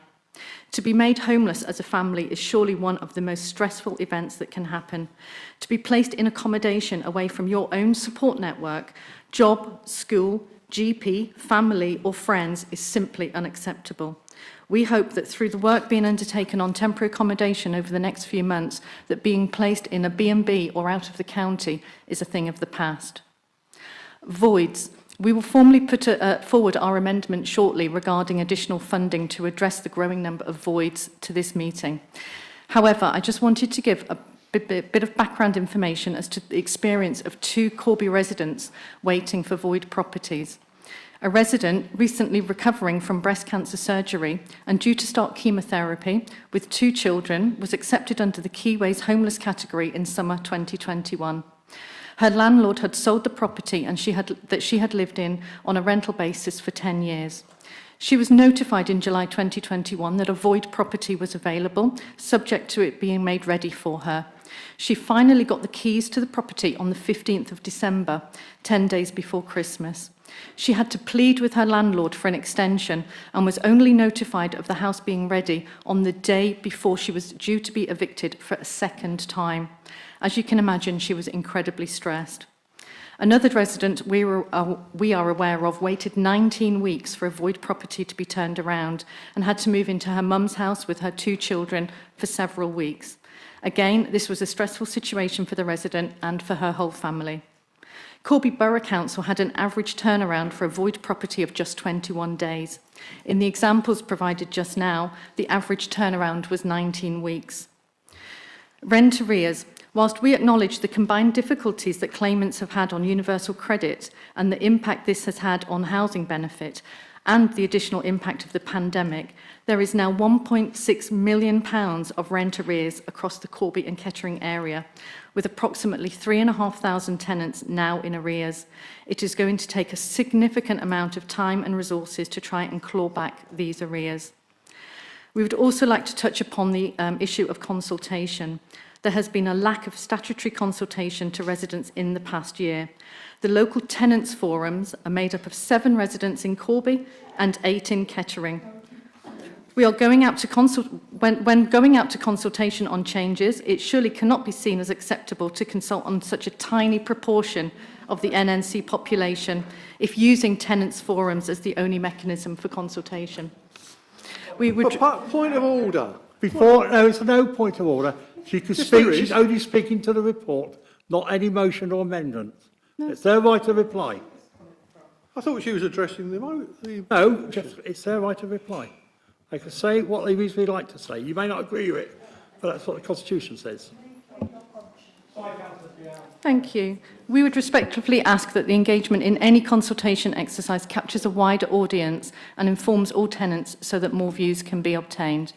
Finally, we understand that significant levels of work are being undertaken across the Housing Directorate to improve services, and we look forward to seeing the results of those improvements in the coming year. Thank you. Yeah, may not agree, but as I understand it, they do have a right to speak to the report. What was he complaining about? Yeah, and now we're going on to What the did he say Greens. that was- If you want to change it, you better ask the Constitutional Working Party to look at it. Sorry, Greens. Who's going to speak for you? Thank you, Chair. That'll be Go ahead. myself. I just wanted to say, on behalf of the room, that Alison, your speech was fantastic. I very much appreciated that, and I'm sorry that you were interrupted. Yes, I very much concur with a great amount that Alison has just said. She's covered a lot of the things that I would like to say in a lot more detail, but thank you for your comments. For myself, it was starting to read about the self-financing settlement and the debt that has accrued for the Kettering-Corby neighbourhood account. However, this seems a much better system. The pay award increase for repairs and maintenance work is noted in both accounts, as well as the commitment in 6.7.1. Like the draft 22-23 HRA budgets should not impact frontline service provision, especially that of elderly or disabled.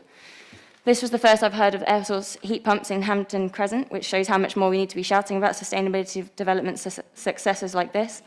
It's really great to see the emphasis on energy efficiency improvements. It would be useful to see more detail in this, as I know there are projects underway here, although I appreciate it might not come under the predefined covered categories in the HRA draft budget.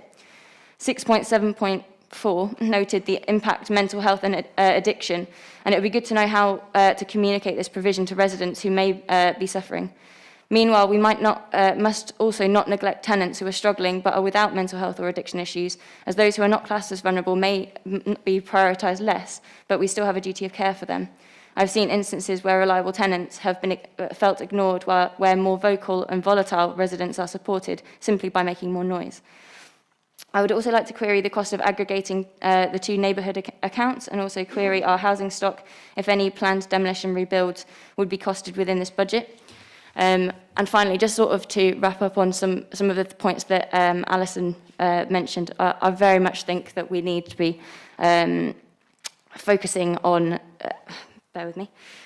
In terms of the HRA efficiencies, we need to be funding...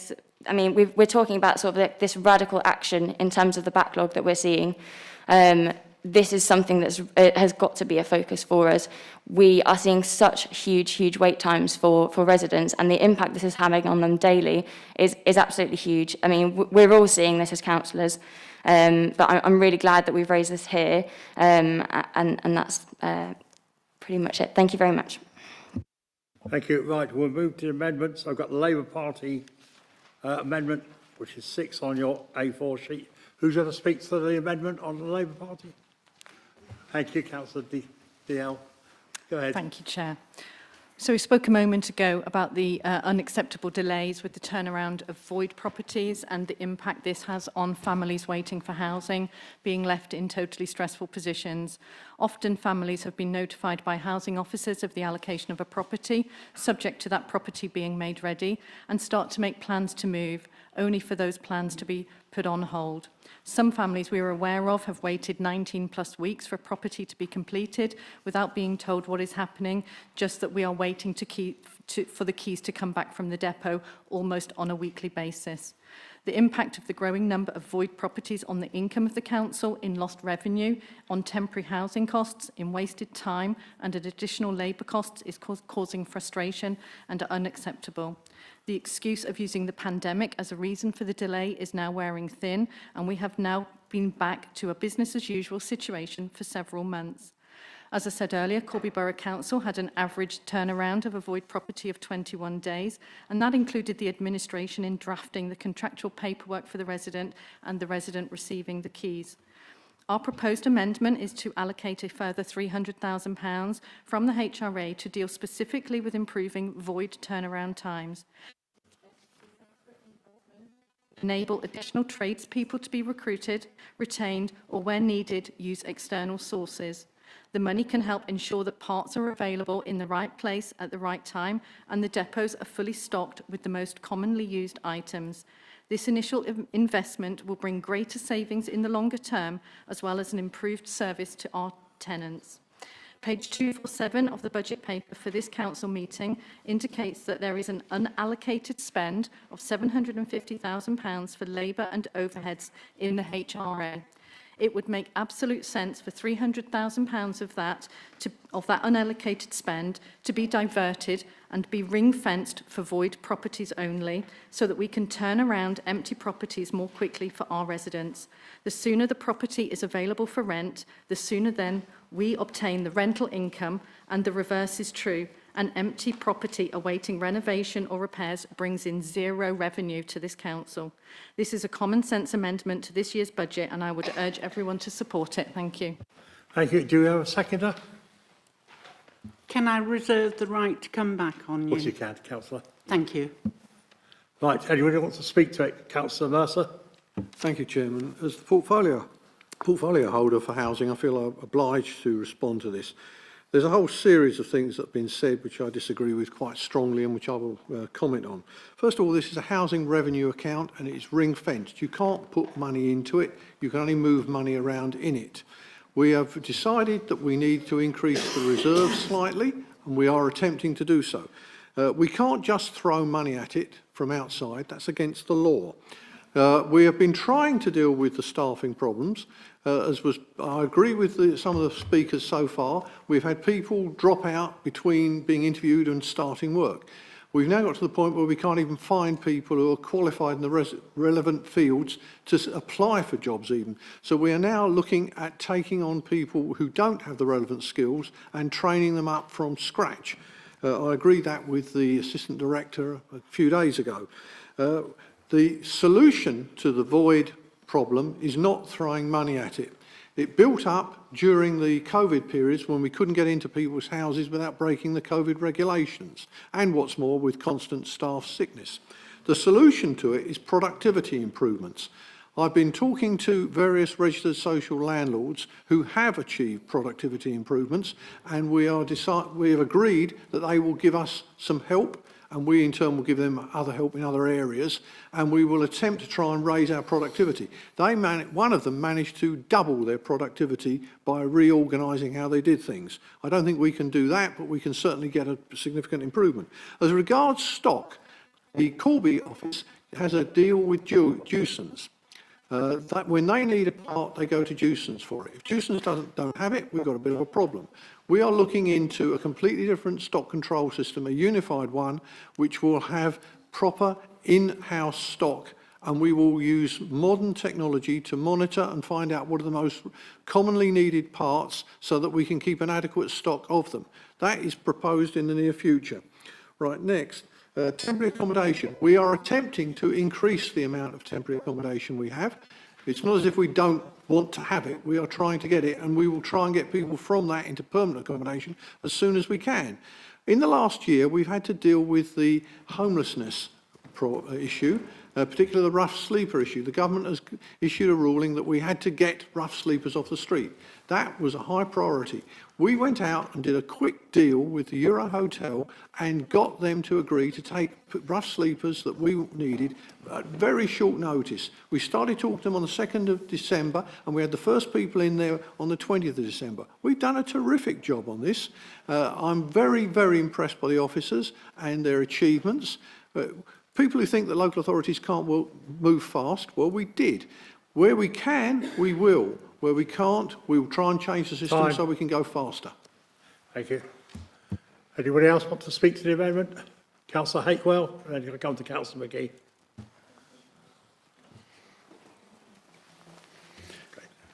Thank you, Chairman. Most of what I was said, you'll be pleased to know, in the excellent speech that Councillor Dalziel made. I was quite enchanted and absorbed by the detail and the fact of it. And I was glad she had the time to be able to do it without barracking.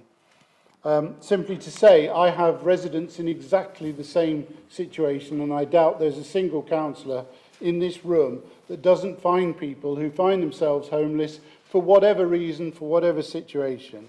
And therefore, in my opinion, I totally agree. What I just couldn't understand was the portfolio holder saying that COVID was causing a problem for our people to get into a house that's empty. I haven't worked that one out yet. I can understand if you're going in a tenanted house, but anyway, perhaps you could explain. I would have thought a void empty house was easy. Sorry? Sorry. Other than food, good housing is the most important thing to anyone in any life, and anyone who's ever found themselves in a homeless or insecure position will be able to know that. During the scrutiny, which I thoroughly enjoyed, I would have welcomed Councillor Smithers to come to at least one of the 8, but unfortunately he couldn't.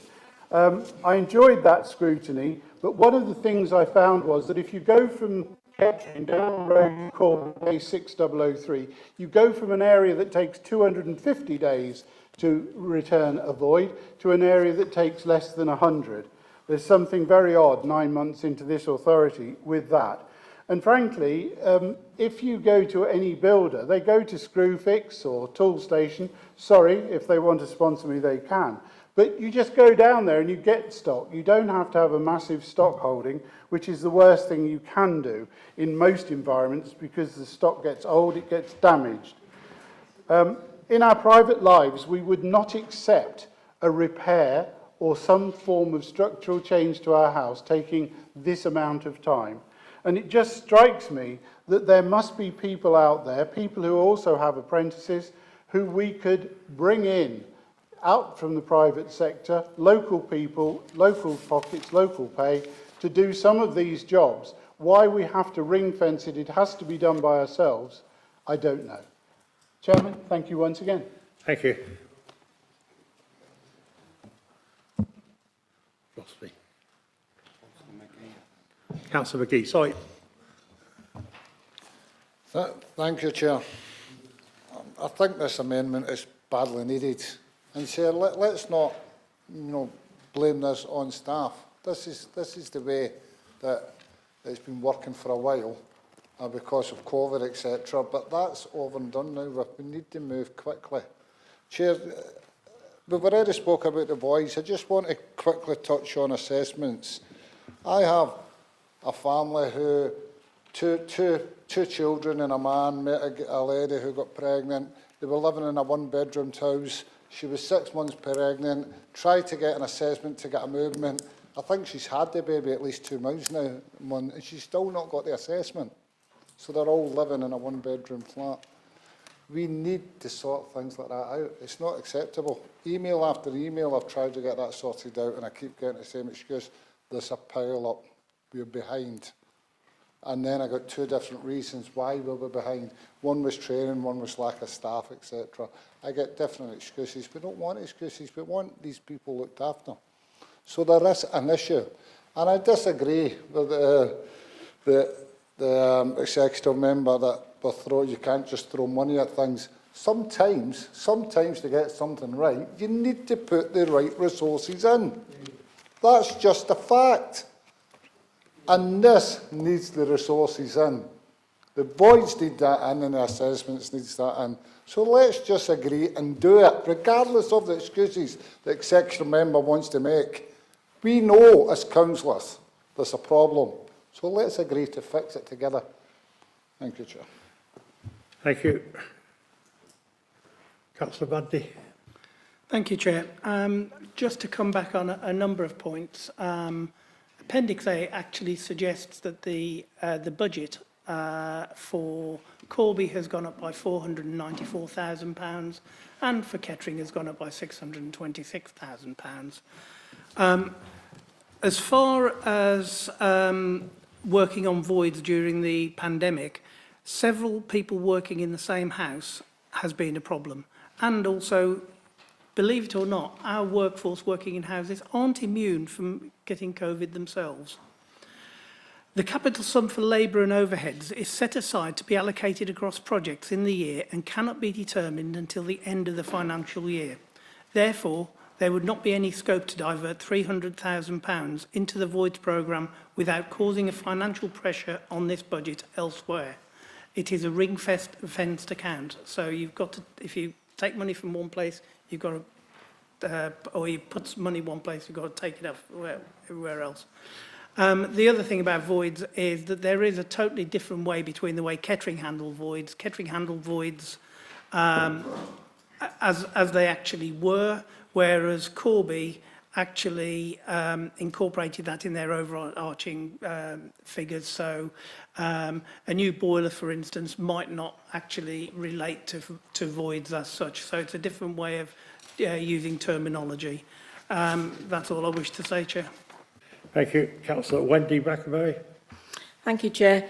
It's important that if councillors have concerns regarding that aren't being resolved, that they contact the exec member responsible, not wait until full council to bring up those concerns. I've had concerns that have been relayed to me in my ward, and I've contacted the exec member for housing. This was regarding repairs. He contacted the relevant housing officer, and that was dealt with. I was kept fully informed, as was the exec member, and it was resolved straight away, within a week or two. It's not good enough for our residents to wait until full council to bring up concerns. We have executive members there for that very reason. Thank you. Thank you. Sorry, we'll keep it in the speed line. Can I just respond to that, Chair? I've been a councillor for nearly 20 years now. Of course we raise the issues, we don't leave it.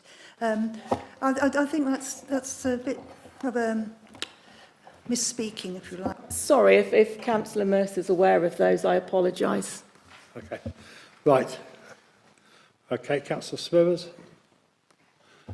Thank you, Chair, and what an interesting debate this has been thus far. I would just like to cover off some of the points of this amended housing revenue draft budget 2023 by the Labour group. And there's some concerning things in there. Councillor Dale has said that it's taken 4 months for people to be housed or for their Keyways application to be verified and so on. You know, I did want to obviously set the record straight that there is a triage facility there, that so people that are absolutely in desperate need of housing through to no fault of their own do not fall through the net. This whole new ethos of this council is about not leaving anybody behind and bringing them all along with us. And I also comment upon the 3,800 repairs that are outstanding in Corby. Unfortunately, part of the unitary process was that we took on the backlog that Corby Borough Council left behind. So it was quite interesting to hear those figures, and we're doing our absolute best to get that to a level of standard which is acceptable for us. And Councillor Hakewell, asking about scrutiny, I had made myself available for every member, every panel, and the chairs of scrutiny, including Mark Pengelly, knew I was available, and we often asked if I was needed, with which the response was no. However, I'm more than happy to attend any scrutiny panel any time. Thank you. Right, I've got to round up and go back to the seconder. Thank you, everybody. I've got some points I want to make before I make my speech. So, Councillor Mercer, what we're trying to do is put the money in for that productivity. We acknowledge that there's a problem, and the best way to move that forward is to put a little bit of extra money in there for those productivity things that you're asking about. Councillors Binley and Bundy, the HRA hasn't been reported on. I know this is what you're saying, you know, we should bring things up at the right time and the right place. We haven't been able to do that with the HRA because it's not been reported on over the last year.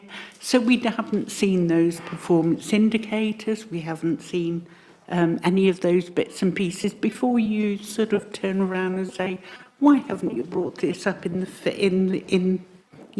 past? Councillor, can I just stop you for a minute? You mentioned Councillor Binley. He hasn't spoken on this amendment. No, but he was saying before with the budgets that we should be up front and, bring things forward. And I was trying to make that point. I do apologise if it's wrong. I'm passionate about what we do in housing. It improves people's lives, strengthens communities, helps vulnerable people and contributes to improving the economical and social health of our society. We have heard that some voids being empty for between 3 and 7 months, and for whatever reason, these waiting times are totally unacceptable. When it comes to delivering results, we have a little chance of getting things right unless we get things right on the front line. Making sure that homes are not lying empty is one area that has vast social and financial repercussions. Thank you. Sorry, I need to put my teeth in. If not done efficiently and effectively, affecting the lives of people waiting for social housing, especially when those people are in temporary housing away from families and friend support networks. An efficient void management programme is the bread and butter of our authorities, housing services, and I second the motion for an extra injection of funding to do exactly what Councillor Mercer said. Improve that in productivity, make sure that we're not spending extra money on temporary accommodation or just having our properties just laying there doing nothing until we can get them done. Time. So, thank you. Thank you. And then Councillor Dale, do you want to wind up? You have 3 minutes. Thank you, yes. I just want to just take a couple of minutes. The void properties that are turned around, particularly in Corby, I'd like to thank the tradespeople who work on those. They are of an excellent standard when those properties are turned around. And I was just a little bit dismayed that Councillor Mercer was saying that he wanted to work with perhaps private sector landlords to get their knowledge or wherewithal around the way that those. I did not say that. I said registered social landlords. Registered social landlords, I beg your pardon, to take their experience. I think that in Corby, particularly, they do a fantastic job on the turnaround of the voids.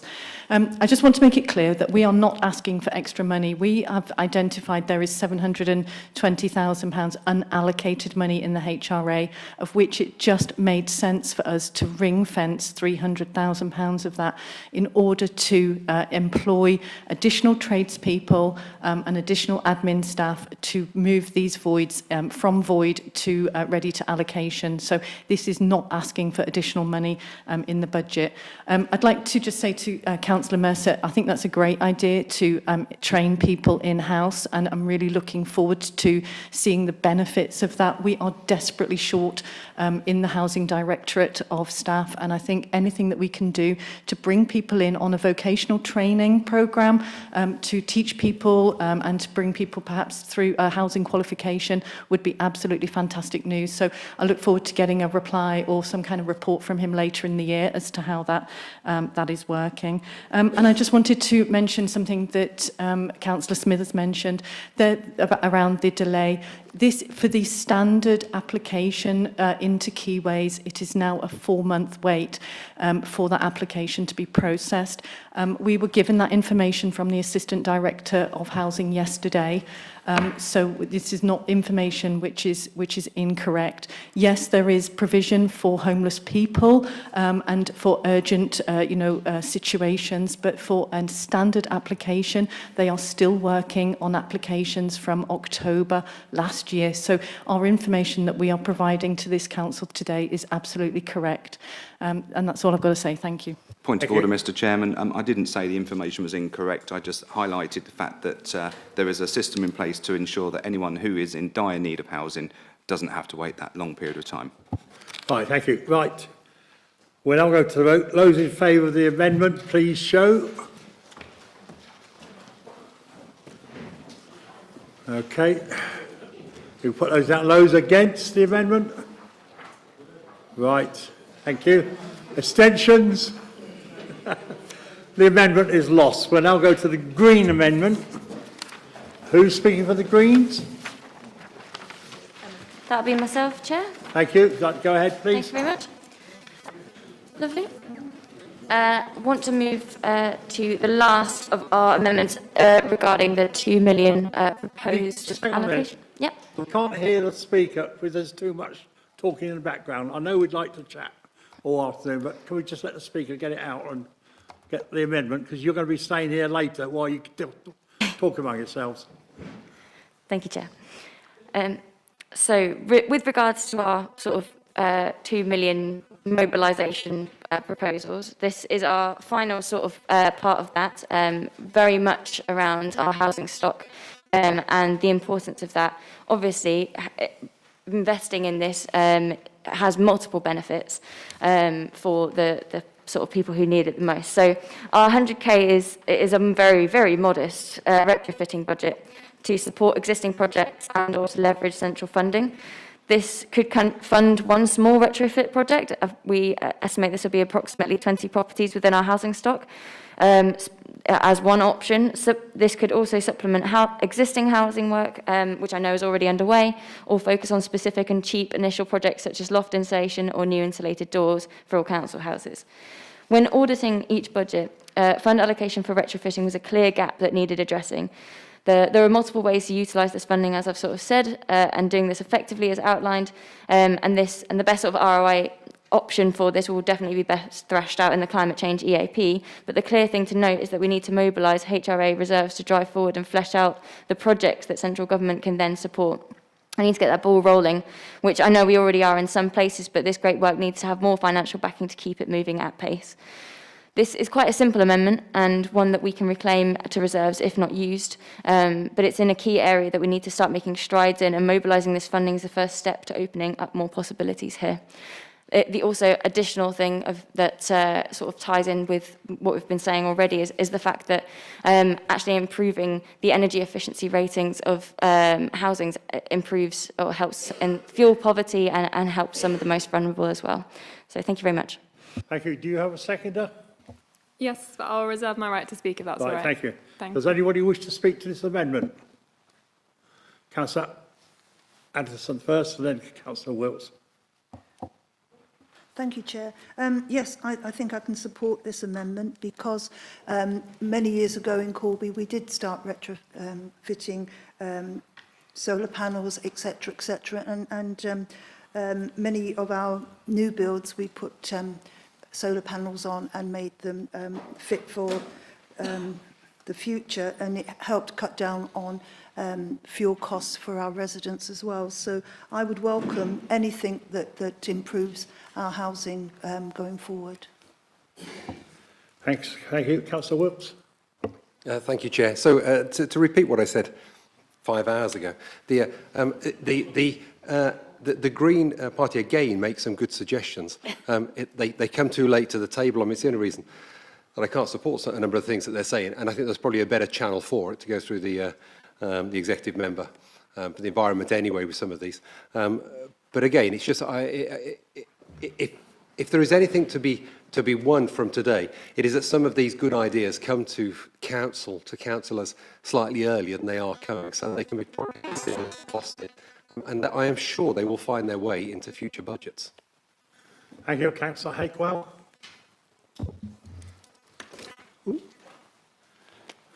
Thank you, Chairman. This whole point about coming late to the debate, our Constitution allows this. I don't know why we keep going. For years perennial, for all those older councillors in the chamber, we've always done it this way. And to be fair, we've always had the sort of kickback on that. But this is the time when an opposition, if you welcome scrutiny, is allowed to scrutinise the budget and is allowed to put forward its own ideas. And I don't see why we keep bucking that trend. If you don't like it, vote against it, which has happened all day. If you do like it, vote for it. But don't deny those smaller groups, just because you're a larger group, the opportunity to come here today and to do that. Can we come back to the amendment, not a... No, you can't, you've already spoken. Thank you so much. Often residents in our social housing are some of the most hard-pressed, Chairman, who find it difficult to make ends meet. And the benefit of having this retrofitting as being proposed by our budget would have not only the opportunity to help out hard-pressed homes, but also to meet a climate change incentive. Chairman, I spent some time in and around Oundle the other day, visiting quite a lot of houses, and I was quite surprised at how so many older properties actually have retrofitted modern technology, air source heat pumps, out in one case, outside of a bungalow which must have been built between the wars. So there's no problem with this technology, and there's no problem with us being a flag bearer from that point of view, or a flagship, as one often says. So those homes were clearly much older. It can be done. The other part of that is that insulation is the absolute key to an environmentally sound house. Insulation doesn't cost that much, but doing that with retrofitting into houses that are not well insulated means that the money spent on heating and power is retained within the property rather than sent out to the atmosphere. And as for the good ideas, I think as an alliance, we're very proud of the amount of time and energy that everyone spent across all parties listening to these particular ideas and understanding why they are good ideas. And I just hope those who think it's too late 2 weeks after scrutiny will spend the next 52 weeks making sure, with the power they have, implementing them. Thank you. Thank you. Councillor Maxwell. Well, I'd like to say, by starting, I think it's very rude that you think that because we may be slightly older, we don't understand. Well, in fact, we do understand, and clearly you do not have a clue about some of our backgrounds, and we do understand residents and their needs. I think you need to go and pay a visit to Kingscliff to see how all that social housing in Kingscliff are now having new roofs. We do look after housing, we do care about the residents, and we do make sure that homeless people are housed. And that is evident because we do not have homeless people on the streets. Thank you. Councillor Andy Mercer. Thank you, Chair. I think that we all in this chamber agree that improving the efficiency and energy efficiency of our housing stock is a desirable goal. It's not something we're debating whether or not we should be doing it, although it has to be done with care. Grenville Tower shows what happens if you don't do it with care. Our particular problem is funding it at the right time.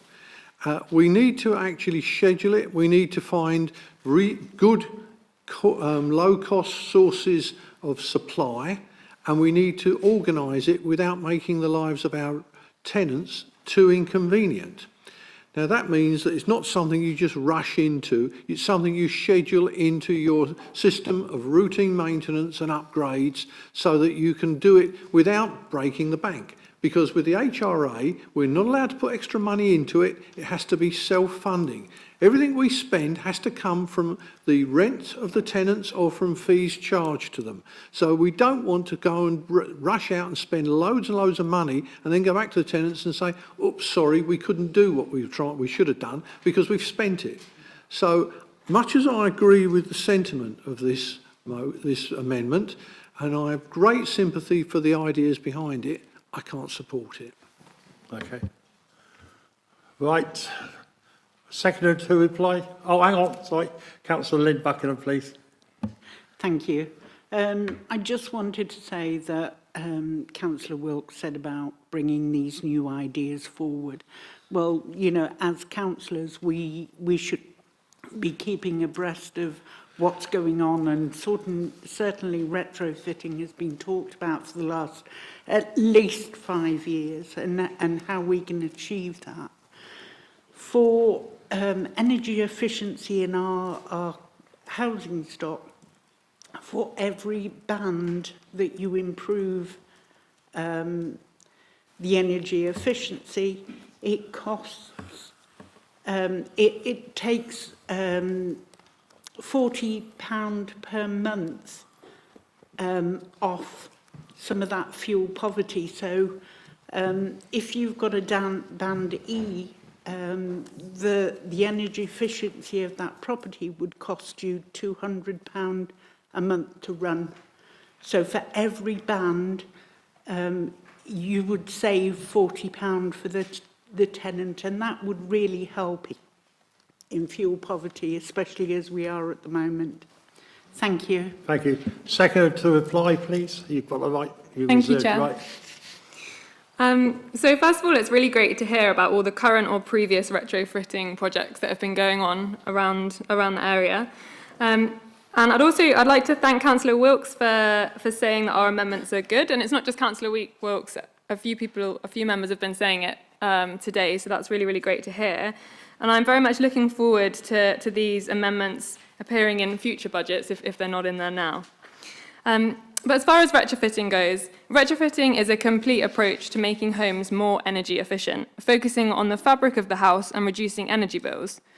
Retrofitting saves people's money and the planet. So if we put this money in now, we are looking after our residents and the planet, which is especially important now in the time of an energy crisis. Councillor Mercer said not to rush, but retrofitting will have more impact the sooner we do it. So maybe we should rush just a little. So why not put in this small amount of money now to save more money in the future? Personally, I don't think we're actually putting enough into it. So the 100 that's said to be put in this draft, but it's a good place to start. So I'm very much in favour of this motion. Thank you. Thank you. Move it to wrap up. You've got 3 minutes. Thank you, Chair. Yes, as Sarah said, the £100,000 that we've proposed is actually massively pared back from the research that we did and what other councils are allocating to this. So yes, and I very much appreciate coming from Councillor Mercer in terms of that it needs to be a sort of local supply, and we don't, in some instances, we don't want to rush into this in that we don't want to rush into spending this in an inefficient and ineffective way. But we do need to have some funding available to leverage that further funding, and ultimately 100k isn't going to go very far in this area, but it's a real start, and that's the sort of commitment that if we sort of show that as a council will help us leverage the additional funds. Also, we've got this sort of unallocated funds as well, which is what we've been discussing in the previous amendment. So it's unallocated already, and what we're asking for is only a very small amount of this to be mobilised for doing things like feasibility studies and helping to leverage that extra funding. So I think it's a very modest and careful approach. Thank you very much. Thank you. Right, we'll now go to the vote. Those in favour of the amendment, please show. Thank you. You can put those down. Those against? Right. Make your mind up, Councillor Cart. You're either for or against. Thank you. And abstentions? Thank you. The amendment is lost. I'm going to suggest, before we go into the next part of this budget, do you want a few minutes break for comfort? Right. Back here by 4:10. Don't they want to vote? Don't they? Oh, yeah. We'll be all right with this. We'll be all right. It doesn't matter. No, because we've got to do the substantive. Yeah, that's all right, because we can take some time on the substantive.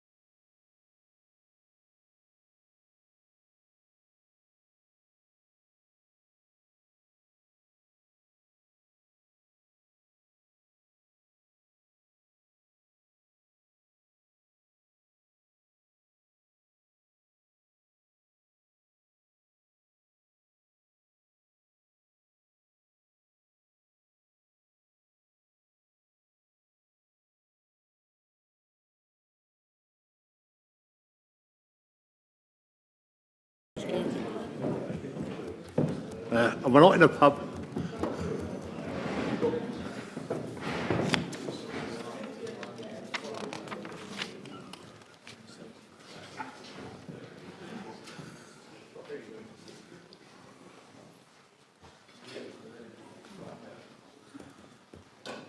Right, thank you very much. I hope you're now comfortable. We're now going to go on to the substantive motion. Does any councillor wish to speak to it? Councillor Mercer. Thank you, Chairman.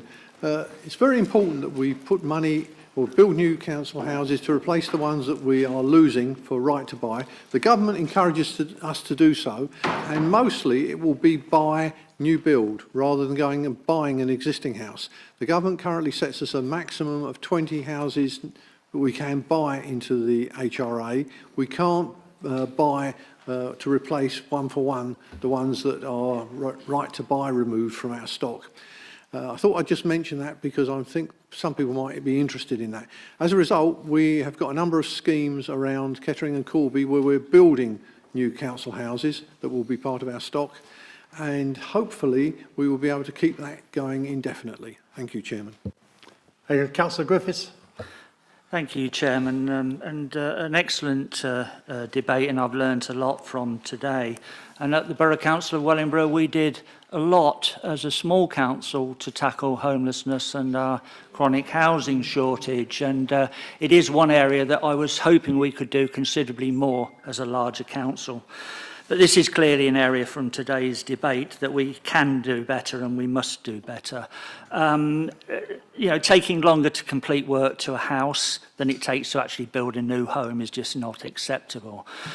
We've got excellent social landlords like Greatwell Homes, and we need to work even closer together. And I bring up that suggestion of a seminar yet again for all of us to take part in, because it's something that affects each and every one of us. The quicker that we get all our officers back to their normal workplaces, the better. Today of all days, I think that should be heeded. We must stop blaming COVID for our inadequacies. With regard to raising issues, you've got ample opportunity to raise issues with cabinet members. That's what they're there for. We also had a brilliant presentation not that many months ago from our housing officers. I remember it very well. Hardly anybody spoke, Mr. Chairman. There was an ideal opportunity for some interaction, and people missed the opportunity. So in a nutshell, we need to crack on with this, as I said earlier, about transformation. This is one area where we can make a real impact to each and every one of our residents' lives, and we need to get on with it. Thank you. Thank you, Councillor Pendleton. Thank you, Chair, and I'm happy to support the recommendations in the HRA report. There's been lots of talk about retrofitting, quite rightly, because it's a very important part of our steps forward in achieving carbon neutrality by 2030. Indeed, it's an integral part of the climate change route map, which has been before the EAP on a number of occasions, which looks specifically at understanding the work that we need to do in a timely manner and then cracking on with this. So I wanted to provide that reassurance to members that this will be taken seriously and we'll be looking at it over the coming months. I know that work is already underway and there have been changes made to some properties, I understand. Thank you. Thank you. Councillor Roberts. Thank you, Chair. There is, very quickly, there is a housing problem in this country, which I won't exercise it, you'll be pleased to know. But one of the solutions is to continue and build council houses. It gives us the opportunity to build them green. And it allows us to churn the stock. We've talked a lot today about the state of the stock. Unless you're churning it, it's very, very difficult. Retrofitting things is more expensive and much more difficult. So I'm going to support this budget, because I want to see a vibrant private and public sector housing stock churning away in North Northamptonshire. Thank you, sir. Thank you. Councillor Anderson. Thank you, Chair. I want to agree with Councillor Robertson. I'm glad Councillor Mercer is going to continue with the council housing building. Following on from Corby's record, we built more council houses than Greater Manchester before the merger of the councils. Thank you. Councillor Rowley. Thank you, Chair. Lots been said already about retrofitting, etc., to help our residents. Montrose House and Hamilton House in Kettering has been mentioned. They were a prime example of blocks of flats that no one would accept because they were damp, drafty. They've got heat source pumps in. They've now reduced heat and hot water costs to the residents there. They love it, the fact that they've got a nice insulated home. And in the budget, we've got Homes of the Future for Rothwell carrying on, which is a retrofit, 928,000. External insulation, 200,000.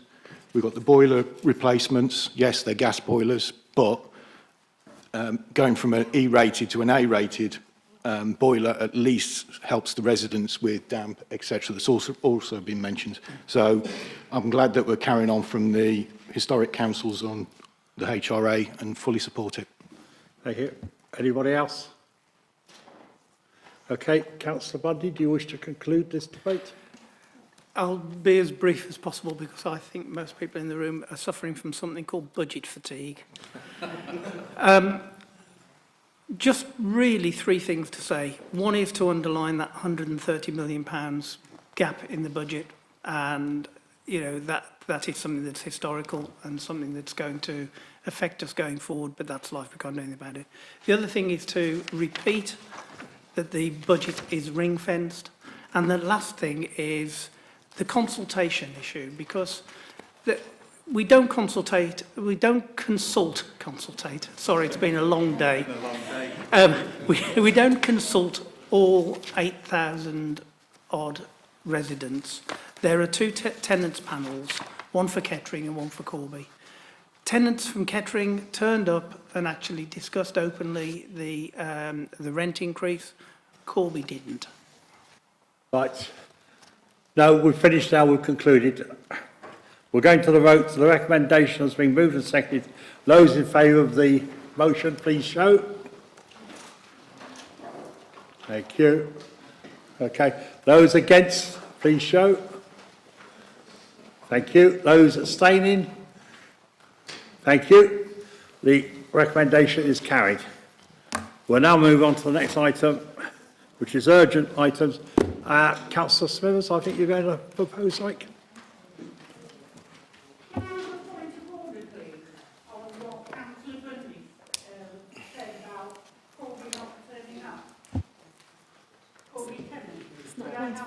It's not a point of order. It's. She needs to say the statutory. She needs to say the constitutional provision. No. Point of order. It's No. No, we've moved on. The debate's closed. Councillor Smithers.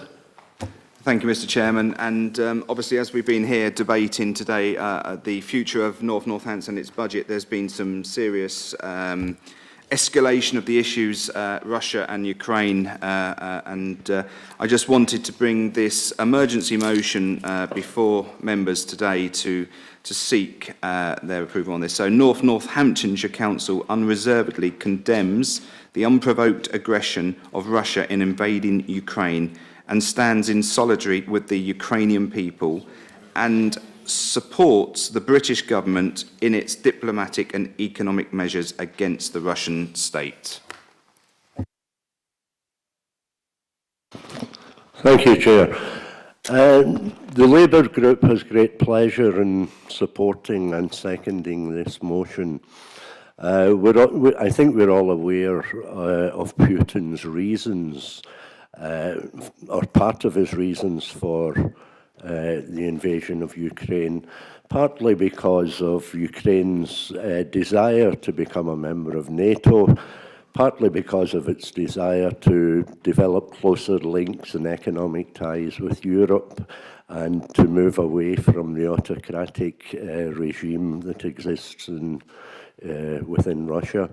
Therefore, Chair, we have pleasure as a Labour group to support this. Thank you. Thank you.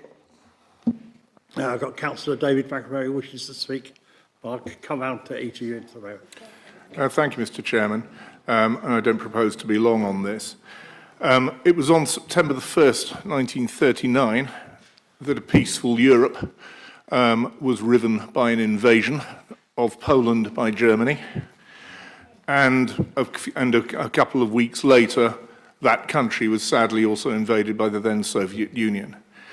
I think we're all very conscious of the news.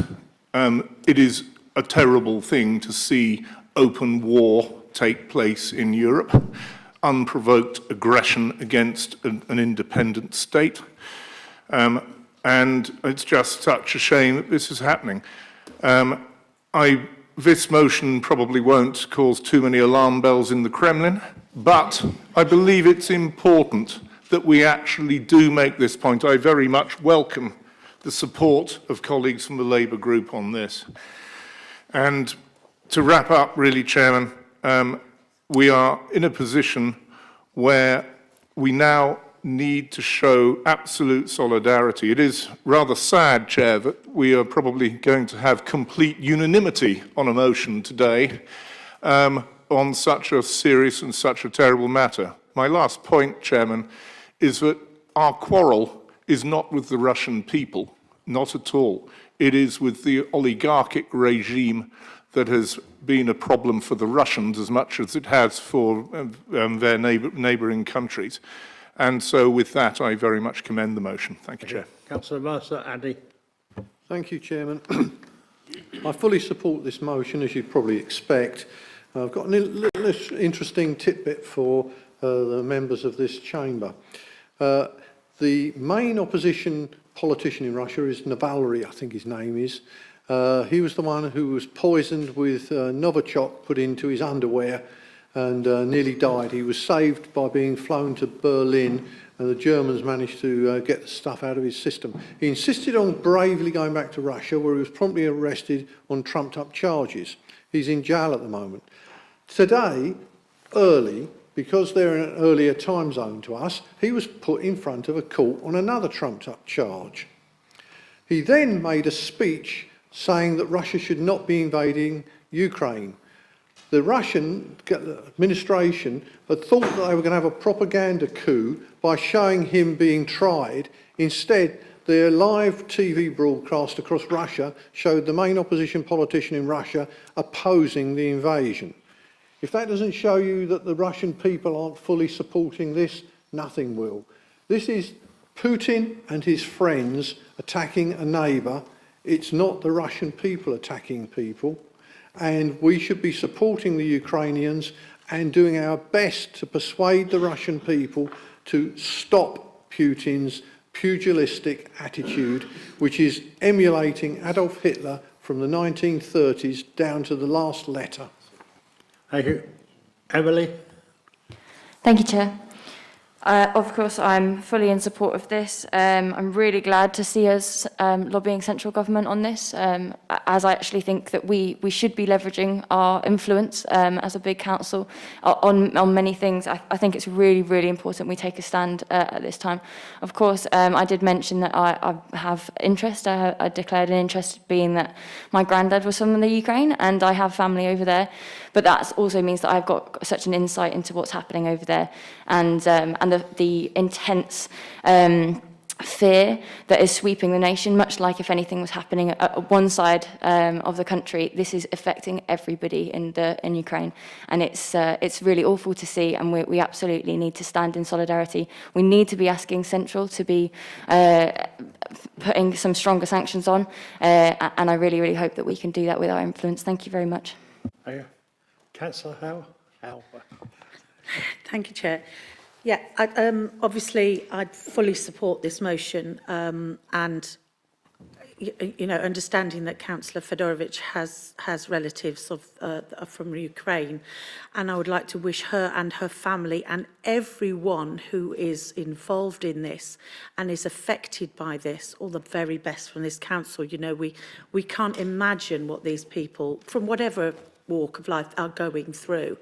And, you know, all we can do is fully support this motion and hope that our government will carry on supporting those people affected. Thank you. Thank you. Councillor Llewellyn.